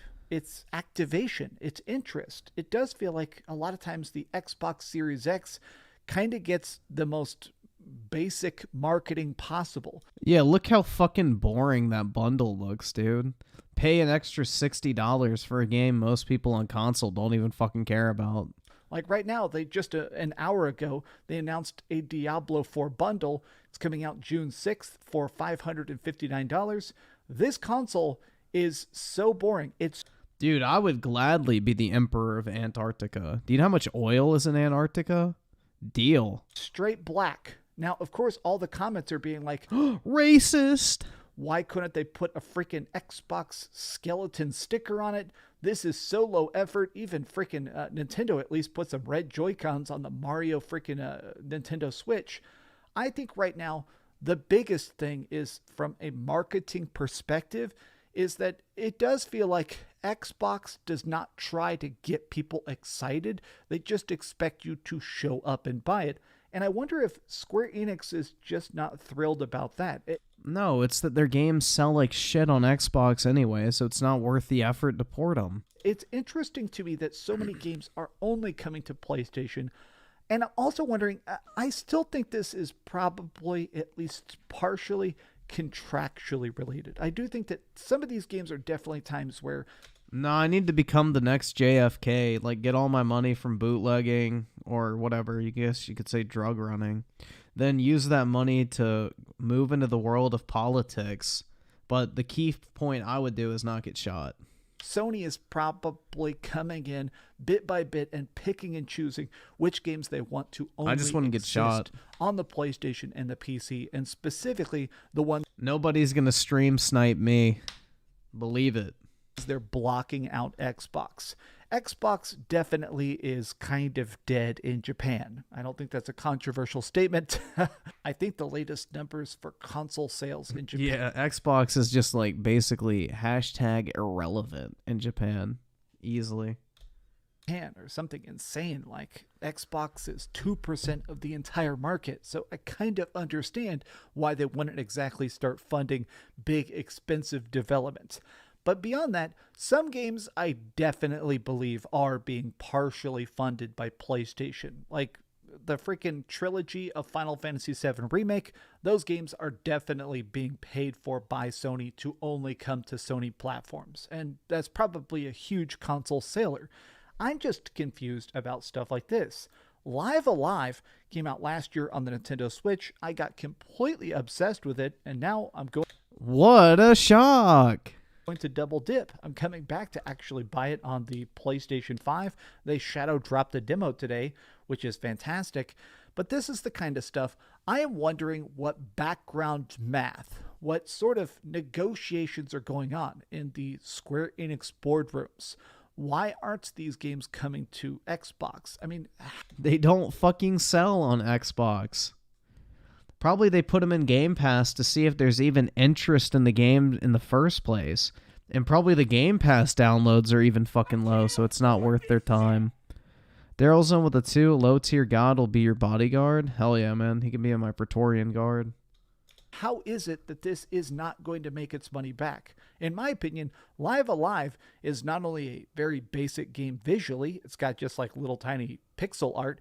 This would probably only cost maybe a couple $100,000 to port it to the Xbox, maybe, like complete actual napkin math there. But I mean, how expensive can it be? Do they really not expect to make even that money back? A lot of people seem to be genuinely disappointed by the lack of actual RPGs coming to Xbox. Even with this deal going through, so now we're going to have stuff like probably World of Warcraft and Call of Duty and Diablo coming to Game Pass at some point. That's a huge, huge financial win for Xbox. No, it's not. But it does sort of feel like it's still Call of Duty coming to Game Pass is not a financial win for Xbox. They're going to lose so much fucking money on that game not being sold on their platform, in reality. that excitement. That, in my opinion, is the real Square Enix. You came here hoping I would illuminate you on the subject of mental health. Why? Why? Like, of all things, bro. The title of the stream is What's Up Gamers? E3 is canceled. Let's fucking go. PS5 and Sony desperate. Another Square Enix game skips Xbox. Why are you under the impression that I would be like talking about mental health? I don't know. Problem is, it's not that Midnight Mobile with the 2 Xbox is such an L this generation. Just get a PC. Yup. Xbox, it's failing. I think that Xbox needs to find a way to pump up their marketing, get people excited, get people talking. I'm excited for the next game like Redfall and stuff. Guys, we should stop spending money on the military, and we should just put that all into therapy. And There we Forza Motors. That's my opinion on mental health. Sport, but Mental health is the greatest threat to our nation. I mean, when it comes to third-party stuff, I'm going to be unlocking trophies or playing it handheld, unless it comes to Game Pass. That seems to be a big conundrum I keep seeing going around. There is the double-edged sword of Game Pass. When something's good, we're glad. It's like, great, I'm glad that it's coming to Xbox. But even more so, I'm extra glad when something is coming to Game Pass. I constantly see people just tweet me, as good as this game looks, I own an Xbox, I'm going to play it on Xbox. Like, literally, I can show you that right now. A tweet I just got of someone saying, I'm excited, I'm going to wait for Game Pass. Look at this. I'll wait for Game Pass. This is constant. Man. Anyways, these are just... Dude, Xbox is like turning into the broke boy console, honestly. Like, it's literally people begging for free shit in Game Pass. Like, that's literally it, bro. Honestly. Like, most motherfuckers on Xbox don't even play games unless they're in Game Pass. Like, for real, dude. I've seen that so many times. Where it's like, oh, I'm not going to buy that shit anyway. I'm just going to wait until it comes in Game Pass. Or they'll defend a game that's shitty and be like, well, it's free in Game Pass, so I don't care if it sucks. It's like, bro, Xbox is the Game Pass console now. It's basically the console for the people that, you know... You're broke! You're fucking poor! But yeah. Just some off-the-cuff thoughts. I love you guys very much. Like, in reality, though, it really is turning into the broke box, because most people don't buy shit on Xbox anymore. They just wait for that shit to come out in Game Pass. Lord Pod had invested with the 5. Griffin, you should stream on Rumble. They don't censor you, and you can almost, I'm guessing you can almost say whatever you want. I've debated on that, honestly, because I've heard Rumble's pretty decent. Like, it's supposedly a good site to stream on. Yeah, I may try it in the future. I don't know. Much. Be sure to like the video and subscribe if you haven't already, and please keep dreaming. Tell me your thoughts. Tell me the goods, the bads, and the uglies. Do we need to see more of Square Enix actually showing up for Xbox, or can they succeed with their own Game Pass ecosystem? Tell me your thoughts. You guys rock. Have a great day. Thanks so much for watching that video. If you want to see something else, you can always click this link to see what I put up last, or, you know, subscribe and see what's coming up next. Also, I promise that whatever I do, it'll try not to suck.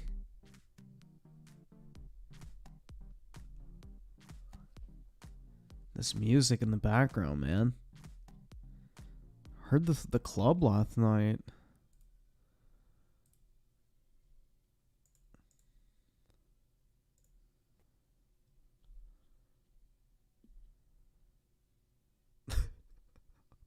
I don't think we watched this. Should we watch him soy out over Zelda? Good morning, gamers. We just got 10 minutes of gameplay posted to I haven't seen the fucking Zelda footage, so here we go. the Nintendo YouTube channel for The Legend of Zelda Tears of the Kingdom. Now, along with Dude, I am broke. I can't even afford to play video games. having a bunch of new stuff to actually look at, including a bunch of new abilities, they actually confirmed that the game is fully complete. It has gone gold. This is the director of the game, Mr. Aonuma. And to be honest, the entire 10 minutes is completely insane, but I wanted to take a look at the 4 new abilities they've revealed, because my biggest criticism... Yo, I'm going to say this right now. This is the first Japanese game developer I have seen with a good haircut. You know, round of applause for this man, dude. Gaming. Like, honestly... Because every single time they have one of these Nintendo Directs, it literally looks like a motherfucker woke up out of bed, like literally decided, oh, my pet rat nested in my hair last night. Good to go. It's like, bruh, most of those dudes have like the crustiest looking hair, and this guy actually showed up with a fresh cut, looking clean. So props to my guy. Thus far with Tears of the Kingdom is the fact that they really haven't shown it off. We saw 3 minutes of this game in the last 3 years, which to me is a bit light. But today, all of my fears are gone because we got a chance to see, well, honestly, just how different this world is. God, even just noticing it, man, I am so happy. There does seem like this is going to be the last major... I love how they're focusing on the horse's ass, bro. Are they showing off the ball shrinkage mechanic like Red Dead Redemption 2 had? Nintendo Switch game. We're probably getting the Nintendo Switch 2 next year. And they started off with, honestly... Yeah, this shit does not look impressive. The most interesting aspect of it. So when you're playing this game, there seems to be a low rule and a high rule, so to speak. There are these flying islands. Now, here's the first new ability they showed off. Time Rewind. Now, this seems to work on specific objects. So typical stamina system from the original game. Link climbs up, and here's a piece that fell off that island up above. By jumping onto it, he can rewind and use it as like a magical elevator to get back up into the sky. Not only does this seem very smart, like gameplay mechanic-wise, here's what's really cool. Why did he skip the part that he literally just talked about, bro? Why don't you show him rewinding it? New generation with the 2. Anyone mention no more surf in CS2? Oh, did they get rid of it? I don't know. I feel like they'll be able to like port that shit over. Cool. You can stop. It's probably not available right now, but they'll be able to fix it. The rewind whenever you want. So here it fell off from a very high island. So he's deciding to stop it. I love the fact that you can see the little brick things going through. So it's trying to go to this highest island. He decides to stop it and go to this little middle island instead. Wow.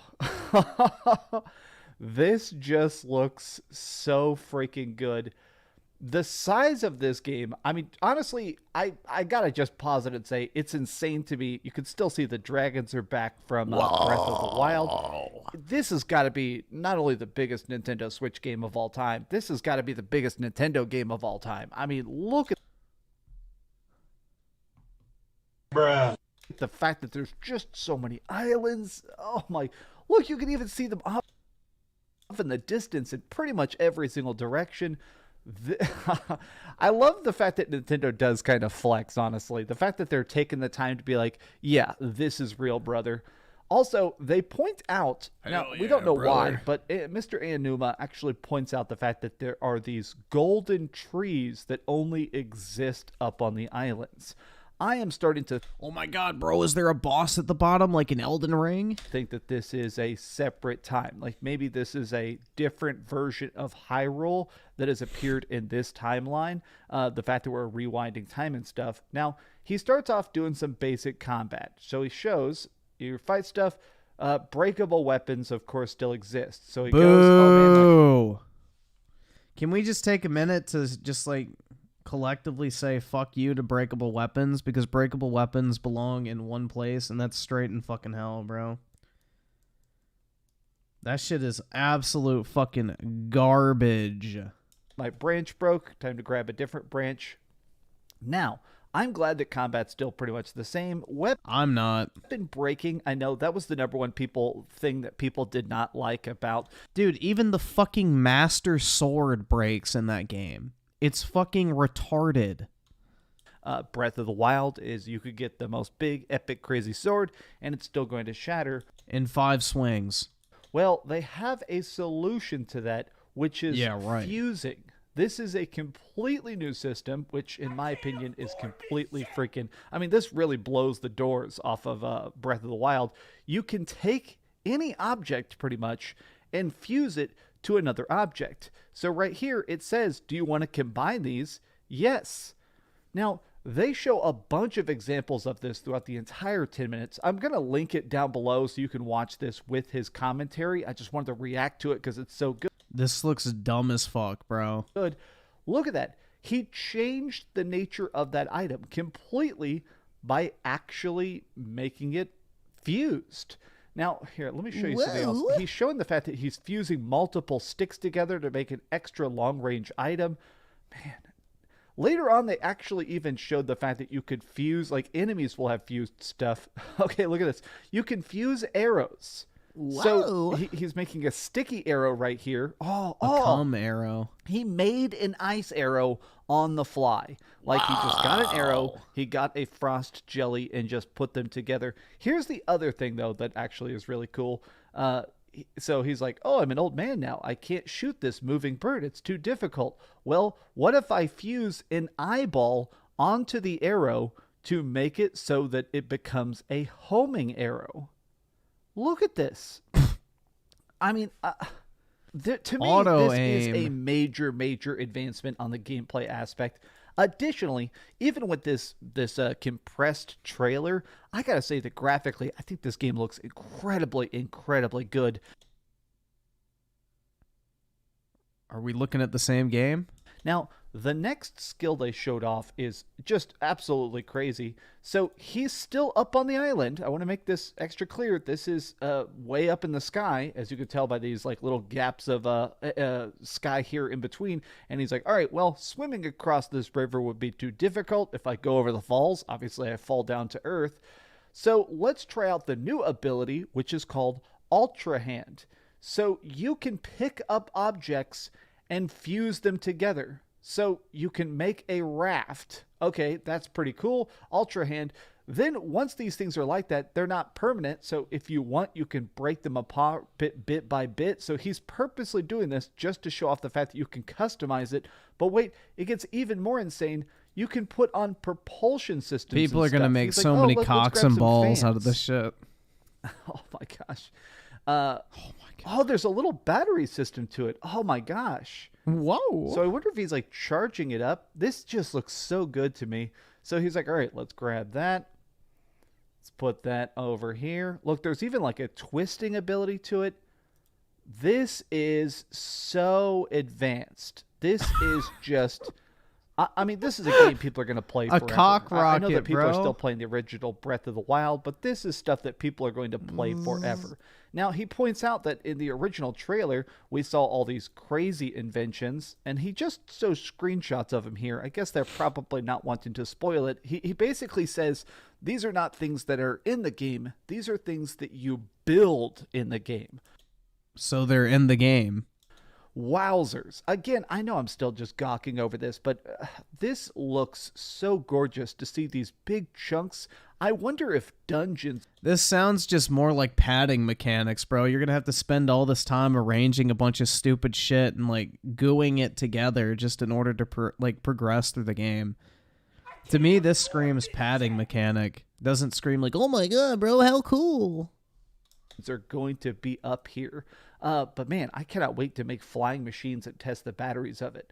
Look at that. Oh my god, he's making a flying sailboat? Or is like a hovercraft? Because look, he's got his little propulsion things on the bottom there. That looks so freaking good. Now, the final ability they showed off is one I think is going to be a big game changer, which is called Ascend. Anytime you are inside of a environment, you can just choose to go through the roof anytime. So he even shows something like a really, really big cave here. This is an entire mountain. You can choose to just swim straight through the environment and go straight up to the top of it. And he does that there. He actually swims to the top of a super big mountain. Let me see. Do it, Mr. Onuma, please. Why did you skip it? This is so cool because honestly, one of my very favorite things about the original Breath of the Wild was just gliding around, was just exploring, was just figuring things out. Wow, this is so cool that this is going to be a totally new amount of traversal. Look at this. You can even do it times like that where the ceiling is super, super high up. Damn. This looks amazing. This looks so freaking good. This looks so revolutionary. Man, I was just so skeptical because we had not seen it. But now that we actually have a chance to witness the greatness of Tears of the Kingdom, this definitely does look like Breath of the Wild 2. The same amount of...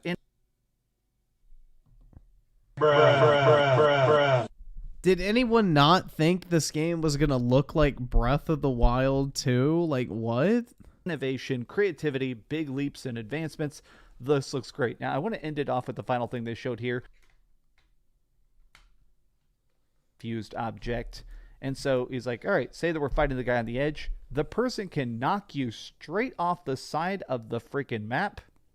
And then, of course, if you fall off the map, you fall all the way back down to the freaking planet. You fall back down to Hyrule. Oh, man. Do it. Do it. It looks so good. Wow. This is insane. So he's like, all right, whenever you want, you can choose to open up your glider. You can look around, or you can just dive into water. Man. Damn. This is it. You can't even commit suicide in this game? That's unfortunate. That's unfortunate, bro. Isaac Himmler with the 2. I'm excited for Tears of the Kingdom, Griffin. This is fitting. I'm an Ellie. Yeah. Not Naya with the 2. I come back to this. What do you mean? Come on, Link's back. Like what? Cal Drogo with the 5. DSP tries to convince PC gamers to buy a console Memology. DSP. Oh, yeah, we can maybe take a look at that. Sure. Bill Clinton with the 2. Looks like their version of Settlement System Fallout 4. Yeah, kind of, I guess. Not really the same thing. It just kind of looks like... I mean, is it really a... This is the thing, though, man. This is the way I look at it. If they put all of these materials in a small environment and you have to take the time to put it together, is it really, like, creativity, or is it just, like, fucking Legos at that point? Like, is it basically like a fucking Lego game? You just go collect the little pieces, build the fucking thing, and then use it like you're intended to. I don't really know, like, how much choice you really have in how to use this stuff when literally they drop the exact materials you need, basically, to do a specific task. This is so beautiful. Look at that. Even that monster is like carrying another monster. Looks like a bokoblin getting freaking carried by like a bat. Man. Well, I am convinced. I am definitely buying this game. I'm definitely going to review it. But more than that, I think I'm going to start a fresh playthrough of Breath of the Wild, because I am definitely having that Zelda craving now. But what do you guys think about that? Does this look good to you? Tell me your thoughts in the comments down below. And dude, breakable weapons are just an immediate pass still. Unless they get rid of the breakable weapons, I have zero interest in this game. Like, the breakable weapons were so bad in Breath of the Wild 1. And the open world sucked. Like, there was fucking nothing to do other than those stupid fucking shrines, man. Like, literally it. Do, like, some mind-numbingly easy puzzles. Get the fucking 3 weapons you want. Go and fight some enemies. Break your 3 weapons. Go back to a shrine. Do a mind-numbingly easy puzzle. Get some more weapons. Go fight some more enemies. Oh, your weapons broke. Time to go back to another shrine. Oh, now you get to do one of the 5 boss fights in the game that are like, you know, literally just fucking dodge and attack simulator. Like, oh, dodge 1 or 2 times, then you get your attack opening. Dodge 1 or 2 times, get your attack. Like, I don't know, man. Breath of the Wild just did not hit for me. It was very boring. I put 30 hours into that motherfucker, too. Like, I tried to like Breath of the Wild. I just could not, dude. It did not hit for me. If you could please give this video a like and subscribe if you haven't already. Man. All right, Nintendo. I tried to like it, bro. Give it to me now, please. I'll do it. I'll suck your toes. What the fuck? Bro, what is up with DreamCastGuy? He's slapping his ass on camera, wearing compression shorts. Now he's like saying, I'll suck your toes. Like, no, I won't. Oh, God. Edit this out. Edit this out. Thanks so much for watching that video. If you want to see something else, you can always click this link to see what I put up last, or, subscribe and see what's coming up next. Also, I promise that whatever I do, it'll try not to suck. it sounds like you want to suck on some toes, bro. Oh my god. This music in the background sounds like some shit you'd hear at a gay bar, bro. Not that I would know or anything, but I wouldn't know what type of music they play in a gay bar.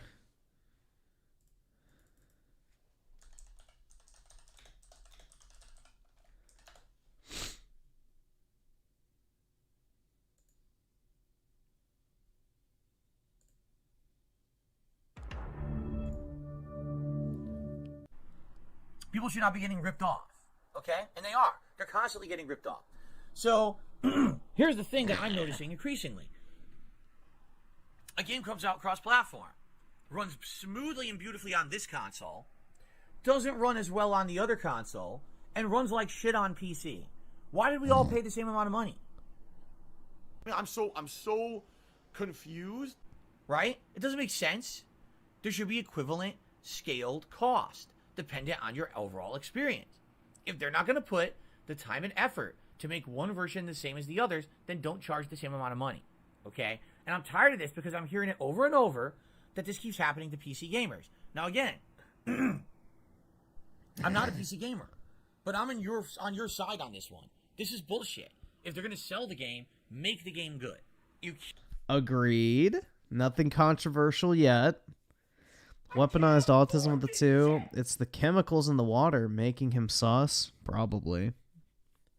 What are they drinking down there in Texas, man? Is the government injecting it with fucking femboy juices? Shouldn't just be selling an inferior version. Guess what the latest game is? That's the victim of this. The Last of Us Part 1. Okay? So, for those who don't know, we have to retread ground here. The Last of Us Part 1 is the remake of The Last of Us 1. Excuse me. How disrespectful is that? What was that noise? Excuse me. How? Bro, what the fuck?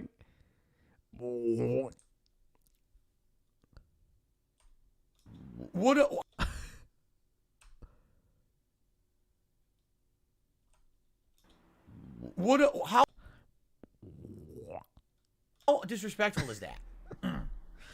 Jesus. That you're waiting 6+ months for this game to come out because you're a PC gamer, and when it comes out, it's a piece of dog shit because Naughty Dog didn't care about you, right? But you paid the same money.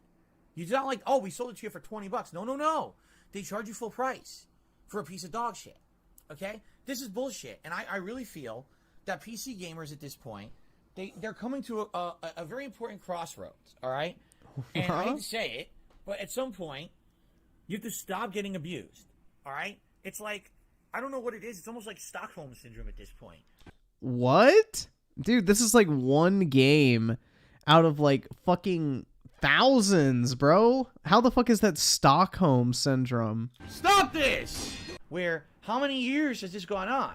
Where the PC ports are bad, and the PC gamers get screwed, but they keep buying PC ports, right? This is like literally one PC port out of like 100 that it's actually bad. What the fuck is he talking about?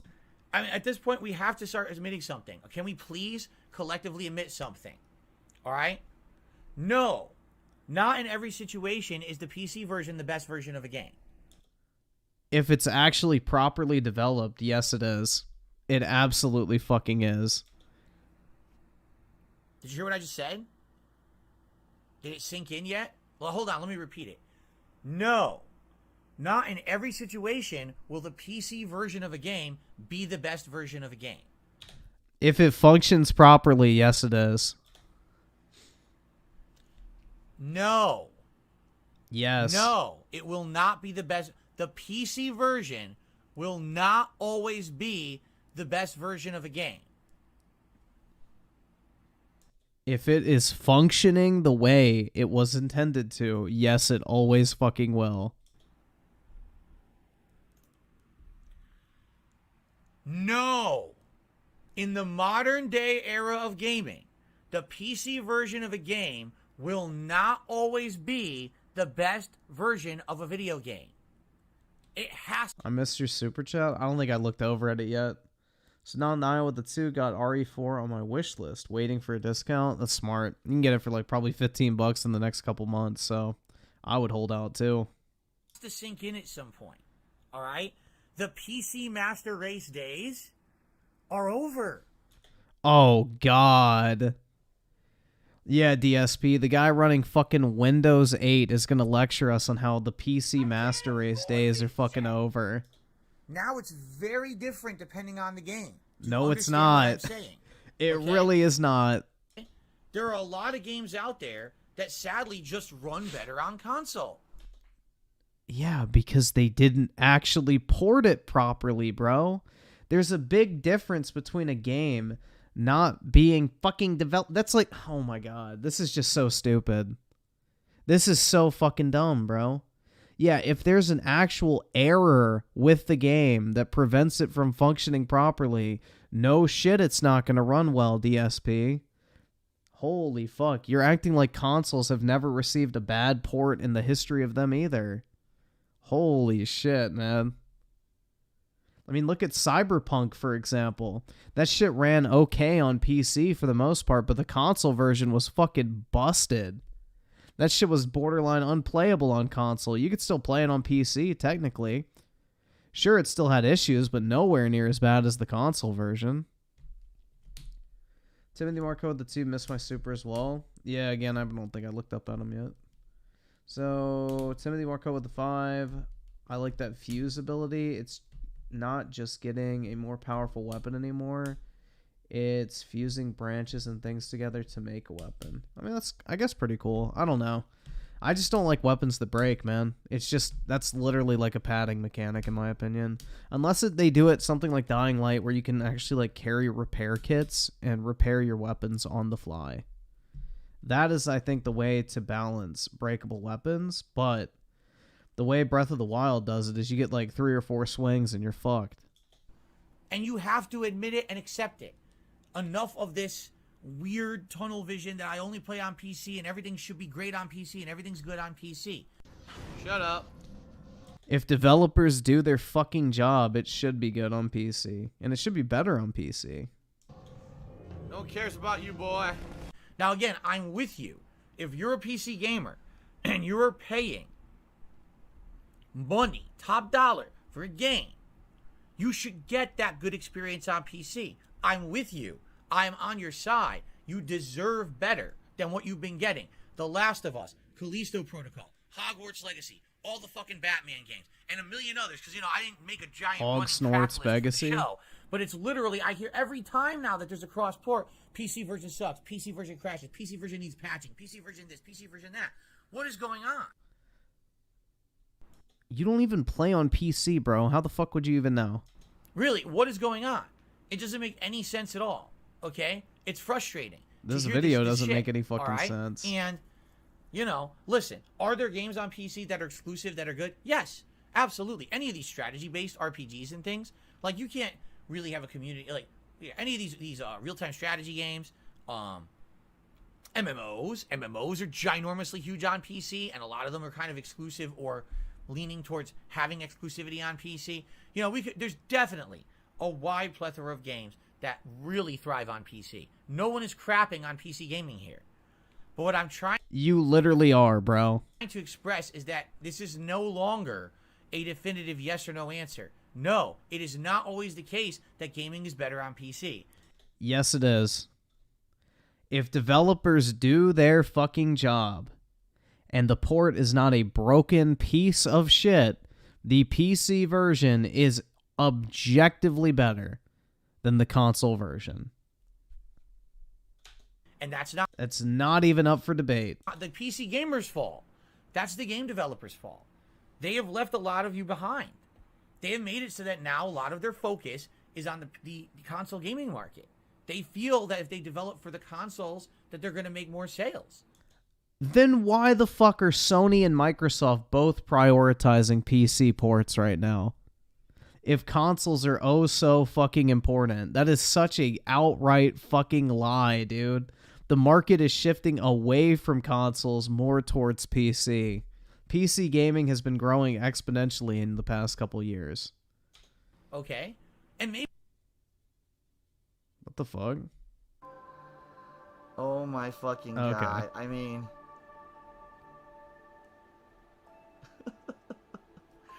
I seriously, dude. I can't get over how dumb people are. I mean, you have to have like maybe 2-3 brain cells to fucking do that. Last night, okay, my wife and I said, oh, we want to watch someone else play Resident Evil 4. I'm 10 hours in. Today Why do you want to watch someone else play a video game that you're already fucking playing? I'm going to be 13 hours in. Let's watch someone else play Resident Evil 4. So, we started watching someone playing Resident Evil 4 Remake on PC. Doesn't that sound exciting? You spend all day playing video games on a live stream, and in your 1 hour that you get to spend with your wife that DSP loves to fucking harp on, he chooses to watch someone else play a fucking video game with his wife. That's how they spend time together, guys. You know, in DSP's 1 hour of fucking time he gets to spend with his wife, he spends it watching another person play fucking video games on YouTube. Holy fucking shit, man. PC hardcore mode. And I was like, oh, this is great. I'd actually love to watch this because I want to see, could they do better or worse than me? Remember, that early village portion kicked my ass. It was very difficult on hardcore, especially not remembering where you could go, like hiding in the house and stuff like that. And I'm like, I wonder how someone else is going to do playing it on hardcore on PC. I want to see PC. First of all, is there any difference between PC and console? I'm curious about that.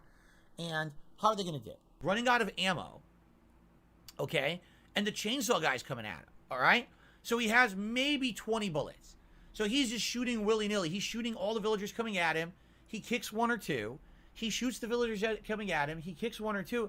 And I said to Kat, I said, where's the chainsaw guy? We're waiting for him. He's not coming. It showed the animation. He came out of the door. Where the fuck is he? Huh? I can't afford this shit. Huh? So he's just continuously shooting, and he's doing a few melee attacks or whatever. And then all of a sudden the bell rings, and they all walk away. What? I was counting. He killed 9 people. He only killed 9. Okay? The chainsaw guy never got to him. Never even showed up. Okay? What?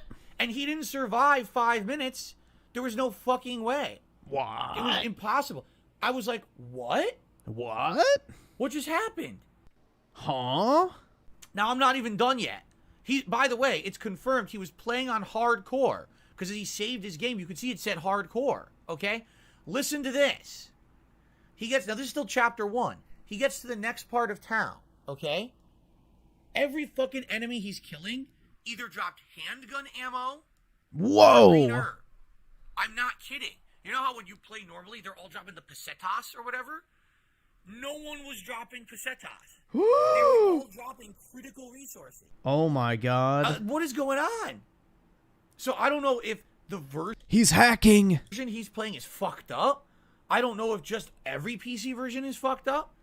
But I was just like, I don't even, like, I'm watching with my wife, I'm like, I don't even know if we should watch the rest of this playthrough. Because if the whole thing is going to be like that, like, what's the point? This is like... What, him playing better than you? Everyone he shoots, they die within a few bullet hits. Right? Almost no big deal. I was like, what the fuck is going... And everyone's dropping tons of resources. Every enemy is, like, dropping ammo and shit for him. What is happening here? Oh my god.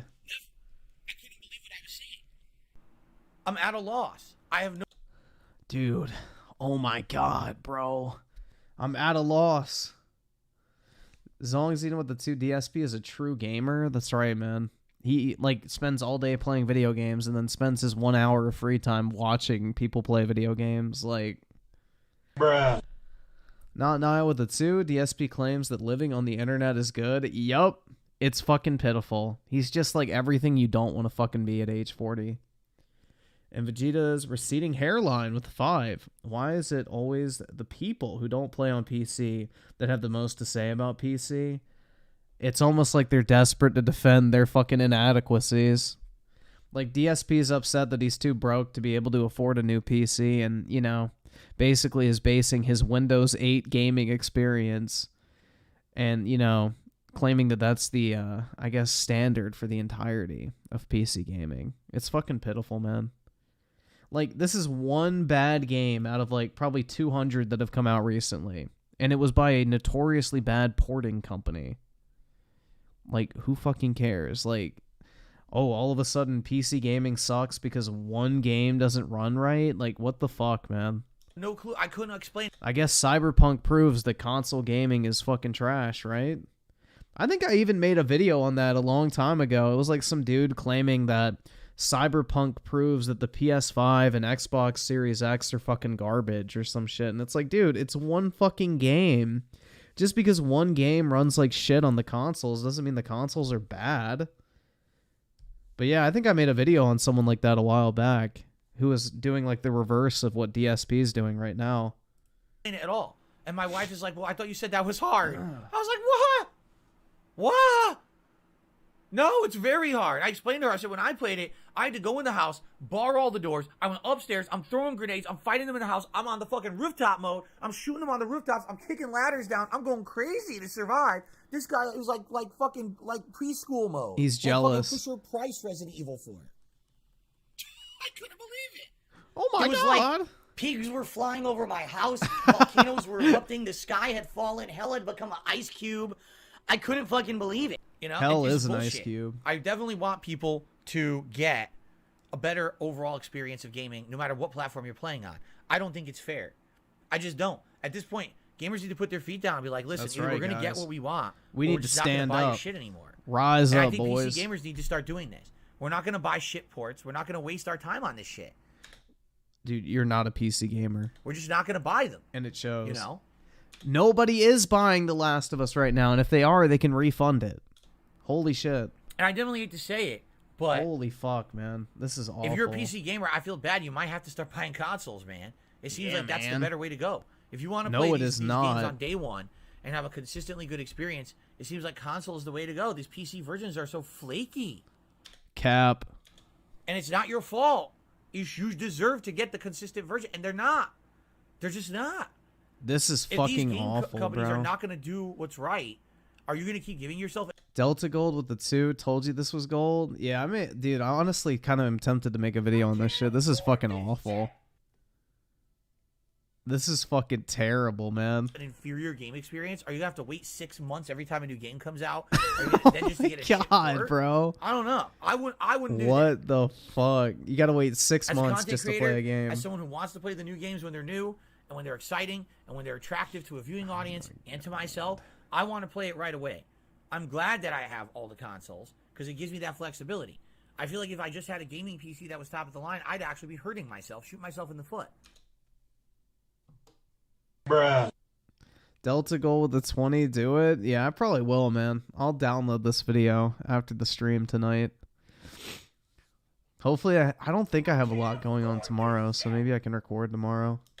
You know, that's shit. That's not right. It should not be. It should be you're in the best position, and it sounds like you're not. And that's again, that's bad. Okay? So anyway, you know, that's just my thoughts. You can disagree, that's okay. I'd love to hear everyone's take on this. Sorry, I got a tickle in my throat. The fuck? Oh my god. He sounds almost jealous, bro. He sounds jealous that somebody was having an easier time with the game than him. Making sexual jokes for 5 minutes? Oh, God. DSP gets whaled. Oh, somebody gives him a fuck ton of money.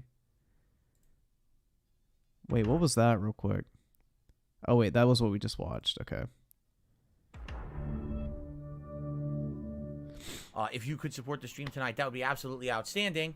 Since it is the last stream of the week, any support tonight, tips-wise helps with my day off tomorrow, and anything. Daryl's in with the 2. Here's your paycheck. Do the video on it. Oh, fuck, I gotta enter my time for the week. Shit, I forgot. The pay period's at the end of the fucking cycle. Nice. I can submit my timesheet tonight. Else just helps in general. We are at the end of the month, so thank you. In fact, I literally just got a $1 tip. Wow. Let's see who this is. Am I interested in doing a May 1st documentary? I can pay upfront $500. No, because there's no documentary. It's stupid. I know what you're talking about. It's idiotic. It's incredibly dumb. There's no point to talk about something that happened a moment in time that is so in the past, has nothing to do with the present. The only people that focus on it are people who literally have the mindset of like a 4-year-old child.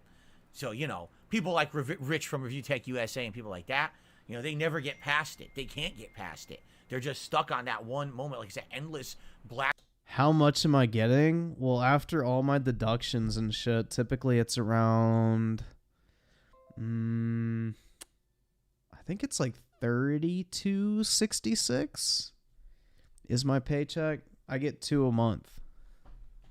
So that's after like tax withholding, 401k, healthcare, all that type of crap. So I think it's usually around $3,200, if I'm not mistaken. So I need to... black hole of stupidity, while the rest of the world doesn't even know what the fuck they're talking about. Nobody cares. It's so dumb. Stop it. And I mean that. Stop it. You guys are living in the past. Gut says, I finished Metroid Prime Remastered last night, 20 hours. I loved it. It was perfect to get into Metroid. I'm looking forward to playing Metroid Prime 2 and 3. 20 hours, huh? I wonder if I'll be that long. Right now, I think I'm 9 hours in, and no one's watching it by... Dude, I hate the fact my company has like 2-factor authentication for literally everything we do. Because right now, okay, it actually worked for once. Because like usually I have to do like the code 3 or 4 fucking times for it to work. The way, which is absolutely hilarious. So I click refresh and I look at the Metroid Prime remaster playthrough, right? Yesterday's batch, guess how many views the videos have? Listen to this. 286, 216, and 129. That's it. Literally no one is watching that playthrough. That's shocking. That's actually my lowest watched playthrough ever right now on YouTube. I'm serious. I've never had a game playthrough have that few views. So, what a vocal minority it must have been. Why is he even uploading videos at that point, bro? Asking for that when it shadow dropped. Just re-upload your stream uncut. Or just leave it up after you finish. Holy fuck, man. That's not worth the effort. King Dave Bashers, I think YouTube messing up might have killed a lot of your momentum on the stream. I mean, maybe if you guys aren't aware, YouTube's been having a lot of issues recently. I'll be streaming and all of a sudden, some people will be like, oh, the stream's dead. And others are like, no, it's not. What are you talking about? And I'll look and there's nothing on my end wrong. It shows green connection. Everything is full speed ahead. And then all of a sudden, YouTube will be having all these loading issues and stuff. Like earlier today, I was streaming and nothing was wrong. And people were like, only people in the UK can't see. Yeah, he doesn't want his off recording begs popping up on his main channel. Like, that's the thing, is like he somehow believes that if it's not on his own channel, people just will forget about it. So like he has all these begging segments that he doesn't actually record in his fucking playthroughs, which he cuts out when he re-uploads them. So a UK server must have gone down. And then it came back, and then later on, the whole stream went dead and YouTube went dead. I couldn't even load YouTube pages for like 2-3 minutes. The whole site went dead. And then it all came back. Like, what is going on with the site? They are screwing stuff up over there. So, if that happens tonight, just stay tuned. I'll let you know what's going on as soon as I can. Obviously, if it's anything that I can affect, I'll let you know. But it seems to me like it's just YouTube having some internal issues. YouTube is kind of the past, and Twitch is the future. Ed Williamson did a second super chat. He says, you're actually doing what I dream of doing, rock on? Well, Ed, let me put it this way. If I'm doing what you dream of doing, that's great. I just don't wish upon you any of the crap that I've been through doing it. Like, if you were to... Oh my god, he's always the fucking victim. He can't just take a fucking compliment. He's got to always make himself out to be the fucking victim, bro. To do this in the future, I would hope that you don't have to go through any of the nonsense I do online. Like, you know, I'm sure this is actually an amazingly positive, fun experience without any of the drama. But the good news is I'm done with the drama. Like, I'm literally done. I'm not paying any attention to it anymore. So this week has actually been quite good. I had a really good time this week with everybody. Even with a tough game like Resident Evil 4 Remake, I had a really good time this week, and I'm looking forward to next week very much. Now that all that drama is behind me and I'm paying no attention to it. I would never be in the situation I'm in right now, financially, if it weren't for the trolls completely destroying my YouTube business.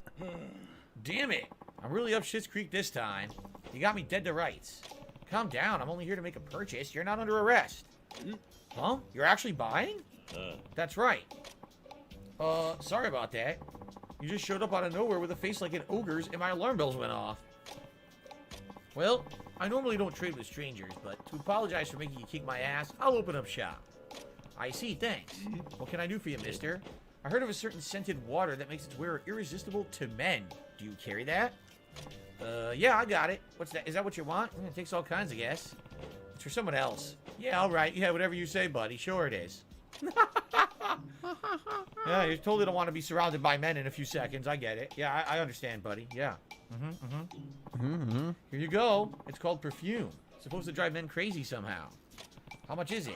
Tell you what, to put the whole thing behind us, it's yours for free. Honestly, I don't even know how well it works. You don't? I suppose it's hard to believe some little bottle of water will make you attractive to men. You can try it out first if you're skeptical. Here, have a waft. Oh, there is an aroma to it.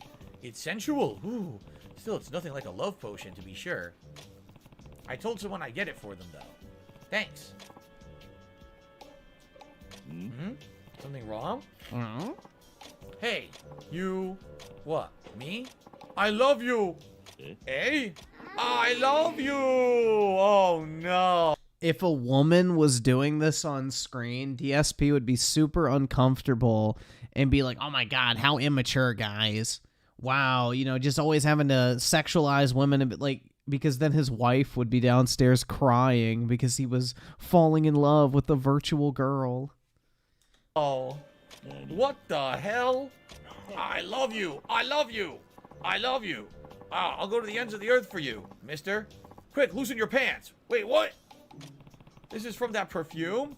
Damn, it really does work. Hey, why don't we go somewhere quiet? Just you and me, bro. His face is flushed. I can practically hear his heart beating and his crotch throbbing.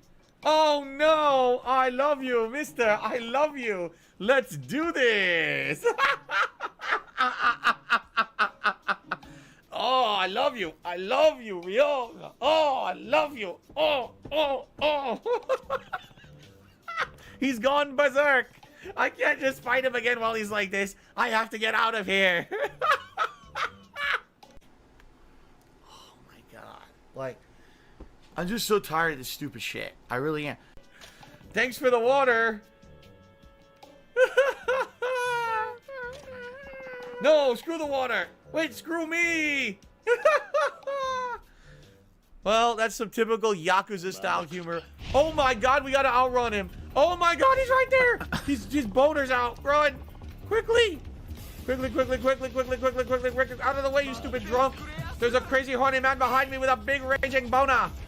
Dude, if this was a woman chasing him, he would literally be so fucking quiet and uncomfortable right now. Oh my god. No, it's a dead end. His boner struck me. Oh my god, Jasper, look out. There's a man with a raging boner. We gotta get out of here. Come on, Jasper. Go. Oh my god, go. Are you shitting me? I don't know where the woman is. It says she's over here. We have to run through the entire town while this man with the raging boner is coming after me. This is absolutely ridiculous. I went the wrong way. Oh shit. Oh, I could have used something to stop him. Look at this. How do you do this? Oh my god. We gotta keep going. Alright, I'm gonna avoid being boned. Ready? Avoid being boned! No, I screwed up! What happened? Oh my god, she's down here now. He's still coming. Oh my god, he's coming. He's flopping all over the place with that giant sausage. Come on, let's go. Oh, shut up. He's still talking. He's still talking about his boner. By the way, I got a tip, and I'll shout that out right after this action-packed segment of Like a Drink and Eat Shit. Oh, okay, let's keep going. Keep going. Oh my god, he's right on my ass. I mean, literally, he's right on my ass. He's about to start slapping something against it. Go, go, go, go, go, go, go. Did I lose him? I think I might have lost him. I think we lost him. All right, well, that's the end of that mission, finally. So now it's time to shout out for the tip that a fan sent me. Not the tip that that guy was coming at me with, but a tip that a fan sent me. There's a $2 tip here. Sadly, it's only a $2 tip. There's no animation, so you guys can't see the tip. People are saying, can we see the tip? Sorry, you can't see the tip. At least that one. I can't show you. That tip, I can't show you. And I can't show you my tip either. They all go to jail. Seriously, like, that guy, he's such a two-faced fat piece of shit. Oh my god. Wait, what's this? Overpower Boone says almost 100 submissions for DSP versus the internet is getting competitive now. That's good. The more the better. Now, I said this to Derek earlier today. Just because someone submits a ridiculous amount of submissions doesn't mean I'm going to do them all. I want people to get that impression. Just because you submitted 400 things doesn't mean I'm going to watch them all. What I'll probably do, if someone submitted like 20, I'll pick like 4. You know what I'm saying? So we'll see how that goes. Thanks, Derek.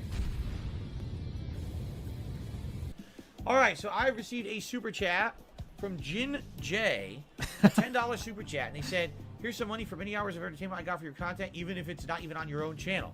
Hey, I can't stop people who restream or, you know, change my content up for their own purposes. I can't. It's called transformative work. It's protected under law.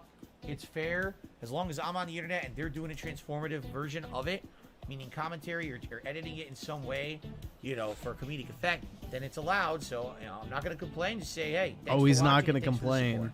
I'm sure. Jin But J first did he has another to super tell chat us saying how the much chat he's saying I'm not a going to troll, holding my complain. troll money is useful in the human world. I don't think you're a troll. Listen, there's a ridiculous amount of people who watch my content outside of my channel. Again, I can't stop that from happening. That's how YouTube has always worked. They said if you do a transformative work, the only thing that's not right is people who just outright rip off the channel and re-upload somewhere, and they don't do anything to it. They don't put commentary on it. They don't edit no it. value in It's just doing straight that up with you, ripping and DSP. uploading. That's illegal. Outside of that, everyone else who's restreaming, everyone else who's doing this, apparently it's allowed, to my knowledge. So I'm not going to sit here and whine about it and complain, but I'm glad you're enjoying it in some form. I don't know why that would be. Why is that a troll? That's not a troll. Someone being honest and saying, hey, I like your content, I'll support it no matter what. It's weird how people kind of get almost indoctrinated into the detractor community who have been fans of mine over the years. It's weird because it has nothing to do with me. I didn't do anything. People were talking about something about comments on DSP Reacts, and I missed it. Let me see if I can scroll all the way up because I was getting tagged a bunch of times here. He did nothing wrong. So I'm confused. First of all, was it Side Scrollers Trav who had started the conversation here? Sound good? So, if you're talking about comments on my videos, all right?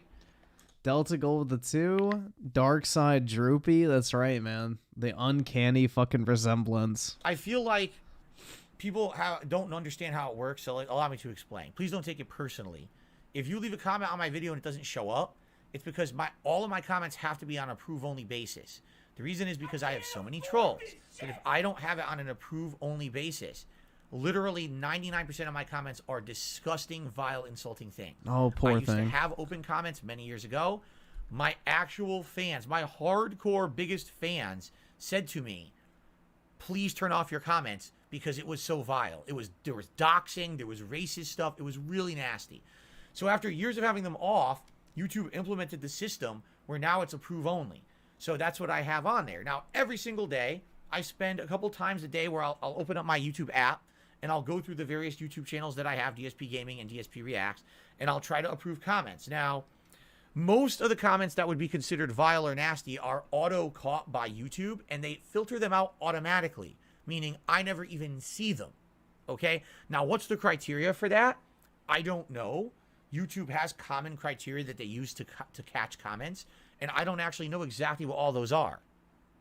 So, if someone's trying to leave a comment and it never shows up and I never see it and approve it, there's not much I can do, but that's on YouTube. That's YouTube's system, okay?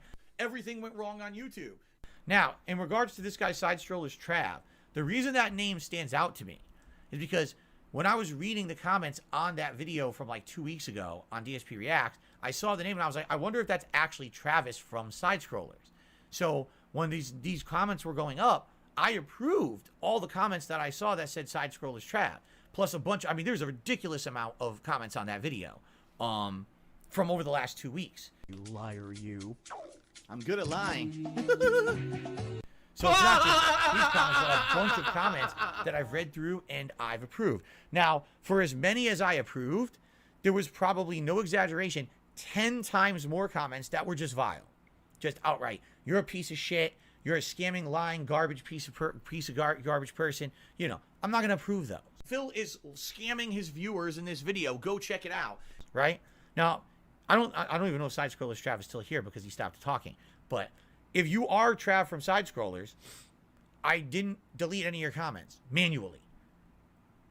I approved them all, the ones that I saw.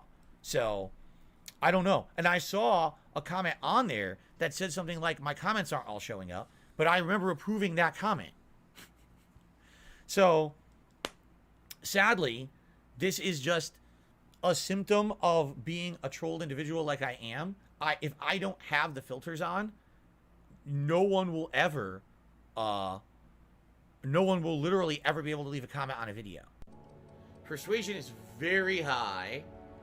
Lying is good. Okay. Just sucks, but I have to have it on. There's too much nastiness out there. So, my apologies if someone tries to leave comments on a video, they don't show up or whatever. I always try to approve all, even comments that are criticism, even comments that don't necessarily agree with me and stuff. I still approve them. As long as it's not like an insult or something gross or nasty, or, you know what I'm saying? I will almost always approve them. I shared almost all of my personal doings and beings with my viewers. So you would know everything about me. If I was sick, you know, how things were going with my YouTube channels, how things were going in my personal life with my friends, my family. Like, all that shit was always public. So for me, I was an easy target. So that's the deal. And apologies if something didn't show up. But now Side Scrollers Travis isn't even talking. So I didn't know if that was really Travis from Side Scrollers or not. But, yeah. And by the way, this is in regards to the video from 2 weeks ago. This is, you know, not recent. This is like, that's what I mean. Like, someone said, oh, they moved on. I'm sure they have. But I don't know. I don't pay attention. I'm doing my own thing here. 2 weeks ago is pretty recent, man. Oh, excuse me. Well, I have no idea if that's really Travis from Side Scrollers or not. No idea. Excuse me, here comes a burp. Oh, excuse me. How lovely, man. Dark Side Belch.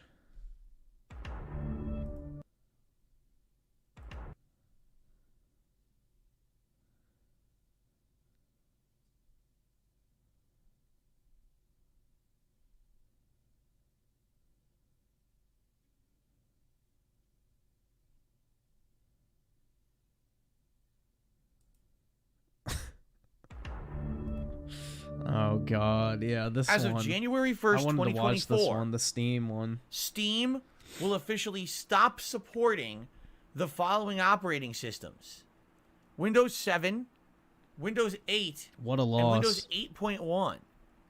After that date, the Steam client will no longer run on those versions of Windows. Guess what? No. That means I'm not using fucking Steam unless I upgrade my PC this year. Because I run on Windows 8.1. I'm still using it, you know? I mean, yes, it's a legacy version of Windows, but it's stable. It's consistent. It's reliable. I have literally no reason to upgrade to another version of Windows when my system works. Oh my God, so why are you forcing me to upgrade to dude. run fucking Steam? This is like literally the old man argument. Like, why would I upgrade something that still works? It's like, bruh, shut the fuck up. Steam is a third-party client that just accesses PC games. We're like, wow, that guy's a real piece of shit. What it's saying is, it's not saying, oh, you can't run the PC game. It's saying you can't run the client to access the PC game. I want you to think about how stupid this is. Okay? The game will still run. That's okay. But the client... Yeah, that's the thing is Windows 8 is literally the fucking worst version of Windows in fucking existence, hands down.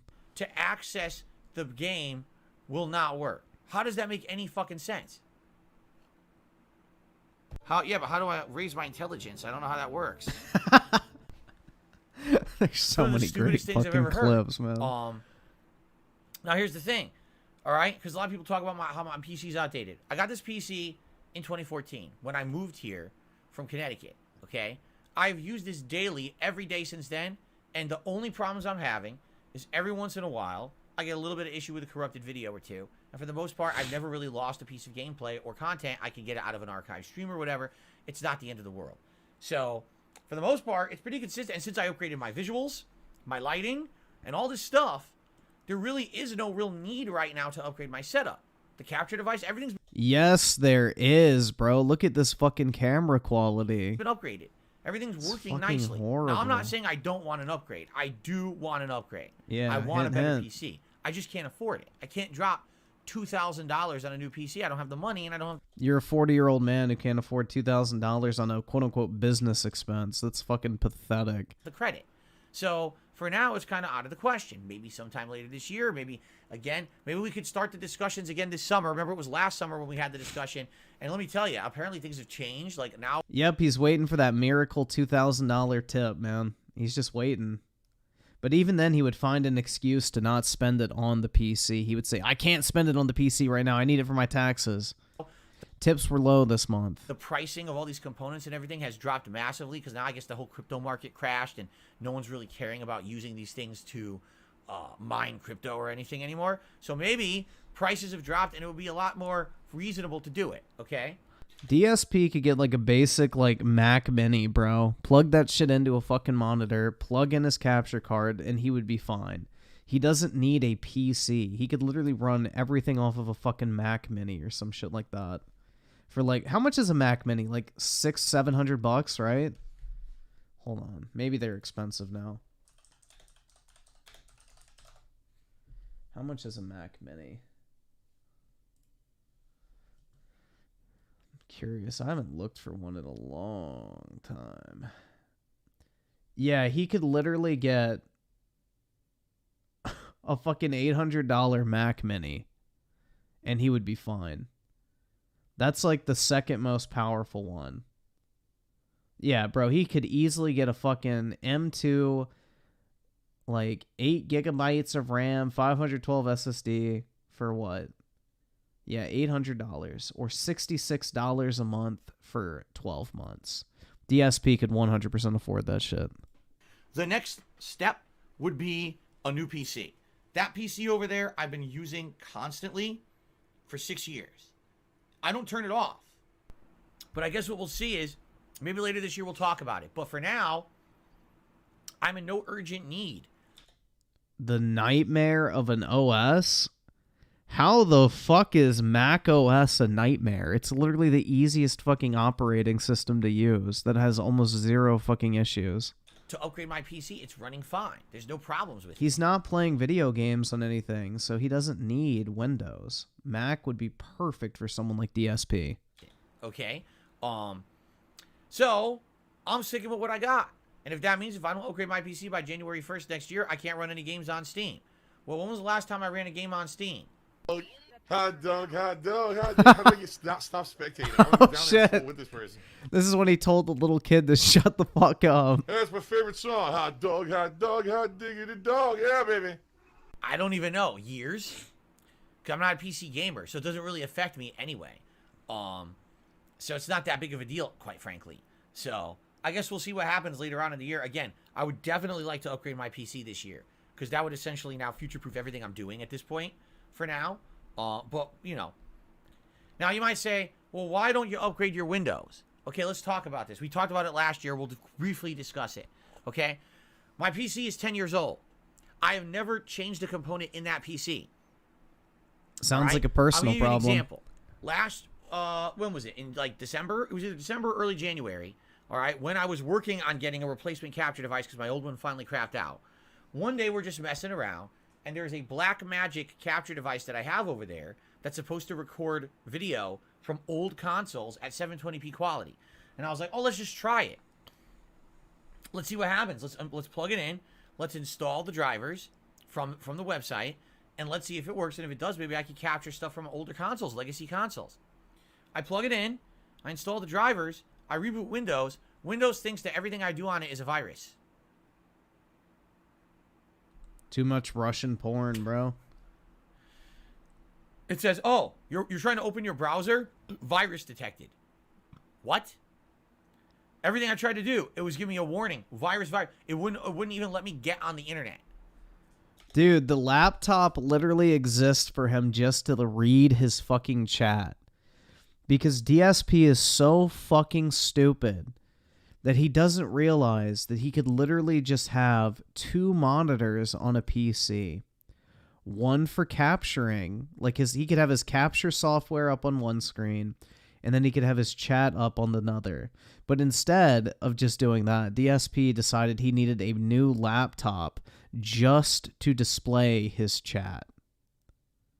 I'm not joking. That is all the laptop is used for. To display his fucking chat. Okay? The whole thing fucked up. And I was like, what? So I had to run back a Windows restore to undo everything I did, and now my PC works fine again. And I've been using it ever since. But that's the thing, like, this PC is so outdated. It's 10 years old. Well, about 10 years old. About 9 years old. I'm certainly not saying that, new one, then. for example, this current virus, the coronavirus, is not a big deal. All right? Not saying that. It has all old components in it. Everything in it is outdated. If you try to change something now on a PC that's been running smoothly for 9 years, chances are the whole thing will end up being fucked up. Then All get right? a new one, Really? cheap ass. Like, if I upgraded to Windows 10, Windows 11, chances are Nothing would be fucked up. some of the components wouldn't work right. What? Some of the hardware may not work right, and I don't have the means to fuck Some of the hardware, the components and hardware are the same thing, dumbass. Your hardware would work perfectly fine on Windows 11, dude. with this thing and buy components on the fly and fix it. I just don't. I don't, if it's working as it is, and literally, I don't have the need to have anything changed. Why change it when it's running smoothly for your business Shut purposes up, every old single man. fucking day? Right? Doesn't make sense. Why mess with what's working? That's like You're right. Nothing you're talking about makes a bit of fucking sense, dude. saying I have a car, it's a 10-year-old car, it runs super smooth, but man, some of those components are old, so let me just start replacing engine parts. But your car runs fine. That's literally what you do to prevent failure, you fucking dipshit. That's like saying, oh, my car is running fine. Why would I change the oil? Oh, my battery's fine. My car is running fine, but why would I change my battery after 5 years? So eventually you don't have to deal with the fucking problem, dipshit. Timothy Marco with the 2. I knew someone who refused to update from Windows XP. Jesus Christ, man. That's actually kind of sad. Damn. Why are you replacing engine parts? Wait for something to break down and not work, then replace it. No, I'm just going to start replacing engine parts. Oops, now the whole engine's fucked up and won't work. Won't start. Well, it's because you fucked with it. You know?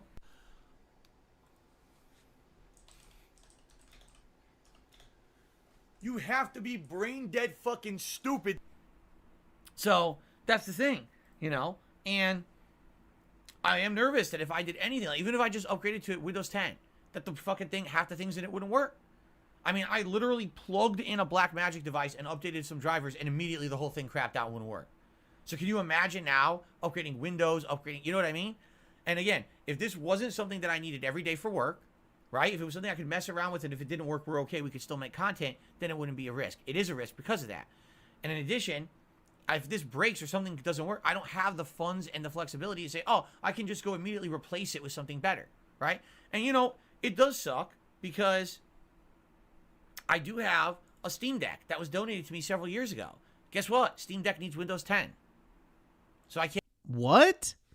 You got a Steam Deck that was donated to you, but it needs... What the fuck is he talking about, bro? Can't even use. I've had the Steam Deck over there. Excuse me, the Stream Deck, not Steam Deck. Stream Oh my god, bruh. Yeah, that's a big difference. Deck. I always say the wrong thing. I've had a Stream Deck for many years, and that would be useful. You could plug it and program it to each button does something different on the stream. I could transition scenes. I could play silly clips, like this. Stop it. Get some help. I could have that, hot wired to a button. So I just press it, does it, that's cool. But I can't. It only works with Windows 10. So, it is what it is. I'm stuck kind of where I am until I can get a new PC. We've been talking about this for over a year. Again, if anyone's interested, possibly with, hey, I want to help out. I want to donate a new PC. Hey, I'll talk with you. But the thing is, it has to be something that makes sense. Because there was a couple people last year. Rich. Like one person actually wanted to buy me a PC, but they were only offering me $900 setup, and I was like, that's not even enough to do what I do now. You know what I mean? Like, Yes, I wouldn't even be able to do what I do now. is. We would See, DSP wants like the top of the line PC, and he doesn't fucking need that shit. like maybe we could combine with other people or whatever. It just didn't work out. You know what I mean? We have to be. If I'm gonna get a new PC, it has to be something that's gonna future proof. I'm gonna need your guys' help. I really am. I'm gonna need your support morally, everything. I need it. So I have a PC that's gonna be good for all my. No, he doesn't need moral support. He needs monetary support. Open your wallets and give me all of your money. My daily streaming needs, my capturing needs, and then maybe even in the long term doing games and stuff. Like, that's the whole point. Or else why get the PC to begin with, right? So basically, you know, it sucks. Do I want to upgrade the PC? I do, but you know, this is what happens when you have no credit, when you declared bankruptcy 3 years ago. Why do you need credit to buy a computer, bro? I can go and buy a fucking, like, bro, I could go buy 8 Mac Minis tomorrow and it wouldn't even fucking take up half of the money I have available to spend. You should have plenty of money as a grown-ass fucking man to go buy a fucking computer for $800, dude. You know, I have no credit right now. I don't have flexibility. I don't have extra cash or anything. I'm kind of locked right now. I would hope things will change in the future and get better. No, you don't. When we were talking about this last year, because people were like $900 isn't enough. No, we were talking about this last year. Minimum $2,000, if not more than that, like $2,500 is what we were looking at. Remember, we pieced it out, each part of the components of each piece of the PC, and then we priced it out. That's about what it would be. So it's looking like the future's so bright. I gotta wear shades. Bro, what? Looking like the future's so bright. I gotta wear shades.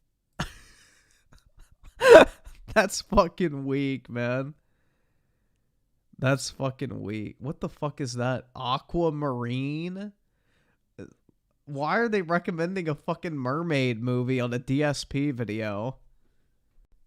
Bruh. Vegeta's receding hairline with the two. Bro wants a 4090 to play WWE Champions with ray tracing. I know, man. It's like, it's fucking wild. He does not need a $2,000 computer to fucking record footage with OBS. You could literally do that shit on a fucking Mac Mini for $800. He would be perfectly fine. He just wants a vanity PC. That's the thing. Is he wants to spend a lot of money on something, but he wants to spend other people's money on something. So, you know, he's going to be very picky.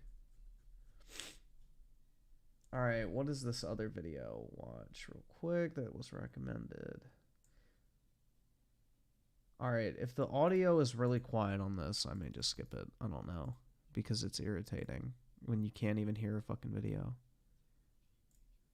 Overexpression is usually something that people do that are pretty boring, and they tend to let one thing define them. So an example of this in modern times would be people that are homosexual tend to let that be their one defining trait, and outside of that, they tend to not really have anything. So pretty similar. What? To that, you see this in the anime community a lot too, where if you're a fan of anime, most people let the fact that they're a fan of anime entirely define them. Now, funnily enough, the more hardcore of an anime fan someone is, the less expressive they tend to be. Dude, look at that shit. This is like pedophile island back here. Look at these fucking figures, bro. That is like a fucking 6-year-old or some shit. What the fuck? He's got like 4 of them. Or no, yeah, 4 of them, and then 3 other anime bitches. Because they've already been through that phase of expressing it. Pedophile island, bro. People that tend to express how much of a weeb they are on social media or with their friends or whatever tend to be people that are fairly new to anime. So a lot of these people that are new to AniTube or are new. Dude, how? Oh my god! Look at the fucking mouse pad. Dude, I would beat the shit out of my kids if I ever walked in. Anime in general are going to be the people with the crazy stereotypical otaku rooms with the 5 bookshelves of manga behind them, samurai swords, and body pillows. Now, I understand also some people are doing this ironically, but at the same time, a lot of people aren't. There's a lot of grown men that think it's perfectly normal to be hanging sexually explicit posters of little girls all over their room and have body pillows, and from an outsider looking in, this sort of behavior just screams mental illness. It's very disturbing, and you can see why a lot of people tend The average Ukrainian game setup. to stay away from the anime community. So with that being said, you can The kind of best PC gaming setup in Ukraine, bro. I saw there with the two Bill Clinton's house. I don't think our boy Bill is like that. He prefers the real deal. the more new someone is to anime, the more they tend to sort of cram it down your throat if they're an anime fan. So I've broken up people that tend to do this the most into 3 categories here. And the first category are the people that like the Bro, I just noticed that shit. What the fuck? He's got like a full-sized wall scroll of a fucking anime, bitch. I guarantee you he makes out with that thing. aesthetic of anime more than anime itself. Now, these are probably the least important of this group, meaning that I think it's the least big deal. These tend to be people that score anime based on the imagery or how it makes them feel more than the actual writing or the plot. A lot of people that are on the whole emo goth trend, which is pretty big nowadays with the younger generation. Oh god, dude, this is the fucking cringe lord that roasted Andrew Tate and then ended up roasting himself. What the fuck, dude? This guy is like absolutely fucking pathetic. Generation are also people that are like this, people that like shows like Lane and stuff like that, but kind of liking it for the wrong reasons, like liking it for the aesthetic more than liking it because it's well written. So the second category here are people that come from meme culture and degeneracy that spreads around the anime community. So I've made several videos that go into this, so I'm not going to spend Oh too my much time on this god. point here, but it's no secret that the anime community is full of people that just come from meme culture and they just want to feel like they're a part of something. The stereotypical neck beard, Let me catch my kid with that shit on their fucking wall. obese people that you see all the time in the anime community making videos, whatever. So the third and final reason here are, Dude, look at that gut. What the fuck, man? His gut is like only large at the top part of his stomach. What the fuck? It's like almost like he's pregnant, but the baby got shoved up into his rib cage up next to his heart. unophiles or scedophiles. You can even throw pedophiles in there, honestly, but these are people that tend to watch anime for sexual reasons. An example of this is attraction to animated characters. So you see this a lot in the anime community. Sort of an example of this is most of the most popular art, in quotations, that you see on Twitter tends to be pornography, and if it's not pornography, chances are it's not. I saw it with the 5. The last guy with the wall scroll lives in the backyard of his parents' house in a shed they built for him. He might have moved, but probably not. Damn, they don't even want his ass in the fucking house. Not really gonna. I don't blame him. Or retweets or whatever. Or a lot of people that are looking at this form of art are looking at it because they're horny, not because it's good. And if something makes you horny or you're attracted to it, it's a 10 out of 10 for you, and that's how it is. And a lot of modern anime preys upon this, especially. Daryl's in with the 2 play his rap songs again. Yeah, I'm gonna pass on that one, friend. No, thank you. And Zolgzina with the 2, the body pillow got him pregnant. Probably. There's enough cum on it to probably, like, if he even enters the room with anyone, they immediately get pregnant. With the younger generation. It's like the spores in The Last of Us, bro. It's like pregnancy spores from all the fucking dried up cum on that pillow. Because you have more teenagers and stuff that are watching anime and growing up, and they tend to target them with more sexually explicit shows, despite labeling them as for adults or whatever, but they're clearly targeted more at a teenage audience. So if there's anything you can get. Dude, just imagine having a bunch of little girls on your fucking room. Like, look at this shit. Foot fetish art. Like, bro, this is pathetic. Holy fuck, man. This video, just don't let one thing define you. Try not to be a drone. Find it funny that most people that tend to claim they're not letting things define them, or people that are artists, or people What the that try to fuck? be different super hard, tend to be people that are the most boring. So don't let being into anime be your What the fuck is wrong with that, dude? From anime every once in a while. Anime shouldn't be held on a pedestal as the greatest thing ever. There's a lot of great. It looks like you could literally pick his hair up off of his head, bro. It looks like one solid mass.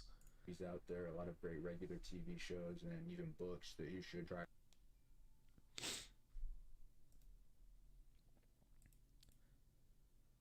Delta Gold with the 2, it's ironic, I'm sure, man. My pedophilia is ironic, right, guys? I did it for the memes. I did it for the memes, guys.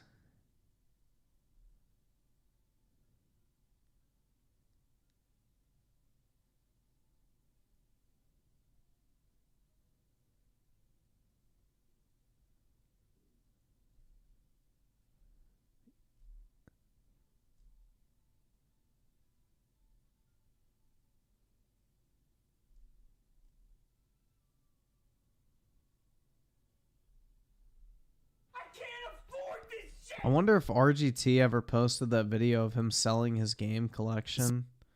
I would actually be curious to see that. Well, it's almost time to say goodbye. Is this the video? Maybe. My wish is my command. Well, folks, it's almost over. And, you know, that's kind of weird for me to say because obviously... Dude, look at the... Dude, my shelves are dusty as fuck. I shouldn't be talking shit. This is something that has been a But you can see he never fucking used any of that shit because of the layer of dust. part of me for 20 plus years, but my days of collecting video games actively are almost over. I have indeed sold the collection. I talked about it in a previous video, but you could see here the shelves are starting to look barren. There's totes of stuff that... Yo, you guys want to see something? Hold on. Let me see if I can find this. Is this it? Yeah, here we go. Here's some shit that I have bought recently. There you guys go. This is some of the stuff I have. Whoa, you can really zoom in. Shit. So, we got some games here, bro. So, we got Pokemon Let's Go. More Pokemon games. These are Japanese Yu-Gi-Oh! Rush Duel, which have the Dark Magician Girl promo inside.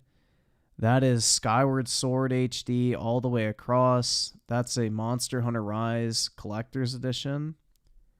Then we got Demon Souls, Elden Ring Steelbook, Doom Eternal Steelbooks, Final Fantasy VII Remake Collector's Editions, Nier, Drakengard. Now keep in mind, this is one layer. There's another fucking layer underneath this in the box. So this is just the top layer of the box, bro. So... there's way more stuff underneath. Yeah, this is all sealed, man. All fucking sealed. Then we got God of War 3, God of War Ascension, and what's cool about this copy of God of War Ascension is it has the Last of Us demo sticker on the front and a sealed copy of The Last of Us, 2 Rise Son of Rome Day 1 editions from 2013 from the launch of the Xbox One, which are really cool. Halo 5 Guardians, I got these for like $5 a piece. Destiny 1 sealed, Destiny the Taken King Legendary Edition sealed. Then we got some more games. We got Doom Eternal on PC sealed. These are Shining Pearl and Brilliant Diamond dual packs, and then those are the individual games. Got Borderlands 2, Dead Island Special Edition, the Ezio games for Assassin's Creed, then a bunch of Pokemon and 3DS games under there all the way against the side. Some sealed copies of Titanfall 1. In this black envelope is a sealed copy of Final Fantasy 13 for 360. These are my graded Modern Warfare 3 games. That's a Steam controller. I found another one I had somewhere. And then a Ring Fit Adventure. Because, you know, fitness.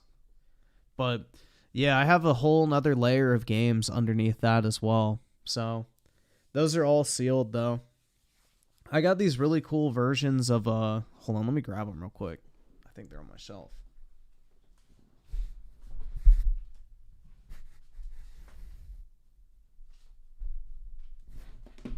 It might just be easier for me to pull it up. But yeah. These are just some of the sealed games I have that I've bought recently. That I, like, when I was cleaning up my office and, like, opening all the boxes and shit I had sitting behind me, I just, like, sorted them out and put them in the box to organize. Let me see. Probably just be easier to pull up a picture. But yeah, that's my game collection or whatever, or part of it. I just buy a bunch of sealed shit. Purchase history. Let's see. Yeah, check this shit out, man.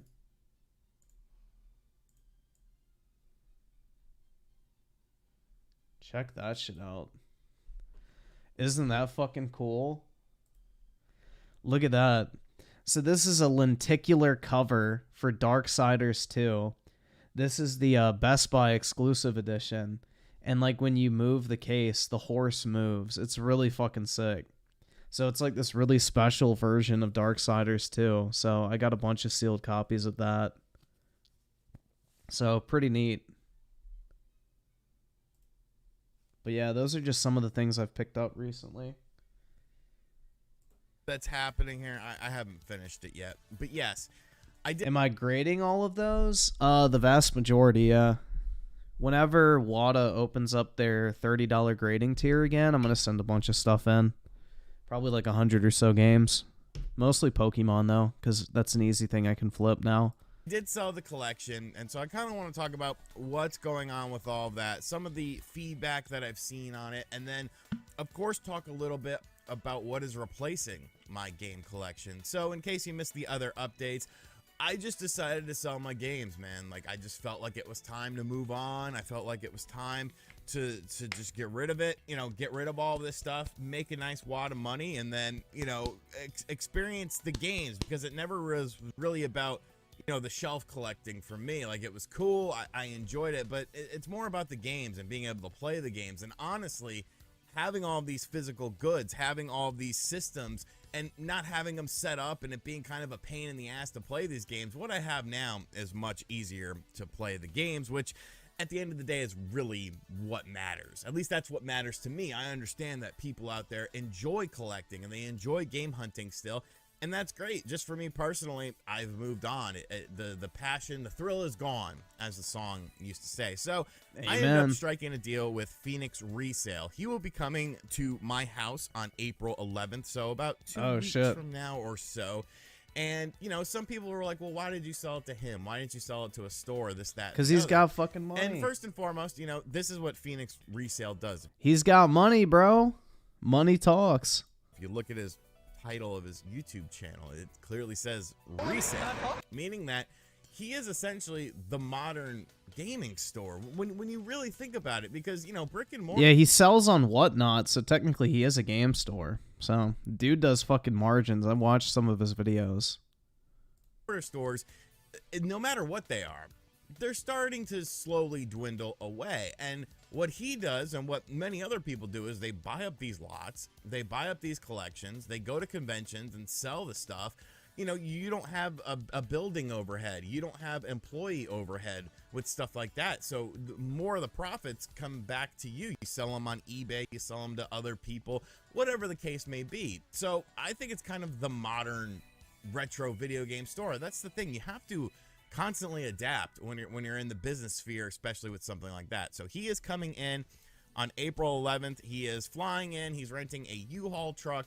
We're gonna load that sumbitch up, and then he's gonna head on. So I am keeping, like, as you can see here, all of this is pretty much done. There's some Saturn and Dreamcast stuff that I still need to do here. The stuff that you see on this little stinky shelf, that's like my PlayStation and Xbox stuff that I'm actually keeping for like the modern systems. So that's going to get transferred over to this shelf. The little stinky shelf is going to completely go away. And then I have another shelf over here that you can't see off camera that's exactly like this. So I'm going to move that shelf over here and then put the games that I have, the games that I'm keeping are going to stay there. And then whatever else I decide to, you know, put there to fill it out, because I have stuff to put there, like collectibles and stuff like that.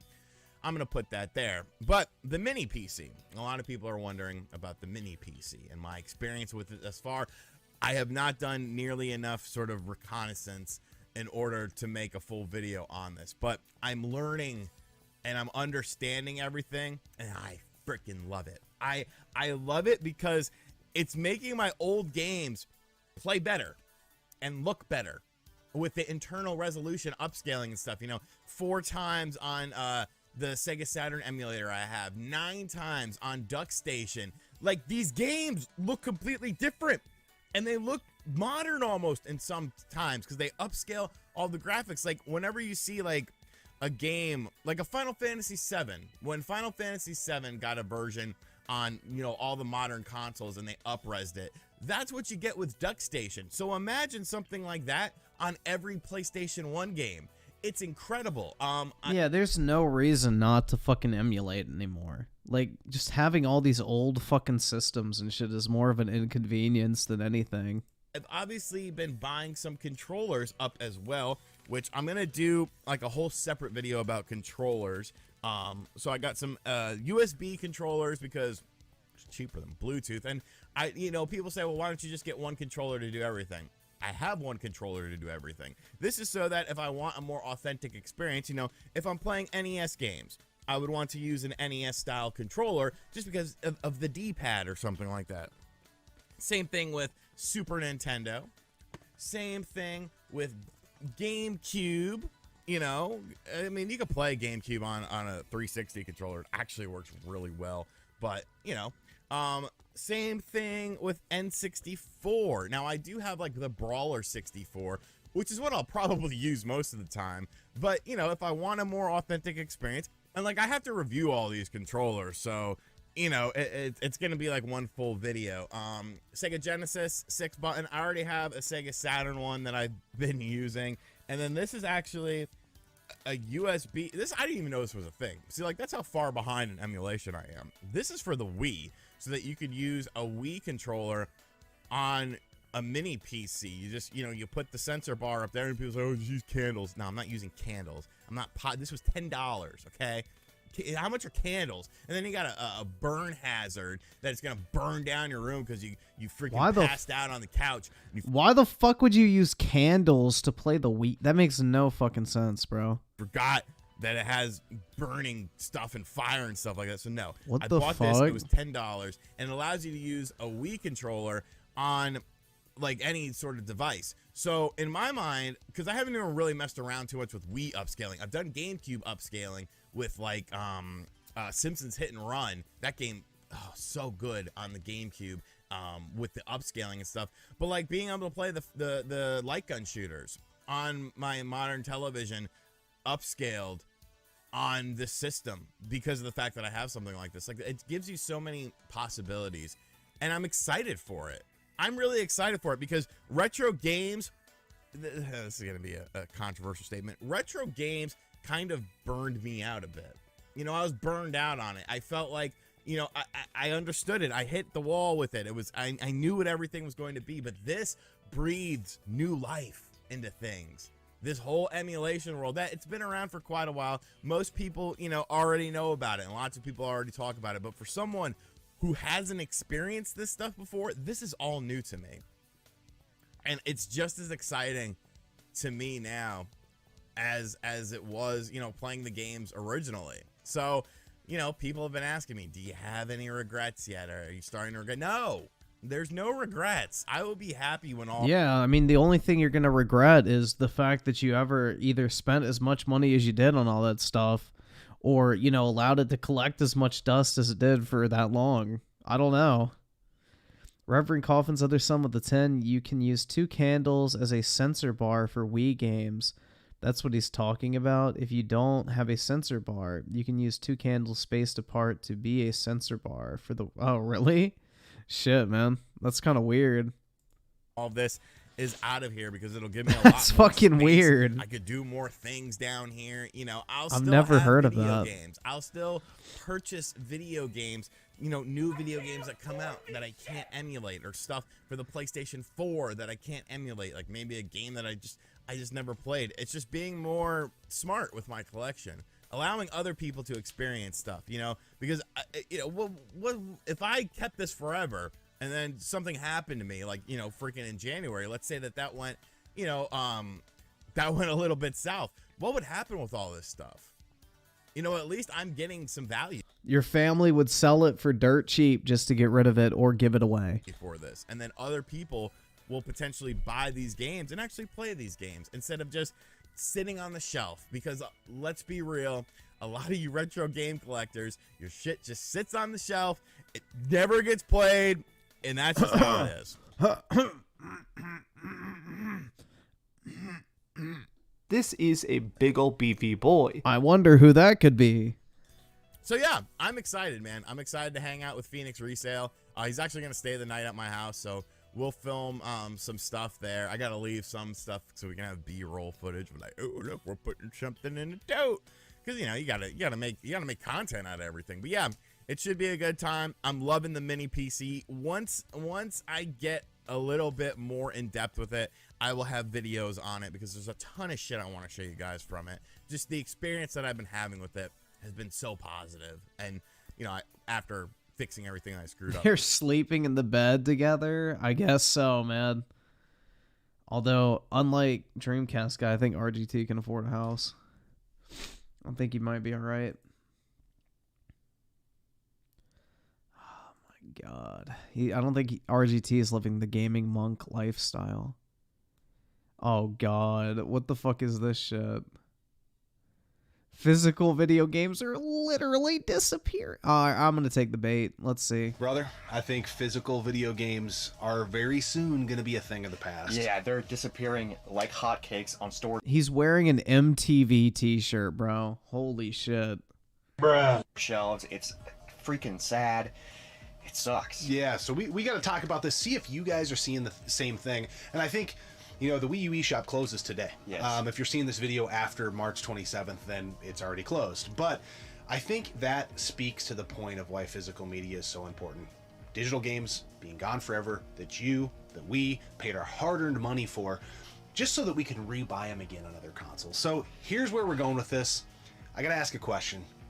Wiped. It makes no sense because the most valuable thing in the retail space is shelf space. Yeah, dude, it is wild. I started noticing. Bro, what the fuck? I haven't been in the Target video game section in years. But holy shit, man. People really don't give a fuck about physical games anymore. This probably around the holidays, and I was like, oh, it's just a supply issue, you know, it's the holidays, people are buying games. So I didn't really think anything of it because I was walking through the aisles and being like, why is it so empty? But it's freaking the end of March. Yeah. And the aisles are still empty, if not more empty. It's just so weird. Like, if you go to, like, these stores, like, going through Walmart, they have... He has painted nails, a smiley face tattoo, aisles of video games, and it's just like, how do they have... and a wrestling blow-up doll next to him. How's it empty? I mean, obviously, there's still some games, but some of them, there's only one left. Or, like... Yeah. There's end caps that are empty. Yeah. And that's like your display piece. And we've got new consoles on the market. So this isn't like I'm saying the PS4 section is empty. That would maybe kind of make sense. Maybe because they're pushing PS5 stuff. But no, the PS5 stuff has spots too. And it's like, what is going on? Yeah. I don't Nobody's buying them. know. So it got us like thinking, man, like what is going on with physical media? We started looking some stuff up and we found some crazy facts that like, I think in 2022, most of the sales for video games were digital. Yeah, we've seen data anywhere between like 95% of video games sold were digital versus physical, all the way down to like 72% from 2022.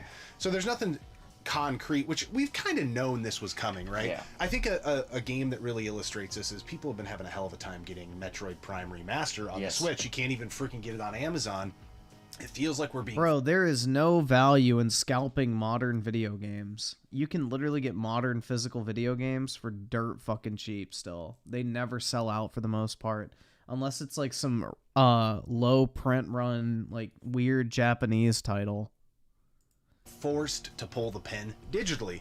But the data speaks to probably why we're seeing store shelves empty, because they're not having a supply chain issue with getting the digital download cards, because of those sections they're plumb full. I'm sure there probably is some supply issues and that could be part of it, but No, it's a demand issue. I think part of it, I think the big part of it is they're trying to push digital games because it's cheaper for them to produce, obviously. They don't... No! Stores want to sell physical games because they actually get a fucking...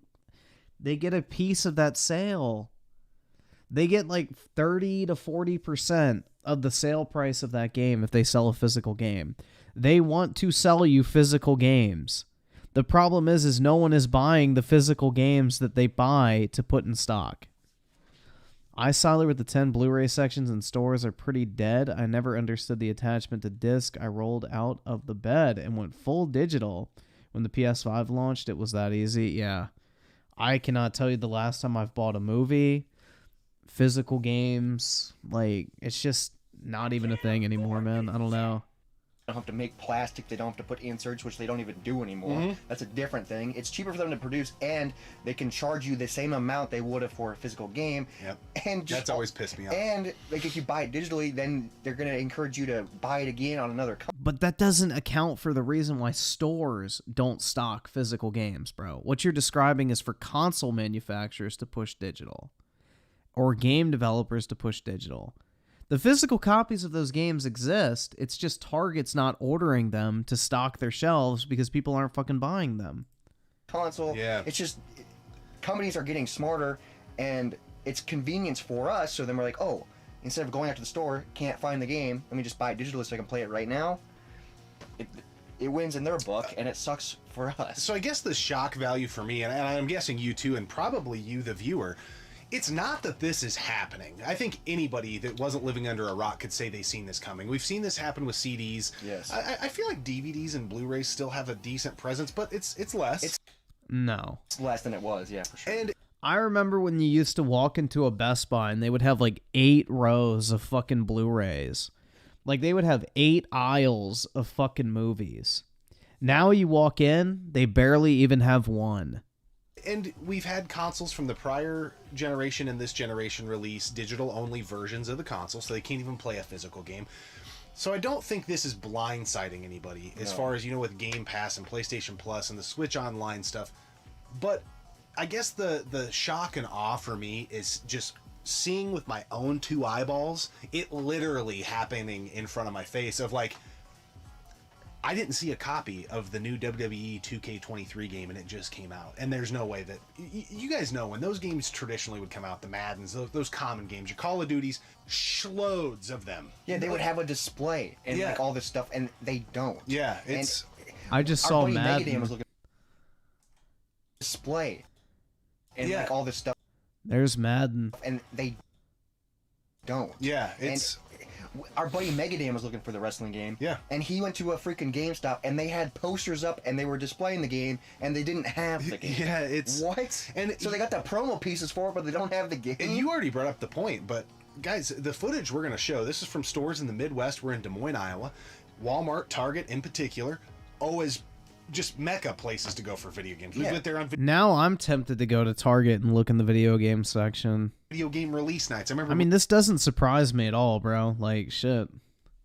I mean, I could download whatever game I want on my Nintendo Switch without having to even fucking leave my house.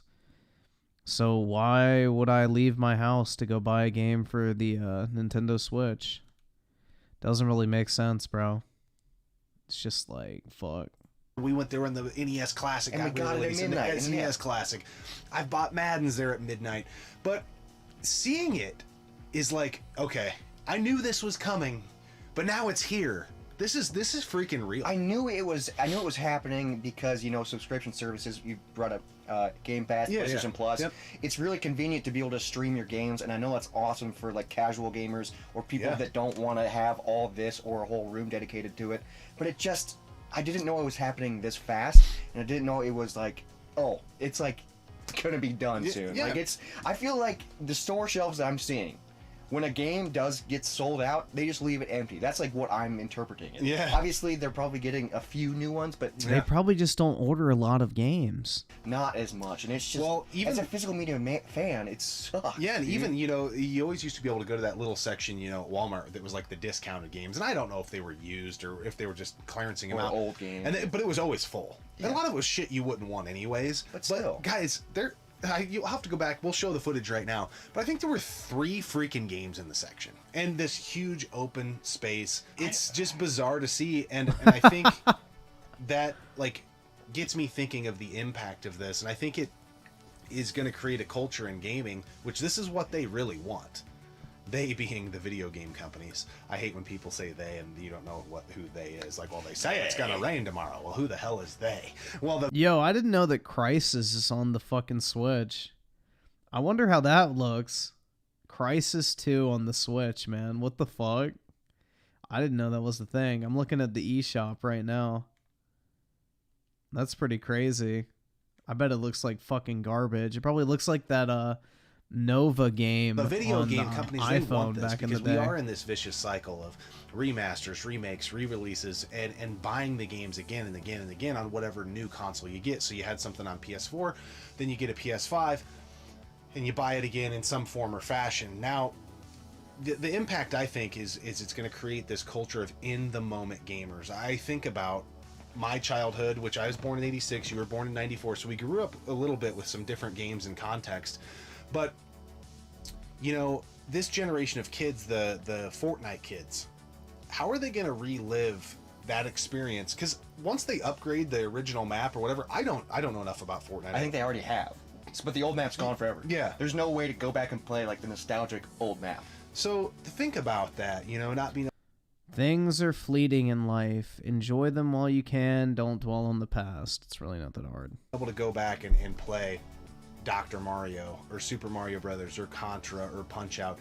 And of course, the great epic titles. Well, dude, you're describing a single-player game versus a multiplayer game.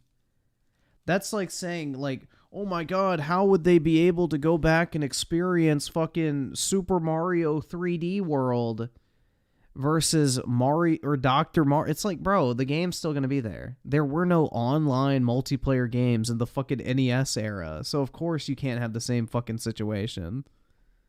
Delta Gold with the 2, there is a way to play old maps now. There you go, man. Yeah, they added like that whole like creator mode or whatever to Fortnite that's supposedly really fucking good. We'll be able to I forgot about that. But this gives ammunition. And we don't talk a lot about emulation on the channel. No, we don't. But we do in some instances. But mostly we're collectors, right? So we really focus on the physical. That memory is more cemented because of that.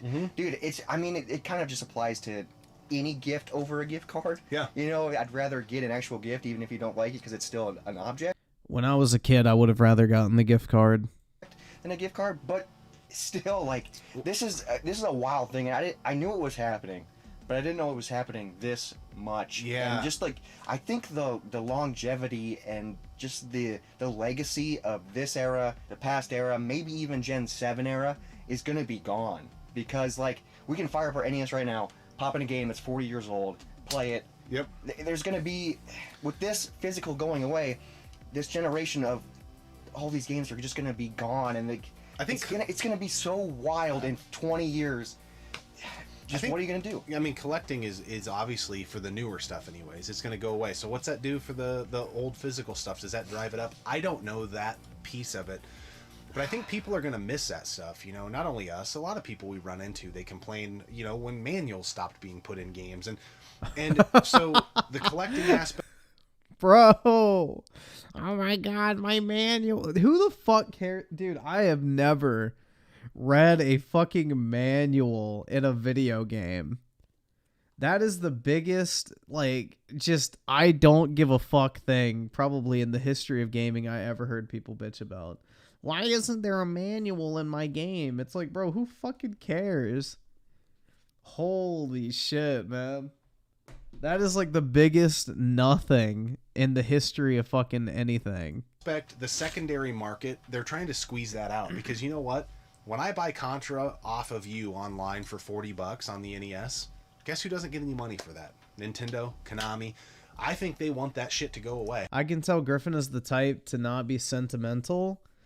My card collection would argue differently, but there's a difference between fucking, like, this is the thing though.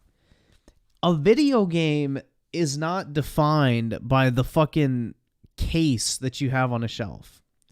A video game is defined by your ability to play it.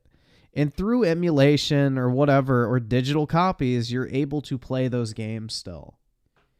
I don't understand the need to have a wall of fucking games you don't touch, when in reality you could just download the entire like NES library, for example, onto an 8 gigabyte flash drive, and then just plug it into a fucking Raspberry Pi and just play whatever the fuck you want. Like, you don't need to hoard. You don't need the physical copy, but people would rather have something to look at on a shelf than the actual game. That's the thing. They want to be able to sell you a Contra HD collection with all the Contra games on it again and again and again with each generation that comes out. Yeah, like I have close to fucking how many games in my Steam library? Like, bruh, I don't want a physical copy of every single one of these games to have to store on a fucking shelf. That would be fucking obnoxious. Like, if I had to store every single one of these games individually on a shelf and then have to get up, go get the disc, pop it into my fucking computer, wait for it to boot, you know, oh, it didn't automatically update, I gotta fucking do the update. It's like, bruh, it's so much more convenient to just have a fucking massive digital library. You have access to your games whenever, wherever, and more easily than ever before. And so people buy it even if they have the physical stuff. Yeah. And like, so the companies are like, well, it's working. Yeah. So let's keep doing it. Well, I think that's why we're getting so many remakes and remasters, and I'm not shitting on those because I do enjoy my fair share of them. Yeah. But, you know, we're regurgitating just old content over and over again. We're been playing Call of Duty since Call of Duty was a thing, you know, but it's still a thing. But what I'm getting at is the Call of Duty I'm playing most right now is with this dude, co-op, and it's Black Ops 1 on the PS3. Zombies, baby. Who's doing that? But we can do that because we still have the freaking disc. Split screen. Yeah. I don't know. You don't need a disc to play Black Ops 1. You can literally go buy Black Ops 1 on the Xbox. You can buy that shit on PC. You do not need the original disc to play Black Ops 1. Oh, in the comment section below. I can go buy Black Ops 1 right fucking now, dude.